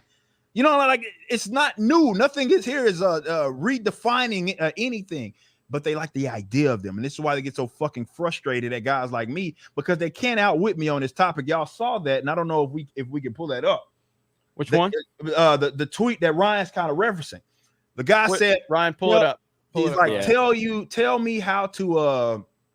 He said something about tell me you don't read. Let him pull. He'll pull it up real quick. I'll cover this before we pull it up. But yeah, so this was part of my retweet of Ripa, and this is where these idiots don't understand. And it goes, we all know Vito's a fucking loser. We know that. I know he, fooled a bunch of. He's a conservative hero. Yeah. Apparently, he's a conservative hero. A bunch of fucking right wing nut jobs. Like, oh, there's a guy we can claim a hero just because he fucking held up a sign. But he triggered the libs. Yeah, so I mean, so this was a whole thing that this was coming off of my discussion, about all that. So he's like, "How exactly is it only SJWs?" And I'm like, "Because you're a fat loser, and I'm trying to get content, and you're walking right into it." So you get mad by lying about what Spider-Man character you like, stunning and brave. I said, "Where did I lie about my opinion of Miles Morales?" Here's where the goalpost shifts. Oh, right. You just promote and celebrate other people's tweets calling him a shitty token, but you secretly like him. How the fuck can I secretly like when I've literally fucking said I like him publicly and I have a video on my goddamn channel? This is what leftists don't understand, that friends can fucking agree on shit while still having their separate subjective opinions. Fucking idiots. These fucking people are stupid. And again, Vito capitalized off of a bunch of right-wing nut jobs that are just desperate to find someone that agrees with their message, apparently, and they were too stupid to realize that he was nothing more than a coward that was just trying to grift them. And that's what, and I use that term grift because he uses that term against me, because again, it's projection. So anyway, all this was meant is for me to give us a topic so we could give the floor to Ripa, because Ripa's a legitimate expert on this. And so that's the whole thing. I just wanted to talk about it tonight. Yellow Flash and Gary have been trolling the fuck out of these people, and we've been having a lot of fun with it because they can't understand it. They can't concept the idea that the people they've claimed are racist and hate black people and hate black representation, I can look at Into the Spider-Verse and go, that was a good movie. It was very entertaining. I appreciate how they intertwined everything. I thought Miles Morales was properly, like, he was respectably done in that movie, and I enjoyed it a lot. But he still existed because they have no respect for black people or black characters. So they decided this black guy is not good enough for a story on his own. So we're going to hijack a historically great white character and just give him his story. That is the definition of a token character. Yeah, it literally is. And anybody that says different doesn't know what the fuck they're talking about, because these people only view black characters as political opportunities. That's it. That's all it is. They are so desperate to prove to you that they're not racist. I'm not racist. I like Miles Morales. You're literally racist if you like Miles Morales for that reason, because you don't like him for any reason other than he's black and you can pretend that you like him. Yep. Floor is yours. Well, my favorite part is when they say, well, why don't you ask a black person how they feel about being represented by Miles Morales? And then we're like, here's Ripa. They're like, well, he doesn't count. You know what I mean? Yeah. I think this is the one you're talking about, right, Ripa? Yeah. This fucking weirdo, and this is the type of people that you generally going back and forth with on Twitter, if you guys want context. This guy said, tell me you, because responding to the tweet that obviously Jeremy was referencing. He says, tell me you know nothing about the character without telling me you know nothing about the character, which is hilarious that anybody would ever say anything like that to me. If there's one thing that I know, it's fucking comic books, bro. But I said there's 100% chance that I own more Miles Morales book than you do. And he tried the hot side, and I called his bluff. I said, okay, let's play the game. I need you to show, and I've done this before. People know this isn't a new tactic. Show me a video of you with your long and your short boxes of these comic books, and then that'll at least let me know that you're equipped to even handle this situation. So this fucking idiot grabs, and you may look at this, and some people were trying to salvage it, saying, well, he just prefers to read the digital stuff. No. What this is, it's a self-owned. That is the Marvel Unlimited app, which is like $5 a month. Everybody has that if you pay them $5 a month. And the hilarious thing is, you get like every comic ever created. Yeah. Everybody gets it. And the hilarious thing is, if you go, he's only read, he hasn't even read it, because under it would be a bar. Like there's a part where he clicks on it at some point. It says continue reading as opposed to something else, which means he left off somewhere. If he actually even read them, there will be a bar, an indicator like you see right there with issue number 1 of that, where he only reads the first page. LeBron. He's LeBron. Yeah, he's LeBron and Malcolm X. That's who it is. That's who he is. He's LeBron, because that shit's not anywhere. He's only read one page of issue 1. Look, nothing else. That's it. He's a fraud. These are the people that you're arguing with. I call them Google normies all the time because everything that they like, again, I'm being honest here. These guys like the idea of Miles. They like that. That's why he was created. The idea that there's a half black Spider-Man. They like the idea of him. They don't actually know who this character is, which is why they get so frustrated at me bringing up a fact that this guy he's Peter Darker with a taper fade. That's who he is. That's not my opinion here. If you like him or whatever, that's fine. Your business. But he's not original almost in any sense. The differences that they have are like completely superficial. You know what I mean? Well, like this is a fact. I will say, listen, it is a subversion. It is a subversion of this. Expectations that, you know, the black character has his dad around and the white one doesn't. I will say that. Yeah, Rippa didn't know this, so I don't know if he's prepared for this, but I actually have an image of Mr. 5'5" actually reading the Miles Morales books right there. There he is. There he is right there. Getting all that knowledge right there. So these are the people that you're arguing with LeBron James, motherfucker. That's who you're arguing with. Or these guys have no idea about it. They like the idea. They'll make stand accounts. And to be fair, I actually think, and yeah, this kind of conspiracy theorist, but I think Disney is involved with this shit because it's kind of weird that these guys like. I feel like they're like searching for Miles Morales names and looking for fucking shit to get mad at. I just think that there's a group of people between the age of 16 to 20 that have just been completely fucked up by TikTok and by the public school system and by all this shit. And they don't go out. They don't actually talk to anybody in anything other than like Discord or something like that.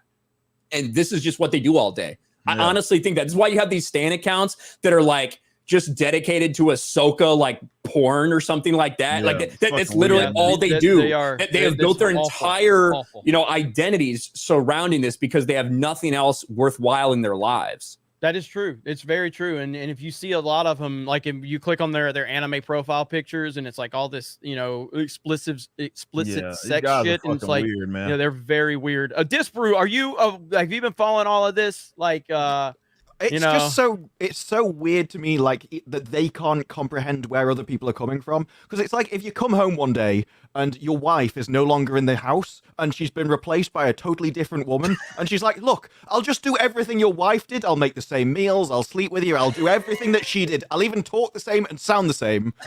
And you're just like, "But I don't even know who you are." And she's like, but I'm just like your wife." And you're like, "But I don't love you. Why don't you love me?" And how can you not understand the problem here? And I'm not tied to this in the least, but there's no argument it's that you because possibly she's got. black, isn't she? Yes. It's like you're emotionally connected to this thing. I like this thing, and it's like, no, but you should like this thing. It's the same. It's like, no. Yeah. My God. It's they don't look, like I said, there's no arguments that these guys actually have. It's just strict emotionalism because they like the idea of who the character is. But they don't know him. They don't know anything about him. If you get to the nitty gritty with these guys, everything that they know about the character is gonna be on some fandom Wikipedia fucking site or something like that. They do not possess the knowledge base to know anything about him. And also, I would argue that more importantly, in order to understand where we're coming from, you'd have to know who Peter Parker is. You know what I mean? And if you think that Peter Parker is just guy in suit, swinging red blue suit, swinging around, then yeah, you may come to the dumbass conclusion that Miles Morales is so different. You know what I mean? But that's far more than who he is. And you would have to have that knowledge base to understand why basically Miles' entire existence is biting off of him and trying to piggyback off the brand that is recognizable and understandable and digestible because people know it and it works. It's proven to work. It's a method that works.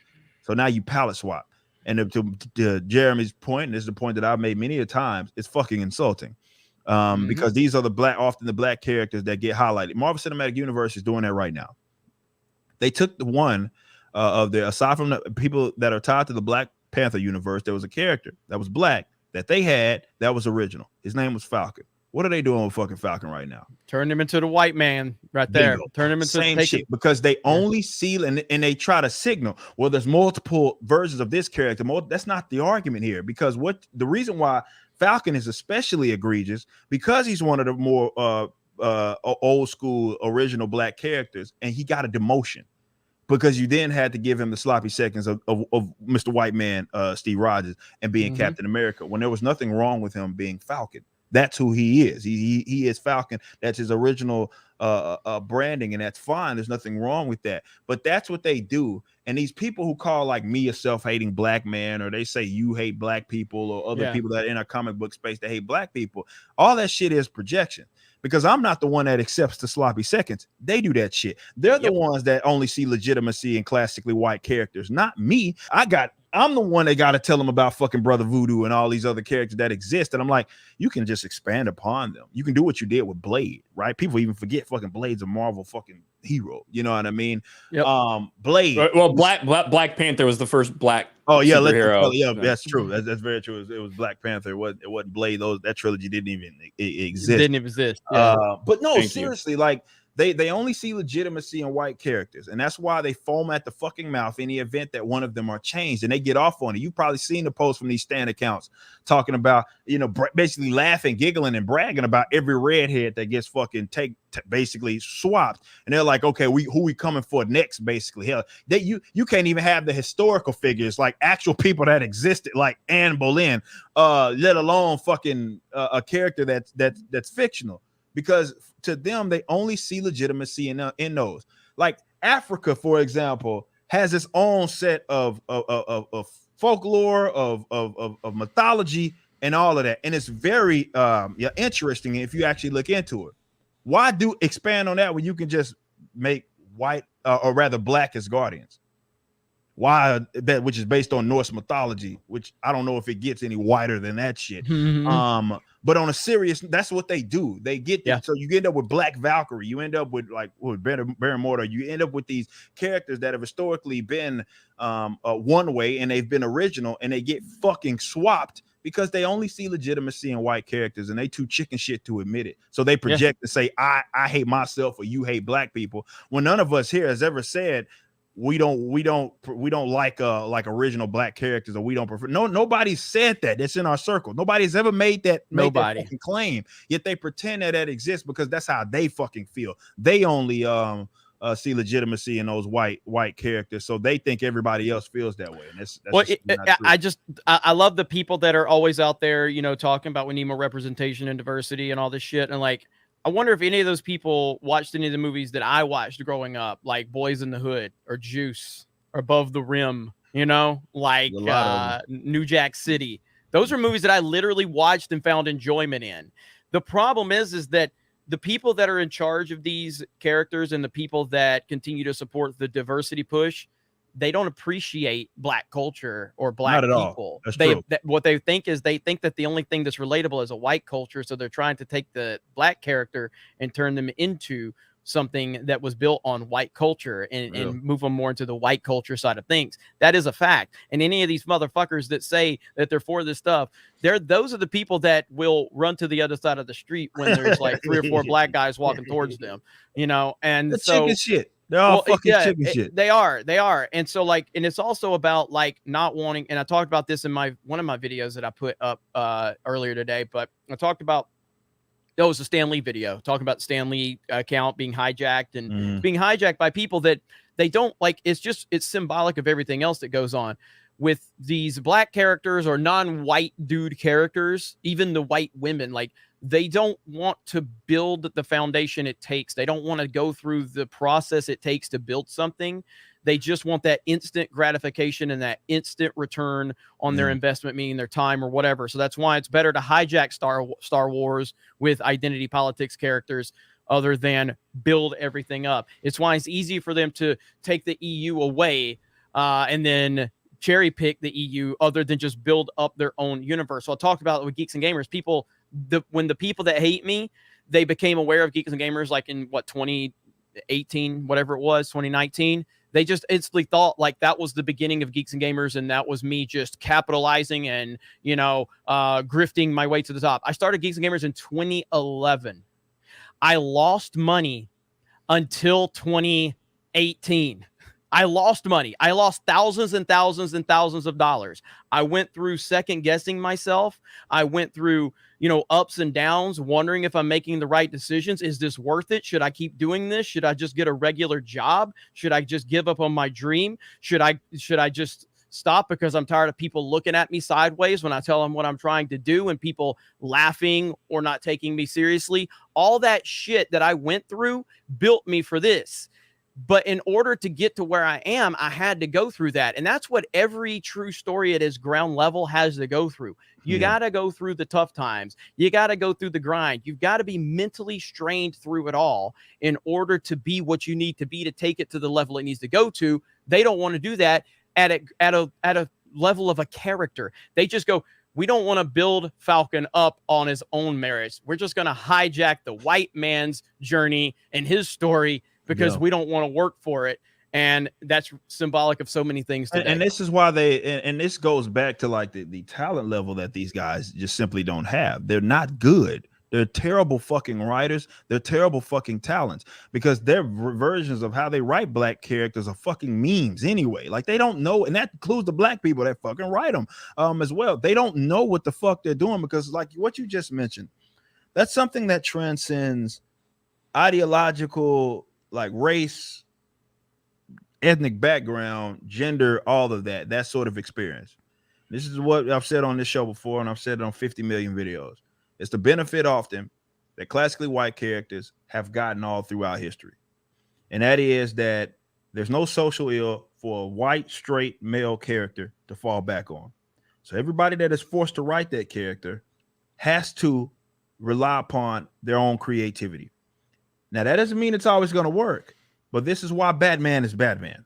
This is why Spider-Man is Spider-Man. And this is why it took often decades upon decades for these characters to be developed, and they came up with some of these classic sort of storylines over the course of these last decades. They don't do that with black characters because they're mean. They write them like memes and they're incapable of fucking doing that. So they have to fall back on like a social ill. So they don't understand that, okay, if you presented a character that was black, and I'm gonna show them how to do it. But if you presented a character that was black and he had that experience, for example, that you were mentioning earlier, then people would support him no matter what the racial aspect of it was. If he's cool, he or she is cool and, something worth aspiring for, they would like that and they would embrace that. But they don't have the talent to make something like that happen. So they think it can't happen. Like this video that often goes around, and you guys probably got tagged in it. Some little black dude with a Superman.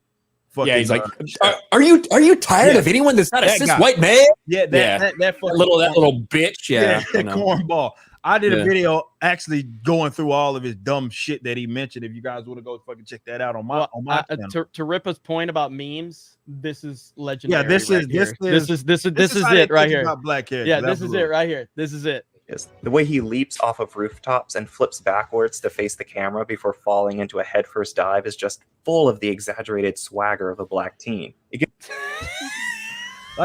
memes, man. It's a meme. This is how they view black people and black characters as fucking memes. Listen to the list. But do you think this guy has ever hung out with a black teen with exaggerated swagger? Listen to that voice one more time. Maybe gay black off teens. Of rooftops and flips backwards to face the camera before falling into a headfirst dive is just full of the exaggerated swagger of a black teen. black teens were on the DL or something. Was stalking. He thought he was knocking it out the fucking park, man. When he said that shit, he's like, the blacks will really love this. Yeah. He's like, even Krista cringing at that one. Even Krista cringing at that. Oh man, you never heard that one, have you, Krista? No, that was my first time seeing it. It's memes, man. That's what they think of black. God. That was my first stream, I think, with that. When I bought Miles Morales, I was playing Spider-Man with exaggerated swagger of a young black teen. teen. But we'll show them how to do it. Like I've talked about this with my own comic book. Like the first hero that you guys know about is a black character. And my I think before it's all said and done with, I think in a modern era, and I can't speak it into existence, but I will speak it into existence, that I'll be in possession of like one of the more modern era prominent black fucking characters. It's not an impossible thing. It takes fucking work, it takes dedication, and more importantly, it takes fucking talent. to do it, but you can do it. You don't have to hyper-emphasize the race. And people of all different ilks will embrace them. It's just those sad sacks that work for DC and Marvel don't know how to fucking do it. And so they think that it can't be done, or like that guy that, we were talking about, Ryan, thinks that, oh, well, nobody will ever support the original black characters. Like, no, when they're dog shit. He's like, the guy in that video was like, oh, well, nobody, I was the main one that was talking about Milestone and why there wasn't any hype. I don't know, maybe because they changed Static Origin to be in a Black Lives Matter protest. Maybe that had something to do with why people weren't fucking interested in the reboot of fucking Milestone. Or you got Vita Ayala's dumbass to actually go out there and write it. Maybe that had something to do with it, but it doesn't click for them. They just think they're old support. That's not how it works. It takes time, man. Yeah. Like all these, we're talking about characters that have been around for decades and decades and decades. They were not icons when they first started. You can't expect to, write an original character and it becomes iconic overnight. That doesn't happen. It has to have a path. It has to grow fans. You have to continue to give those people what they want, tell an interesting story along the way. Like, that's how you have to do it. And these companies are not willing to do that. Yep, I can beat your decades, because over here, BBC started changing Anne Boleyn, like literally a Queen of England, and now she's suddenly black. And then the BBC changed, there was a load of Roman invasion posters. It looked like the rest of the world. You wouldn't know that between an international airport and a Roman invasion. It's like, like when you're literally changing history, and then people are like, but that didn't happen. Like, oh my God, you must be racist if you think that. It's like, no, it actually happened. You can't just go and change this stuff. It matters. And Anne Boleyn's it's not just like, oh, we've got a black person, maybe the light skin. No, it's like sub-Saharan. Like they're just going full out with Anne Boleyn. She's darker than I am. They I don't know what the fuck they were doing. It's like literally the Queen in 1536, and well, that'll work. I just don't understand it, but that's just where we're at with media, man, and why we got to start coming up with our own shit, because they're not gonna give it to us, man. And if they do, it'll be too fucking late. You know what I mean? We'll be done blown up by there. Yep. Did you guys see the audience score for Anne Boleyn? No, did not. Oh, while you're doing that, I'm gonna catch up. And so we got super chats over on Odyssey, or we got hyper chats on Odyssey. We got super chats on YouTube. We've got Streamlabs to get to. I've been trying to manage them the best I can throughout the night, guys. So I appreciate you being patient with me. We got Loose Cannon says Captain Karen has a stronger jaw than Jeremy. Let's see, Josh.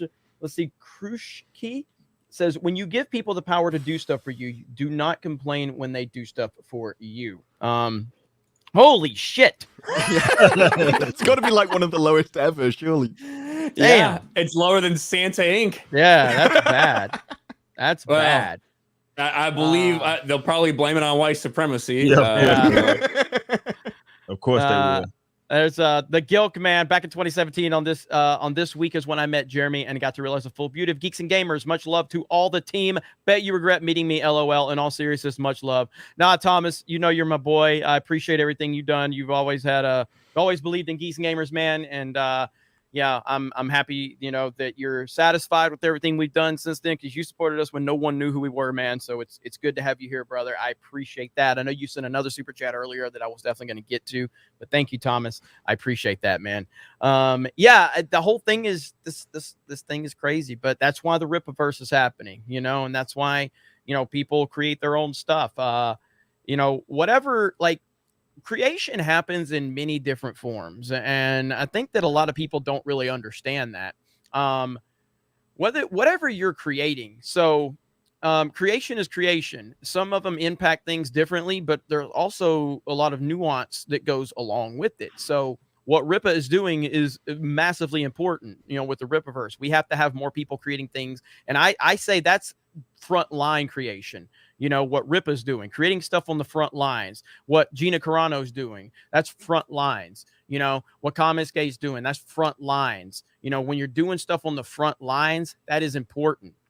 But you also have things like Geeks and Gamers, and Geeks and Gamers is hopefully going to be replacing the Kotakus of the world, the IGNs of the world. That's what Barstool did with what they've done, they've kind of replaced ESPN in a lot of ways. And so you need that front line, the guys that are on the battleground up front, but you also need the support, you know, and I feel like that's what Geeks and Gamers and all that, you got to have the support. So without the whole process, like the reason Hollywood is so corrupt and entertainment is so corrupt is because they've had the shill media doing their dirty work for them. Yeah. You know what I mean? They're the ones putting the messaging and shit out there. So you got to have all of it. Then you have other things that people are creating, whether it be still Dan Bass, for instance. That's a frontline guy. Dan Bass, Friday Night Tights, literally the #1 song on iTunes in certain parts of the world. What? Over a theme song for our show on YouTube, but having a YouTube channel. Dude? I know, having a YouTube channel, that is part of it. Get out there and have your voice. Look, at the end of the day, I literally could picture walking into, I don't know, a random fucking, you know, video game store and seeing PewDiePie, you know, Felix Schellberg is being an employee there. But instead, you know what he did? He turned his fucking webcam on. And now he's the biggest fucking star on the internet because he put himself out there and he tried. You know what I mean? And he's hilarious and he's fantastic on camera and he's created an empire. Mr. Beast don't look like the biggest star on the internet, does he? But guess what? Motherfucker's pulling 100 million views every time because he's creative and he creates shit. And I don't think Mr. Beast is creating anything on the front lines of the culture war per se, but he should represent to you that the opportunity is out there for you if you have the creativity to go out there and do it. You know what I mean? Ryan literally would not be here if he wouldn't have made a trip to come meet me and Gary at a meetup. And here he is. Motherfucker's about to hit 100,000 subs for the second time. You know what I mean? So 2-time champ, do it. Back to back. Yeah. Disparu is here because he sent me a random ass message with his dumb fucking squirrel emoji. And I'm like, who is this guy with a squirrel profile picture? And all he was doing is ranting to me. And he's like, I don't get any views on YouTube. I make good content. They don't watch me. Here, if you want it, look at it. And I was like, this guy really doesn't seem like he gives a fuck. That's what I like. So I looked at him. He was like, probably drunk. I was. No, I actually was. So I looked at it. And I'm like, this guy makes really good content. And here he is now. You know what I mean? And put yourself out there, man. You got to put yourself out there. That's at the core of everything. And so, you know, everybody's got to play their part and everybody is going to play different roles. And, you know, I mean, hell, we are creating a video game with Geeks and Gamers. And I don't see that being a vision for, you know, the future of like creating like an independent video game based on our personalities. But I do think us creating that second video game now that we're on, I think that's building us up for the future. Because like I said, like we talked about earlier with creating these characters and all that shit, we are not ready to create an authentic brand new character from the ground up on a video game. We don't have that type of talent and resources yet.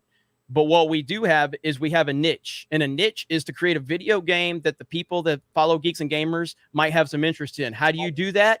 By having Ryan throwing F-bombs in the video game, by having Jeremy throwing facts, by having Drunk 3PO throwing roses, by having Krista Nova throwing chicken nuggets. And then when you finally accomplish all, you might unlock Young Ripa, and you have everyone's ability. That is a niche. That is not the future, but understanding we don't have the resources to create the next great video game character yet, but this is part of the ground level operation that you create what your audience might be interested in at the ground level, and then you learn from that. That's what is going on. Like no, like I was just gonna piggyback off that point. Like it's what I'm doing with comics.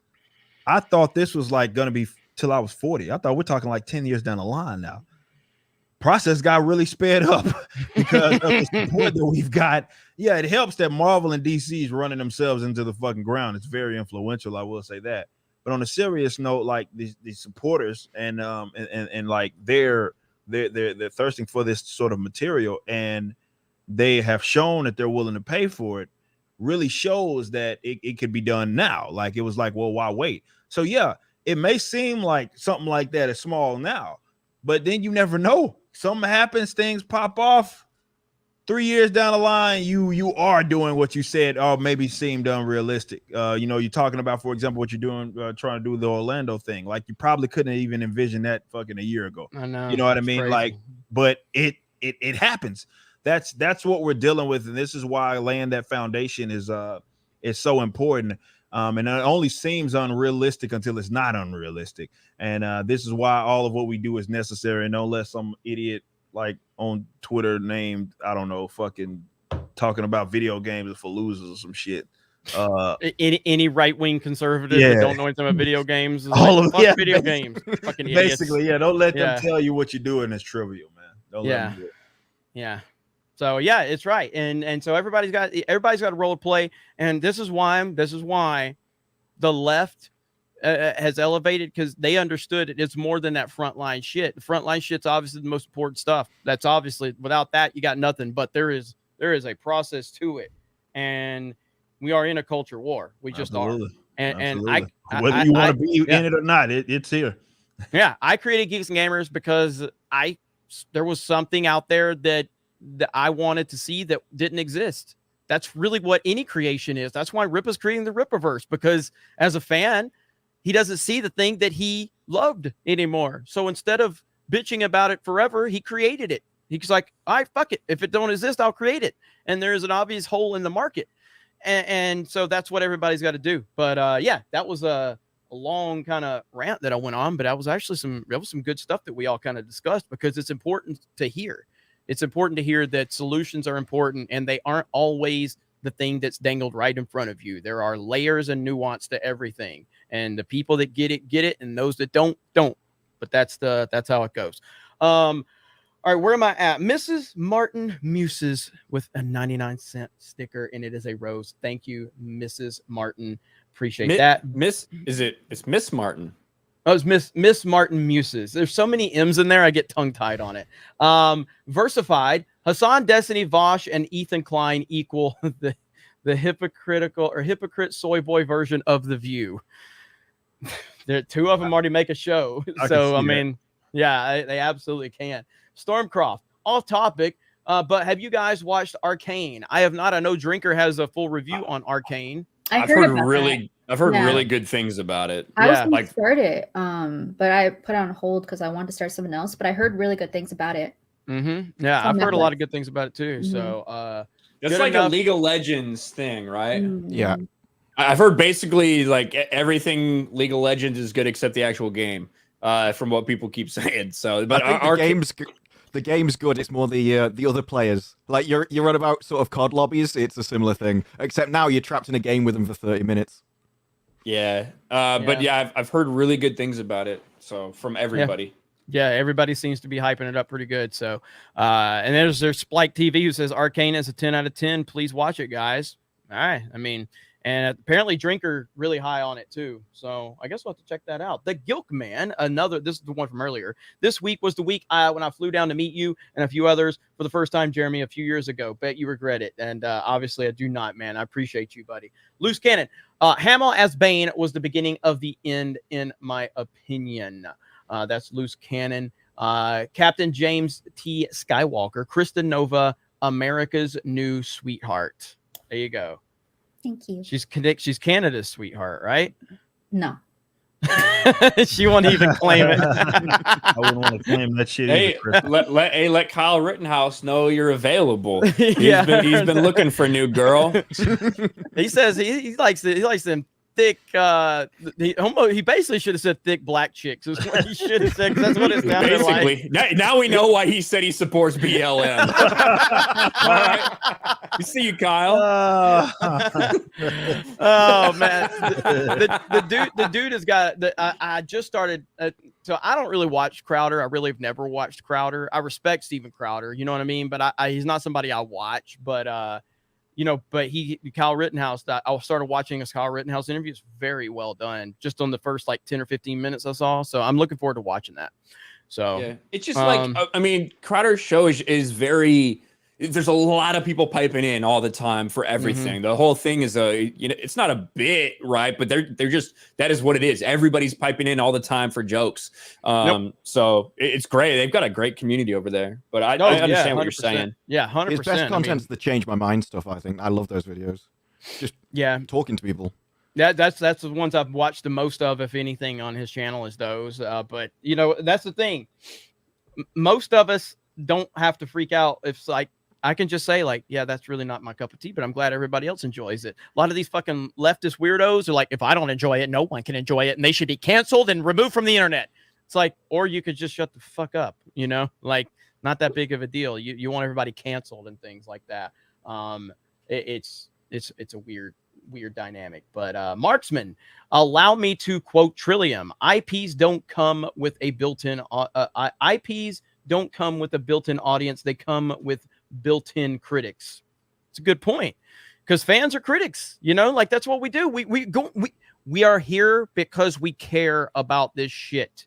You know what I mean? Create new shit and go do whatever you want with it. And if it's successful, it's successful. And if it's not, it's not. But when you are taking over an IP, there has to be a level of respect you have for that IP and that audience that comes with it. And if you don't do that, Cowboy Bebop happens.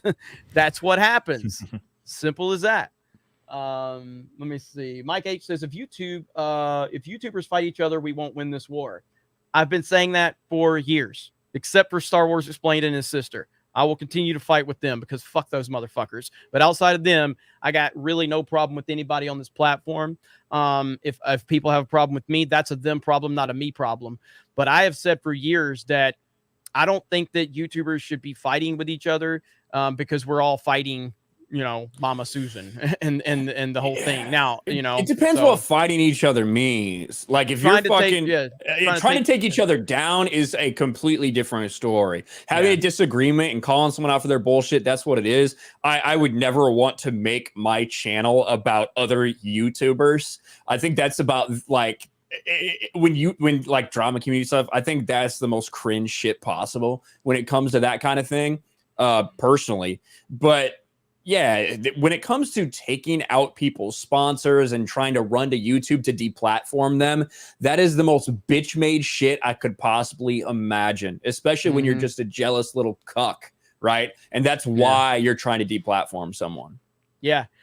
And, you know, but that's always going to exist. And so for me to say like a world of YouTube that doesn't have people trying to beat dipshits, that's like the NFL going, we must stop racism. Like it's always going to be, you know what I mean? So like trying to end, or imagine saying the words let's end racism. That's never going to end. You're not going to end something. You can minimize it, and you cannot support people that don't see your views on things. But to say the stupid words like let's end racism, it takes all of us. Well, no, that's they just want to stay in a perpetual state of activism. Yes, because they're fucking losers, and that's what I've said. I said this on a couple of shows ago that you know, activism is certainly the fucking it is the occupation of losers, man. That's for fucking sure. They love that shit. Yep.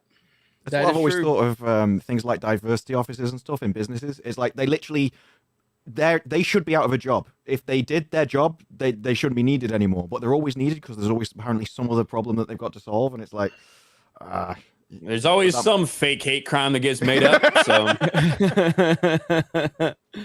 oh man, Juicy Smollett. Bubba Wallace, fucking ESPN tweeted out Bubba. I don't know if you saw this, Ripa.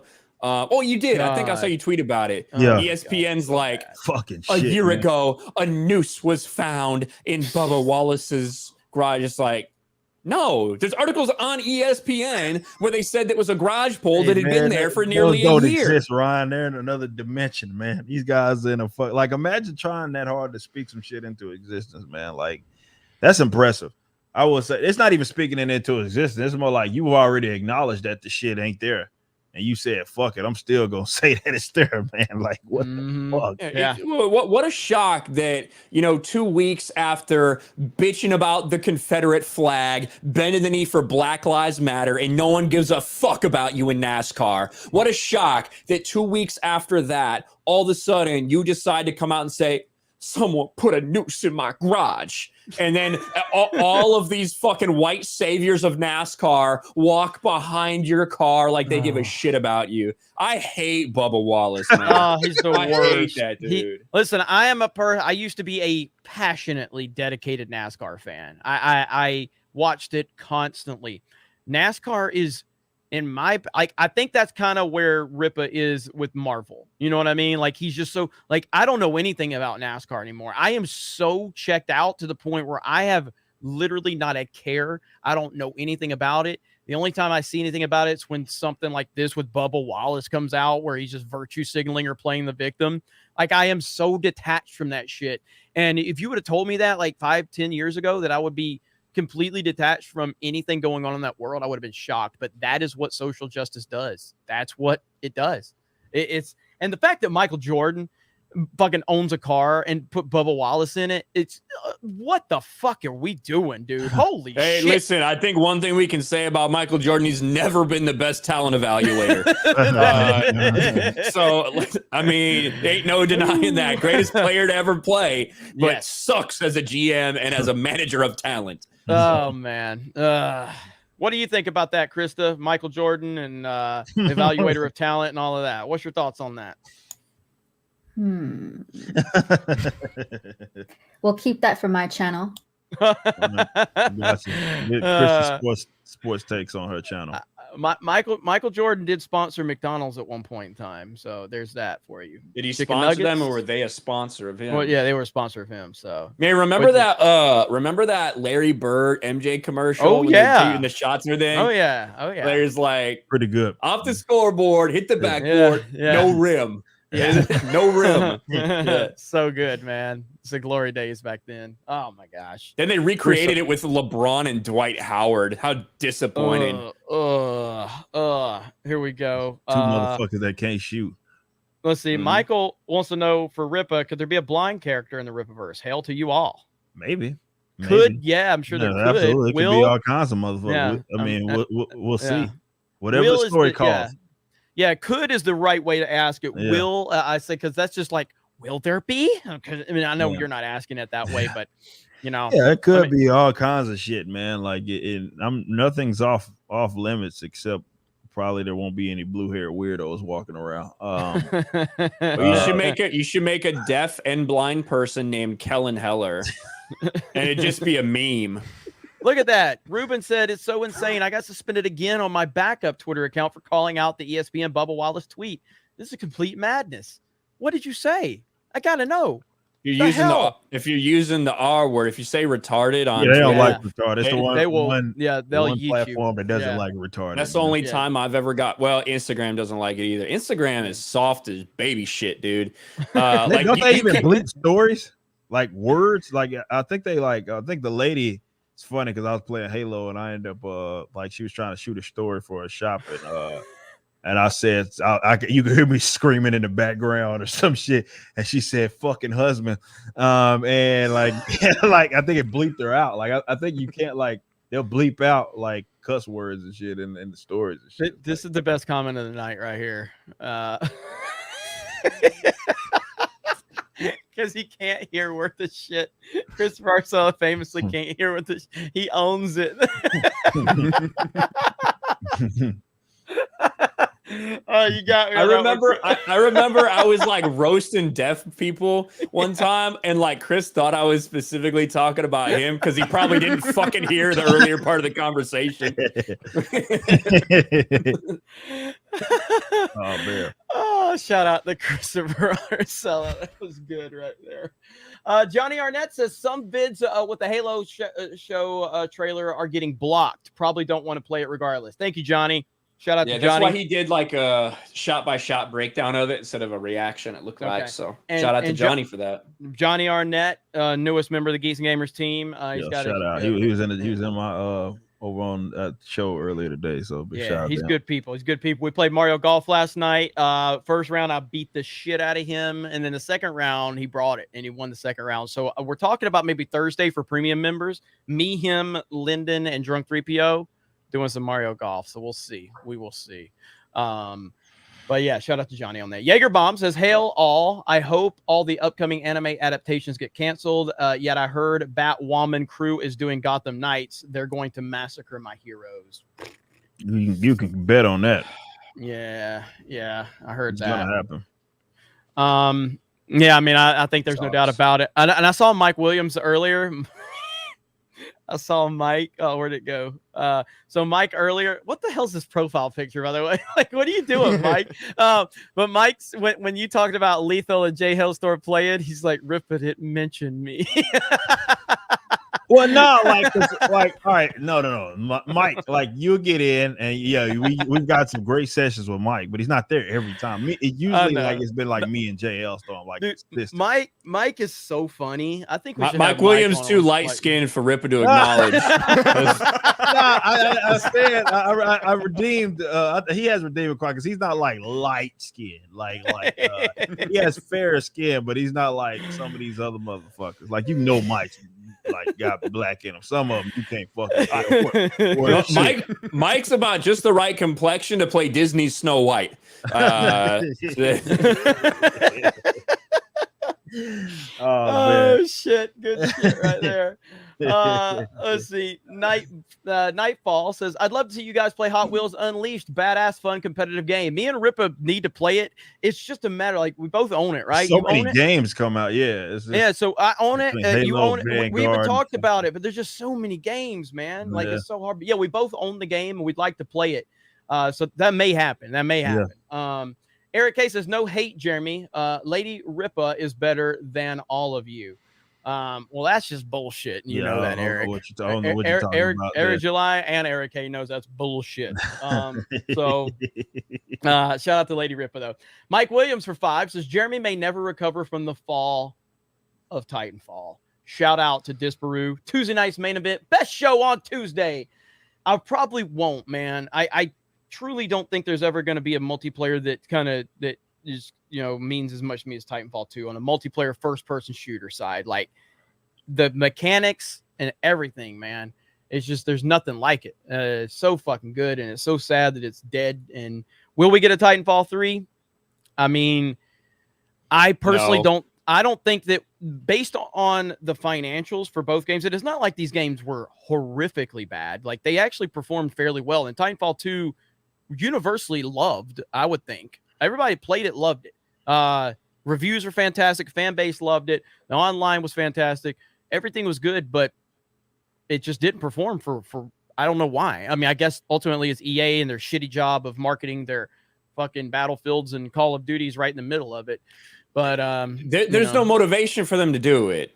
Money has to be the motivator. Apex Legends is bringing in a shit ton of money. They just moved the guy who potentially probably would have been the spearhead of that over to working on Battlefield, which is also going to be a massive money maker for them. So the motivation just isn't there for that game. Yeah, it's gonna take like an independent studio to kind of replicate something like that. That's what I think needs to happen. It's weird though, because there was a rumor at one point of Apex Legends was going to get Titanfall content, and there was even someone that had gone digging into the files and found one of the Titans in Apex. And Apex Legends, their player numbers went up. Titanfall players' numbers went up. So there's an appetite for it, but I don't think the people at the top are that bothered. Yeah, I mean, it's just it's sad, man. It really is. But time will tell, I guess. I just I hate how the game kind of died off, but nothing you can do about it. Bird up, mega them, mega they, from Mega Man, mega them, mega they. And then Bird up says, can Mega Man be trans if he's a robot? How dare you assume his gender? First of all, let's see this Culture Casino. I just can't quit you, geeks and gamers. Love y'all. And I don't want a Mega Man game. I think you mean show. Hi, Ryan, you sexy patriot, from Culture Casino. Thank you, Culture Casino. D-Day Direwolf says, hey, guys, how are you? By the way, F Miles. I think Rippa signs off on that one.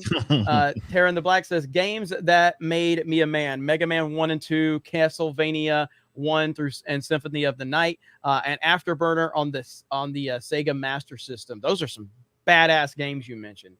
Respect. Steven says Mega Man will be replaced by Roll Dr. Light and will be changed to a woman, and the robot masters will be called Person, Ice Person, Crash Person, etc. Probably. I can't see them doing anything Mega Man. I don't know how that's even attractive to them in the world of pronouns and men are toxic and all that shit. I know that's what I'm saying. They have to use it. That's what I'm saying. That's why I just don't even see how they would even go with it, because everything's agenda driven with these fucking fools anyway. Where we at? Eric K, what do you think of the new Sonic 2 trailer? I haven't even seen it yet. And it's just because there's been so much, so I haven't even seen it yet. Is it good? It's fine. I mean, I think it's good for people that like it. Yeah. I like the first one. I like the first one. I never would have watched the first one if they hadn't come out and changed everything after the fan backlash. And I thought it was fine. It wasn't a movie for me, really. Were you a Sonic? Were you a Sonic fan? Sega Genesis and all that back in the day? I liked it well enough. I mean, I played a lot of Sonic. I didn't own a Sega Genesis, but I had friends that did, so I went over to their house, played a lot of Sonic. And I mean, I actually the first comic book I ever had was a Sonic comic. Ironically enough, was it a Sonichu? Is that what it's called? It wasn't a Sonichu. It wasn't a Sonichu comic. It was Sonic the Hedgehog. The Chris Chan did not draw my comic books, thank God. But you never know where his hands have been, other than between his mother's legs, apparently. But yeah, so I like Sonic. The chat's gonna probably bring up Sonichu because that's the first thing I thought. You said my first comic was a Sonic, and I don't even know the Christian lore like most people, but that was the first thing I thought. Gundam is just gonna pop in the chat because he heard something like that. But yeah, so I like Sonic. It's just I'm not interested in like a live action story with him. I'd be much more interested in like they actually are doing a they have a Sonic open world game that they debuted at the VGAs. I'm more interested in that than I am in a Sonic movie. But with that being said, I mean, Knuckles is in it, Tails is in it. I think it's going to be cool for everybody who's interested, who likes Sonic, the first one. Yeah, we'll see. Bird Up says, can't wait for the Netflix Mega Man Star Wars crossover so Disney's pansexual Lando can have a romance with him. God dang. Let's see. D-Day Direwolf, watch Berserk better than Death Note. The anime, I'm gonna have a hard time believing. I have Berserk. People have sent me Berserk, by the way. I haven't watched it, but Death Note is top tier. Have you've seen Death Note, Rippa? Yeah. What'd you think of it? It was good. It was absolutely good. I love it, dude. I think it's like masterpiece in storytelling. And again, I know it's been out forever, but I'm not going to talk about the spoiler. It was like about 20 something episodes into it, something happens, and it really kind of fucks you up. And I was pissed. But when I got to the end of it, I was like, okay, I get it now. I actually understand why they did it, but I was mad as hell. This brew does not seem happy even now. I didn't like after that twist. It wasn't as good. I'm not that big of a fan of the ending either. But that was my first anime. Then I watched Code Geass afterwards, or Geass, and I don't know much about anime, so I'm going to people asking for recommendations, and most people are just like, "You're not going to beat Death Note." It's like you started at the top, and after that, we can give you stuff that you might like as well, but you're probably not going to top it. Well, I saw Chris Varcella, who's a big anime guy, and he says Berserk's better than Death Note, is what he says. So, and a lot of people like, I think Ryan, you got sent Berserk too, didn't you? I do. Yeah, I have. I think the first 2 volumes of Berserk. I tried to. I think I need to return to Amazon. Fucking misprinted the shit. It opens the wrong way. The pages are fucking backwards. So I don't know if it's supposed to be like. Ryan's always bitching about something, dude. It's like it's like a self-fulfilling prophecy. No, I got obviously that whole shelf right there, manga shit. I still hate the fucking shit, man, and how it reads. Yeah, you gotta fucking read it backwards. I'll never fucking not like. Ryan has a self-fulfilling prophecy of everything. He hates everything. So even if it's meant to be that way, Ryan still hates it though. He'll find a reason to bitch about it, even if it's justifiable or not. All right, so Spider-Claw, I'm terrified at what they will do to One Piece. People try to rationalize it, but it'll be ruined worse than 4Kids did.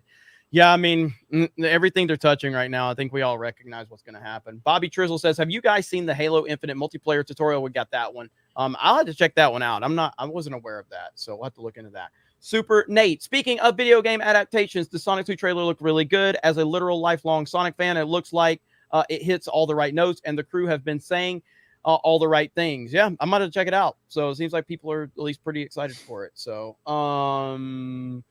Eric K, I am hiring a lawyer for Ryan's tummy. Abuse eating off the floor is not healthy. Ryan is not healthy, but it doesn't matter. None of us are, really. Mugsikins, what the fuck, Jeremy? Looks like you went down south on a woman and got her hair stuck under your chin. Please shave. It doesn't look right. It's not that I'm trying to grow anything. I just haven't I just haven't shaved lately. Like that's all it is. I was like, he's trying to grow a beard. Not really. I've never tried to grow a beard out. Will it work? I don't know. If people keep asking about it, I might just not shave. I haven't cut my hair in forever. My hair is long as fuck. Facial hair is growing out. I'm just like a fucking caveman right now. So we'll see. Okay, I'm almost caught up there. So at this point, if anybody needs to bounce, it's fine. I've still got some super chats on the Odyssey side and the Streamlabs side, so I'm gonna catch up on those. So what time is it over fucking wherever you're at, Disbrew? It's hold on. Damn it. What time? 5:15 in the morning. Okay. Oh shit. All right. Do you need to bounce? I don't need to. I can. Okay. All right. Just checking. Rippa, what you got going on? You need to bounce? You good? I was gonna stream, but I don't think I am. I've touched. Again, I do need to touch base with the lady. I'm not. Okay. She's there. She's on. So let me see if I got anything for you real quick. Yeah. Let's Check see. that. Let's see. Krista, where are you at? I'm Probably- here. Do we have any super chats for Rippa on the Odyssey side or the Streamlabs side? Go ahead and look through those for me and read them out to us if you got any. By the way, Chris has been kind of getting all of the super chats. Now we've got them going from 3 different places now. So shout out to Krista for keeping all that consolidated. We do have one from Lethal Lightning, the newly banned from Twitter, just because Rippa loves him because he's good at Halo. But he says, Vito is a big tard beyond tard. How is that? You know what, defending trash, not banned on Twitter, but I am talking about the fact that, Vito's a big fan of cuties. That's all you need to know about him. I love the fact that all these conservatives called him a fucking hero. And then they found out he was a fan of cuties. I was like, I would love to have seen the reaction where these motherfuckers called him a hero. And then I'm like, your hero defended cuties. Oh man, these conservatives will jump on anything. But none on that. Let's see. I'll put it in, or I sent it to you, but I'll put it in PC. Okay. All right. Put it in private chat. Then we got Big Red says, Ripper, remember the cat on Twitter who showed you his so there it is. Yeah. The Marvel app. Yeah. We looked at that. Fuck, that's what's such a cell phone, man. Holy shit. That was so good. That was so damn good. I did not. God. I've never. That's probably the most impressive cell phone that I've. Yeah. And I've jumped on a lot of these dickheads over my fucking 10-year-old Twitter. That was one of the worst ones. That was bad. Let's see. Alex says, "Hey Rippa, can you add Marvel's attempt to replace Wolverine with X-23 in the talk the next time you talk about tokenism and Miles Morales? Also, Mega Man had multiple anime series. That's probably what Netflix would go for." So about the Wolverine they did. Yeah, I forget about that. I can't believe while we were talking about that, I didn't remember that. Yeah. So there's so much nonsense out there. And that's why a character like She-Hulk has been successful, because they took the idea of the Hulk as obviously a tokenization, but they changed it so much. Yeah. She-Hulk is so different in her origin. Until recently, till now she's just fucking Hulk, basically. And that was not successful at all. Yeah, and that was dead on arrival. Right, because her personality, her attitude, what happens to her when it's all very different than Hulk. Yeah. And the same with X-23, right? They just try to fucking make her Wolverine. Yep. And it didn't work very well. Yep. So there you go with that. All right, so Rippa, when we play, I need to play some Halo with you. Not tonight, man, dude, whenever you're ready, man. I'm always up. Honestly, why don't we play Halo tomorrow? But it's gonna be big game mode. You don't want to do that shit. I'm still up for. I'll still play it. Right, That ain't my preference. I'll still fucking. Well, Wednesday's our game stream on Twitch, so I don't know. Warzone? I don't know, because Warzone's still broken as hell. Work. Dude. It's pretty bad. So I'll hit you up and let you know. Yeah. What fucking Activision, right? They got so many. They're dealing with their sexual harassment shit. They're like, you know what? We're gonna drop this brand new Vanguard Warzone the same day that Halo campaign comes out. We'll show them, and it's just bugged as shit. No one can play it, so people just buying Halo. Yeah. I mean, it's the Halo's the better game by far. It's not even close. Again, I really like the new Warzone map. I like the aesthetic of it. I think it's cool. It's a nice kind of change of pace. I think it's really cool to be on it, and I like it, but it's buggy. Like you can't use your loadout. Your loadout, like I don't even know if there's a clip of it. Let me see. What is a there's got to be a clip of it on Charlie Intel, I think, that like if you just, it's so bad. I don't know. Have you guys not? You guys probably haven't seen it yet, have you? That bug on it. So when you have your weapon, it's just this giant black box. So like when you get like your Modern Warfare loadout or your whatever, like it's so bad. I'm trying to. Yeah, here it is, right here. Here, this is what it looks like. Let me share my screen right here. So the first time it happened to me, I'm like, well, did I do something wrong? Like, what's going on? That's it right there. Oh, that's an old bug. That used to happen in Verdansk, except it was way bigger and covered your entire screen. That lasted for about a month as well. It took them ages to fix it. Fuck? Now that might, I don't know if that's a vehicle or what. Yeah, that's a vehicle, but that's what your gun looks like. If you're holding your gun, it looks just like that. You can't see anything. That's literally an old bug that they said they fixed, and they've now added it back in. That's insane. Yeah. Mm-hmm. And I had it where I came back from the gulag, and I literally landed on a guy thinking, I've got this guy beat. I had no gun, I had no fists. There's nothing I could do except jump around him in circles, and I'm like, this is ridiculous. It was really bad at first. It's really bad. What the really fuck, bad. dude? Yeah, that shit looked. You remember the Dune movie from like the 80s? Was it Frank Herbert? Is that one? Where like the shields were just like random, like polygonal shapes that surrounded people because CGI was just first coming out. That's what that shit looked like. I gotta pull that up. I'm trying to. I recorded myself playing the game. I don't know if I still have it or not. I might have removed it because I was getting low on memory. Yeah, I don't have it anymore. But when I was playing it, I was recording myself, and yeah, it was it's bad. I meant David Lynch. Obviously, Frank Herbert wrote Dune. I meant the David Lynch movie. I gotta find that shit. Look it up. Look it up. Yeah. All right. So we got next time you make steaks, try using a kosher salt. Try brine and leave them in the fridge for 24 to 48 hours first. It's a game changer. They might even taste good after you dill holes burn them to hell. Burning the steak is the only way. I can't do the blood. I can't do it. I'm sorry. It's just not. I don't know. It's not something I can do. So, all right, Ripper, you need to bounce. Yeah. Let me get up out of here, man. Okay. All right, man. As always, Tuesday night's main event is the spot. What's up? Got it. Chris Marcel for 5 on. Let's see. At Chris's suggestion, I will be drawing you with overalls and no shirt while riding a dumb cow on Jay's farm. It will be awesome. That's I don't think I've ever owned a pair of fucking overalls. Jesus. I don't think I've ever owned a pair of fucking overalls. Like, no joke. Now you'll get to see yourself in some. All right, let's watch this and then we'll let Ripper get out of here. Go ahead. Yeah. These are the shields I'm talking about. That's exactly what it looks like. That's what I'm saying. That's all I could think of. That's good.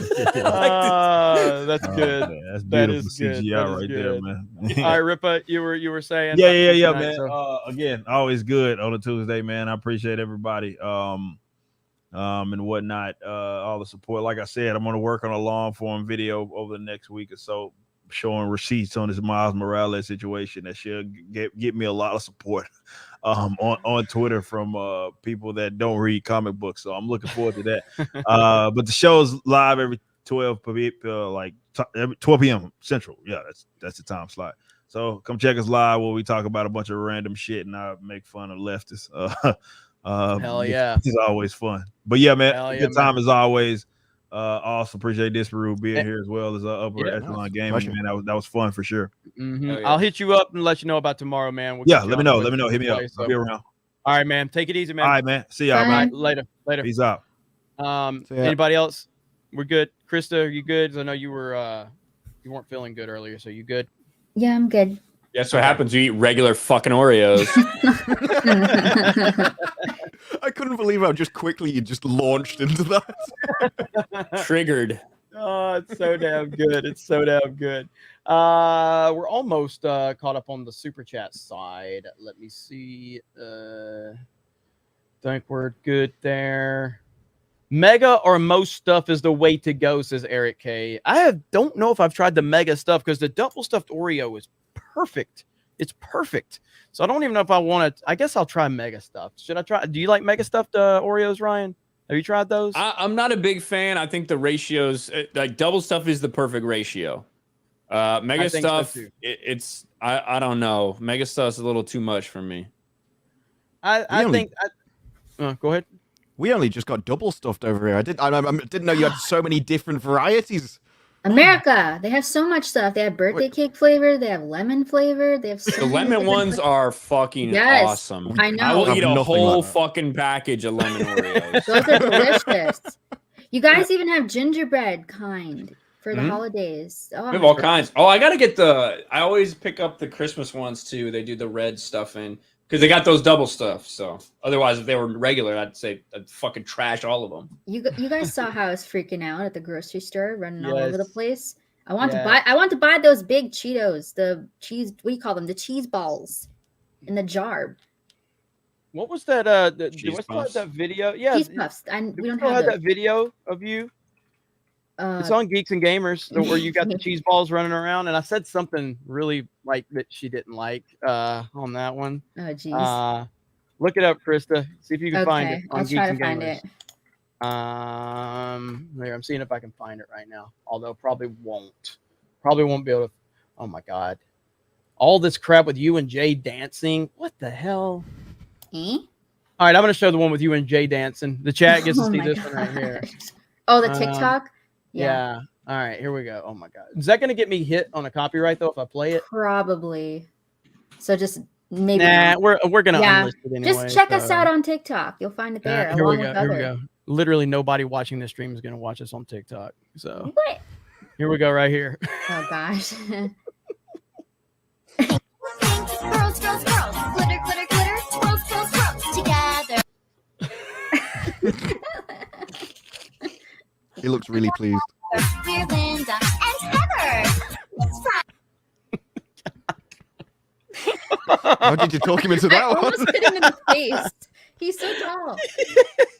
And I was wearing high boots. Was this when we were at the game?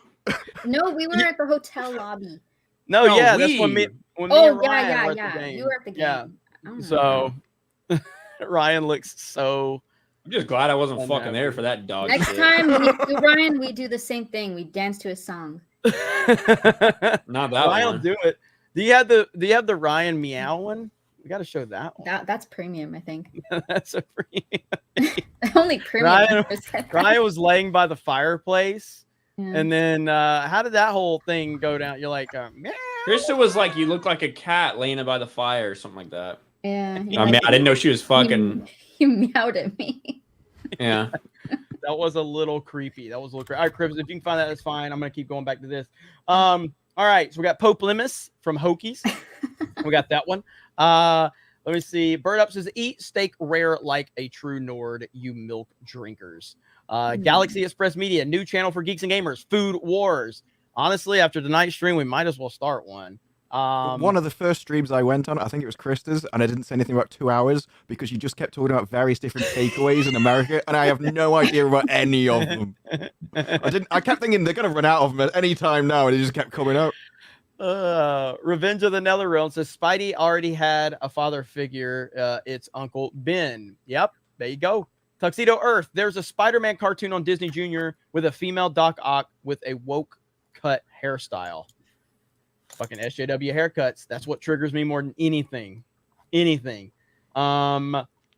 Revenge of the Netherrealm says Vito is why I opted from Andy Signor's channel. G-Man says the 2022 NBA Finals sponsored by audiobook and of course Pfizer.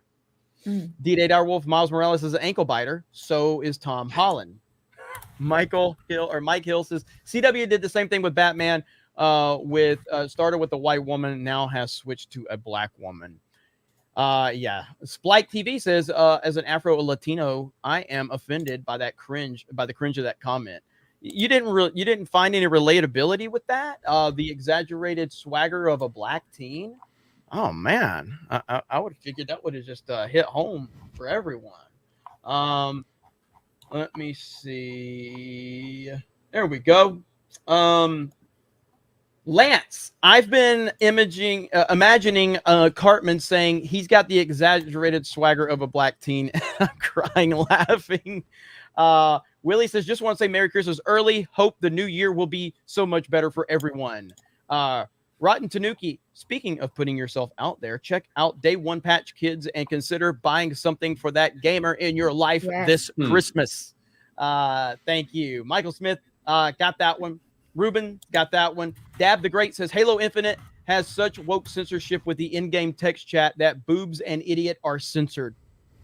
I don't use text in-game chat or I get it though. That doesn't mean that it doesn't suck. I just don't use any of those features. Like I use Discord to talk to people. Like I don't use game chat. I don't know how much that has to do with woke and how much it just has to do with they just don't want to fuck with any of that shit. Yeah. Like yeah, but they are in Call of Duty. In like Call of Duty, you log in there. They're pretty lenient. Now I don't know if Kyle Rittenhouse can use his actual name, but like you'll go in, you'll see some names that it's not like Modern Warfare 2 kind of names, but names that they probably don't want you to have right after making you acknowledge that Black Lives Matter. Yeah, absolutely. A lot of people that are very appreciative of George Floyd. So yeah. Ryan, are you able to pull up the Odyssey ones so you can help me bounce those? Okay. G-Man says next time for $10. Oh, I got that one. 0 hour discussions with JM Cruz. Watch Hellsing Ultimate. It's an awesome anime. Look, I plan on getting into more animes. I have very much enjoyed the anime. A lot of them has been through Krista telling me, which ones to watch. Like, what's the one I watched the one season, Krista? I haven't watched the second season. Demon Slayer? No. The Promised Neverland? Yeah, The Promised Neverland. Loved that first season. Love it. And apparently people say stay away from season 2. Mm-hmm. So I probably the anime, the anime. But yeah, that one and of course Attack on Titan, which isn't Attack on Titan's final season about to happen. The anime. In the anime, yeah. Mm-hmm. Well, when is that releasing? The end of the month. Okay. Yeah. And I love Attack on Titan. Although I got a big problem with the animation shift that happened. It just kind of threw me off a little bit, but I understand why they had to do it. Yeah, Hellsing, I'll check that one out, and Berserk. So let me see. Chaos Hoy, the real ending of Death Note. Kira wins. Let's see. D-Day Direwolf. Berserk manga first page has Chad levels beyond 9,000. Okay. Dab the Great. Halo tutorial equals angry Afro-American woman yelling at you. Well, I don't remember. I don't think I played it. Who plays a tutorial? That was funny. It was just funny how that all came up. Shout out to the mods for holding things down. I see SPD Girl has left a member chat, but I can't see it on this. There we go. Member for 4 months. Oh, Jeremy, Krista, and Ryan, do you want me to Twitter DM you for tracking your boxes? Yes, if you don't mind, SPD Girl. I appreciate that. Yes. Thank you. Oh my gosh. Yeah, that'd be awesome. She is awesome. SPD Girl is great. We appreciate her. We got a couple things over here on Odyssey. Kentucky Life says crackers. I can only assume you're talking about Townhouse. Don't deplatform us.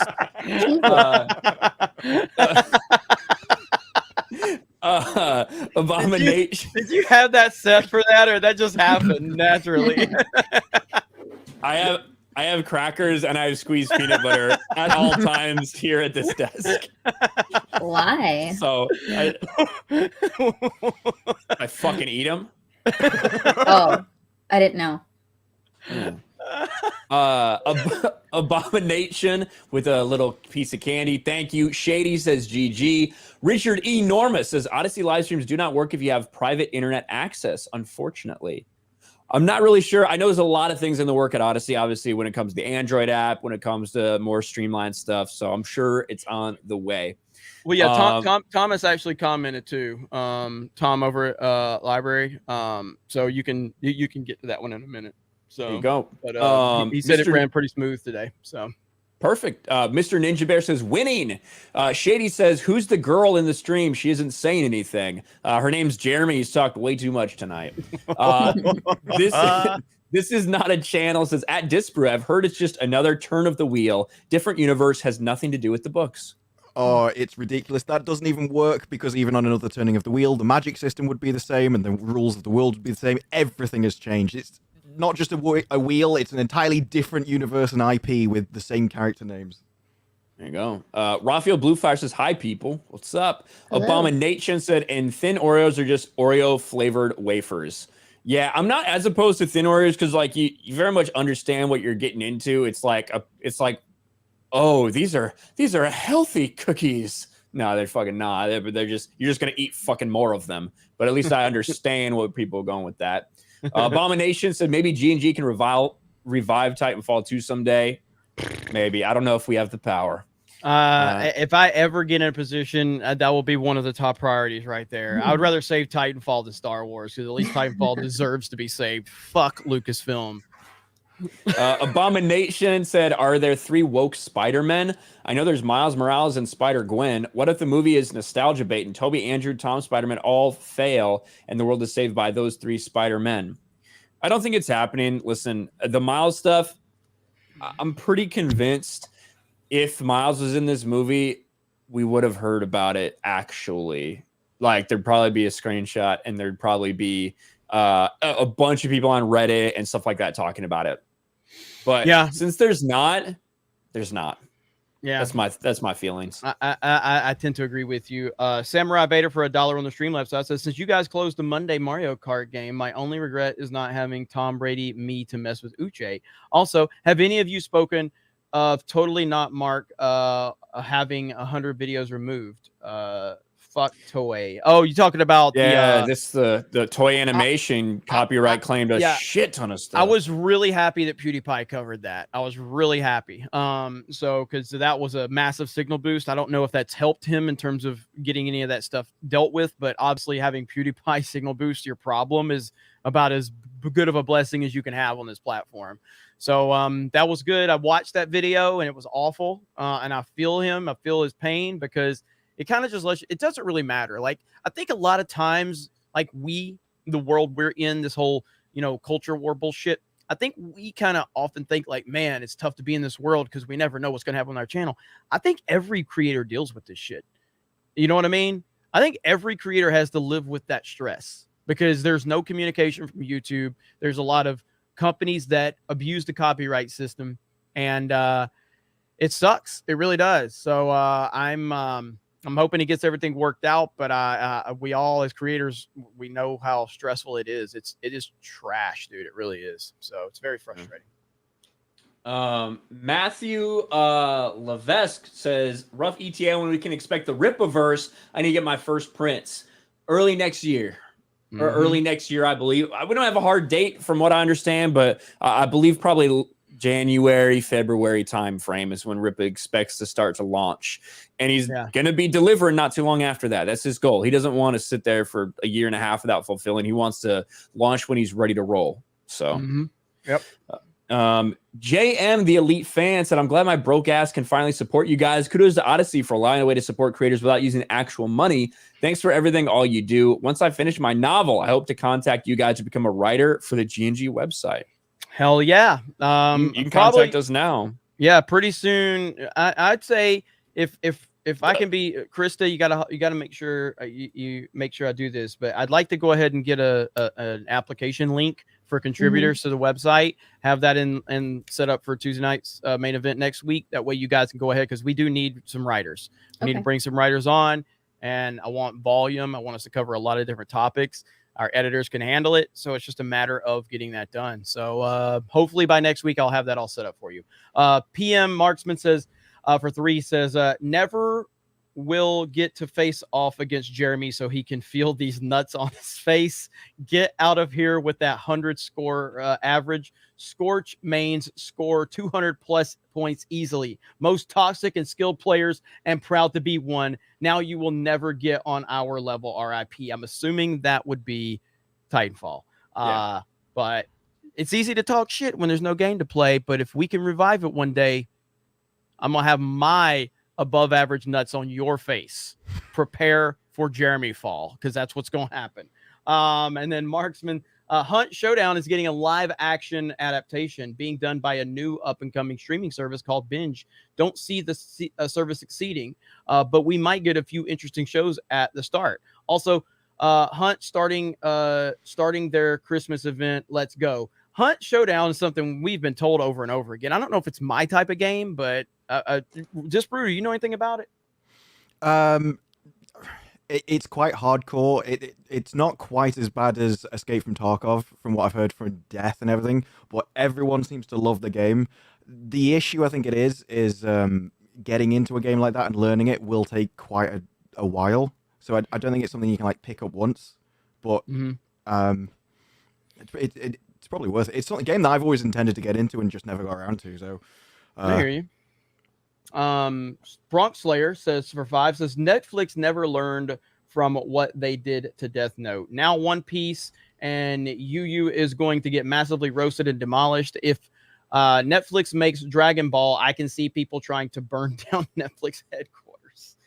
I mean, Dragon Ball already had that live action remake, which is Garbage. I haven't seen it, but I saw some clips you showed me, Krista, and I couldn't believe how bad. Like, it makes The Last Jedi look like a masterpiece. That's how bad that Dragon Ball Evolution was. My God. It's universally hated. It's so awful.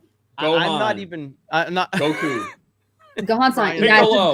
Yeah, it's Goku. Yeah, King Piccolo. Ryan's just naming off. He's not. No. That's my knowledge base, right? They're not in it. That was it. Yeah. I've never seen a single episode of Dragon Ball. I've seen quite a bit.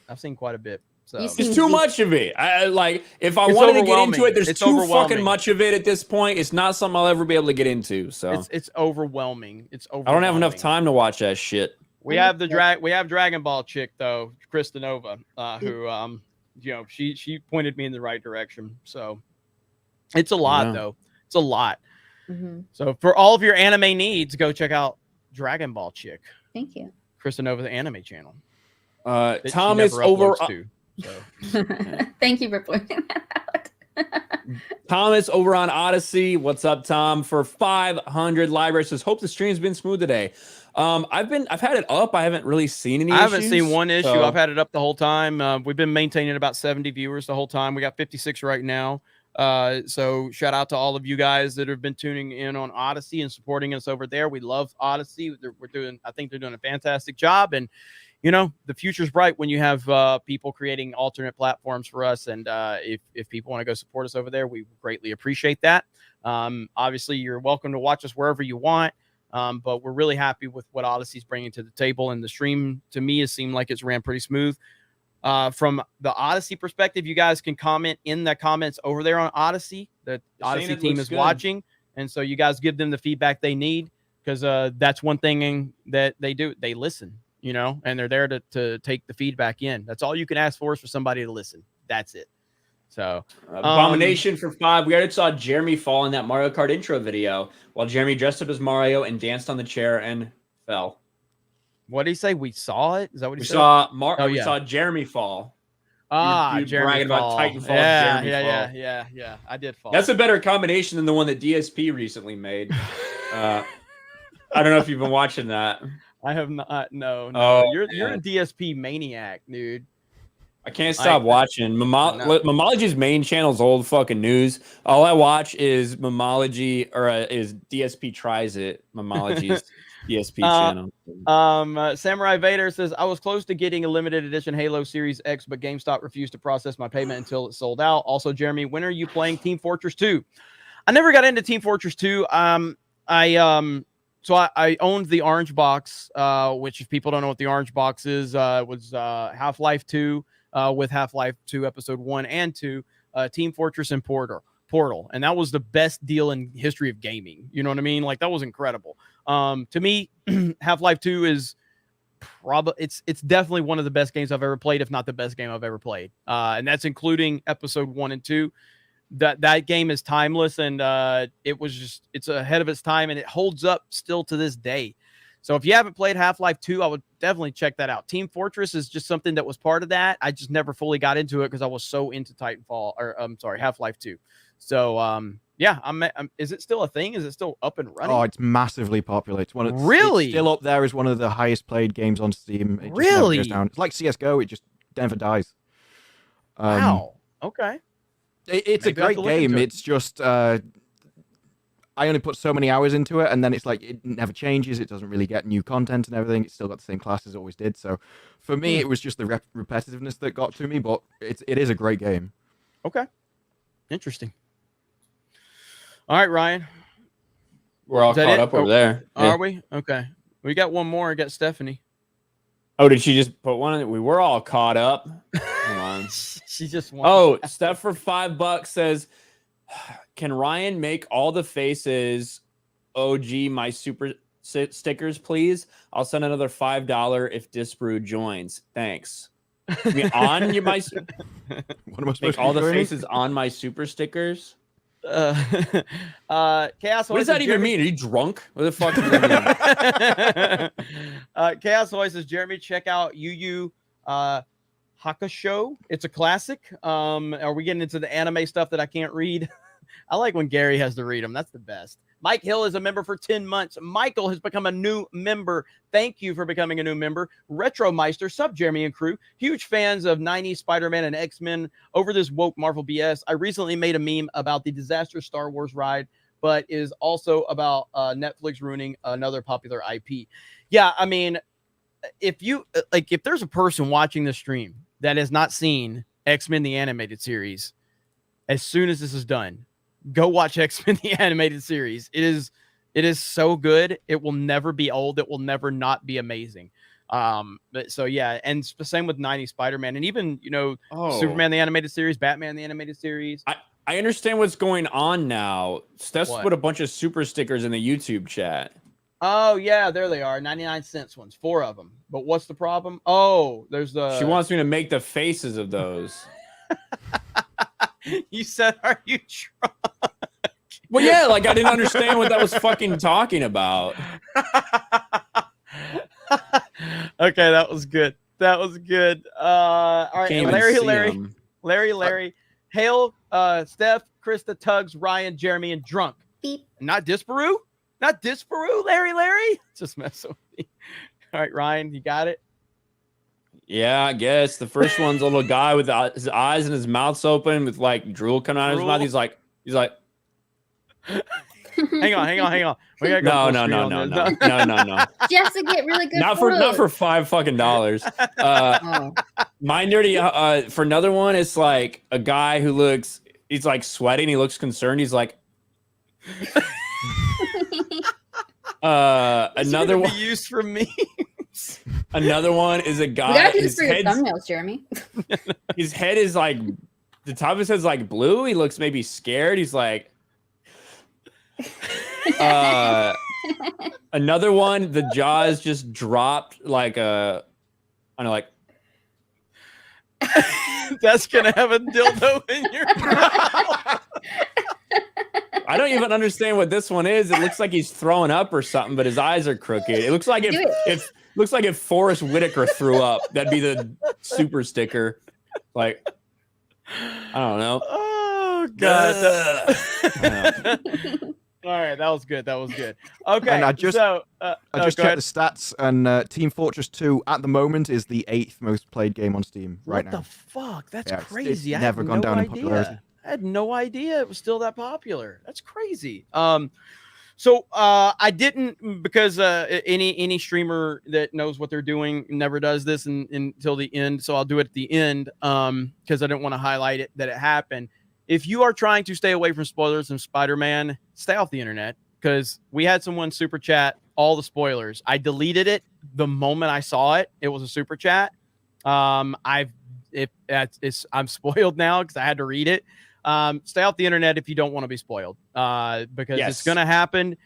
You can try to be the holier than thou person. Go, guys, let's be better and not post. Motherfuckers are going to post spoilers. Okay, that's what the internet does. They ain't going to change by you virtue signaling. Motherfuckers are going to post spoilers. So if you don't want to be spoiled, stay off the internet, because people are going to do it. I'm just giving you the heads up as respect for the audience. So don't expect anyone else to have the courtesy to not spoil you. Like, if it's that fucking important to you, you got to sacrifice something for it. Ain't nobody else sacrificing talking about it or whatever. We do the best we can because we have respect for the audience that's tuning in. We're not just gonna sit here and spew them out.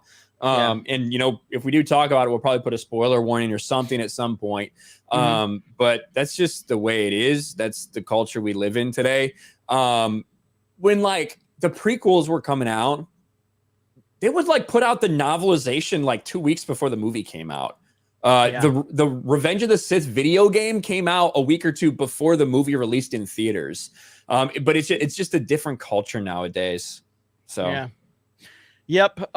So it is what it is. So be careful if you don't want to be spoiled. If you don't care about being spoiled, fuck it. And if you're the spoilers, fuck it. Do your thing. Whatever. I didn't want the audience spoiled because, you know, I'm sure most people don't want to be spoiled on it. So Cleveland's right. Cleveland's right. He is right about that. Well, I mean, I said it earlier when I was responding to Vito. I was like, that's what Nick Rekieta taught me. He is the king grifter. I mean, when you pull 100K on a live stream, you are the king grifter. I offer him that title. I can't compete with that. Okay, so great episode of Tuesday Night's Main Event. It was a pleasure having Disparu on. I didn't check George's to see where he's at, but 2 channels, please go check out George the Giant Slayer and Tommytron TV, or actually 3, and Disparu, of course, because Disparu, where are you at? Yep, Disparu on YouTube. Currently, there's been a load of Wheel of Time stuff, but as I get free up time now, getting closer to Christmas, I can get back to more of a mix of things. But yeah, those are very, very long, accurate, detailed rants about exactly how trash that show is. So if that interests you, you know where to find it. Hell yeah. Disparu's a great guy. So make sure you guys subscribe to Disparu. I want to get Tommytron TV over 1,000 subs. I think he's at like 800. Tommy seriously makes awesome content and he puts a lot into it. If you're into retro collecting, Tommy is a wealth of knowledge from a retro collector standpoint. And then obviously George the Giant Slayer, who supports the fuck out of us. And I want everybody to go support him. So that's it. And so Ryan, anything coming up? I don't know. I'm slowly releasing about fucking 18 videos that I've had waiting to be monetized for like 3 days. So they're all old news, but whatever. Fuck Ryan's off, going to YouTube. beat me to 100K. Okay. It's going to happen. We'll I've see. accepted It's it. I've definitely accepted slowed down a little bit here, but dude, I've released 3 videos a day. None of them have hit 10,000 views. None of them. well, that's just sad and you suck. That's But bad. mine aren't doing that well either. Mine aren't doing well either, though. Every video I have uploaded today is tracked like bottom tier, including my Geeks Mine- Gamers video. The algorithm totally shifted. Totally. Mine as well on all the channels other than the Bubba Wallace story on Sports Wars, which still didn't get as much traction as it normally would have. But all the stuff on Sports Wars has been the same way. I think there's just me and Jeremy actually were talking because we saw something happen on the back end of YouTube today. And usually when that happens, it means they're messing with stuff. And sometimes that could just mean a day or two, little bump in the road. Sometimes it just means you're fucked for a month or two. It just depends. But we'll figure it out. We always do. But you got to work through it. I mean, I'll never forget Ryan 3 months ago. He was frustrated with his views. He was like, now he's killing it, but he can't get the monetization, but his views are out of this world, but can't get the monetization. I'm going through the fact that I'm getting monetized immediately, but the algorithm's not picking me up. Everybody deals with shit on this platform, and you gotta work through it. You gotta work through it, and that's the test of it right there. So Krista Nova, Yee. what are you doing, Krista? Right now, Yes. I'm eating popcorn. Look at this shit. What the fuck? That's awful. Oh my god, that is terrible. Are you I had responsible for nothing- this one? Yeah. I was gonna say I have Oh. nothing to do with the photo of you edited. That is so fucking bad. Twins. At least I'm blended in there. Mine's, tried- mine is like they're actively like it's actively bad. I actually I appreciate the fact that you obviously can't tell. Like it looks like they just slapped Jeremy's face on. Yeah. Like, it actually looks like Ryan. Ryan like- looks real. I think that was Perry Chan. Maybe, but Oh, man. this is Amy Pascal, right? And she looked like coked out of her mind next to Kevin Feige in that video. I'm pretty Holy shit. shit. Pretty Oh sure. boy. Oh, There's like boy. huge chunks out of your face on the left as well. I don't know what that is. Yeah. I put out one thing. I put out JT Gunter made me an awesome RK Nation logo. I put out some new merch on my TeePublic store. It looks sharp as fuck. So I think I'm gonna try to do some more stuff with that Shield logo. So Hell yeah. go check Hell that yeah. out. All right, everybody. Disparu, it was awesome having you on, buddy. Oh, Shout pleasure out to be to Upper Echelon. It was a pleasure having him. Love his channel. Love everything he's doing. Obviously had Ripa here, Krista, Ryan, and myself. Thank you guys for another amazing Tuesday Nights Main Event. We maintained 1,000 people all night. We were at like 1,600 or 1,700 people peak. So another successful stream. Shout out to the Odyssey side of things. Appreciate you guys doing that. And other than that, you guys have a good night, and we will talk to all of you later. Bye, everyone. Bye. Bye. And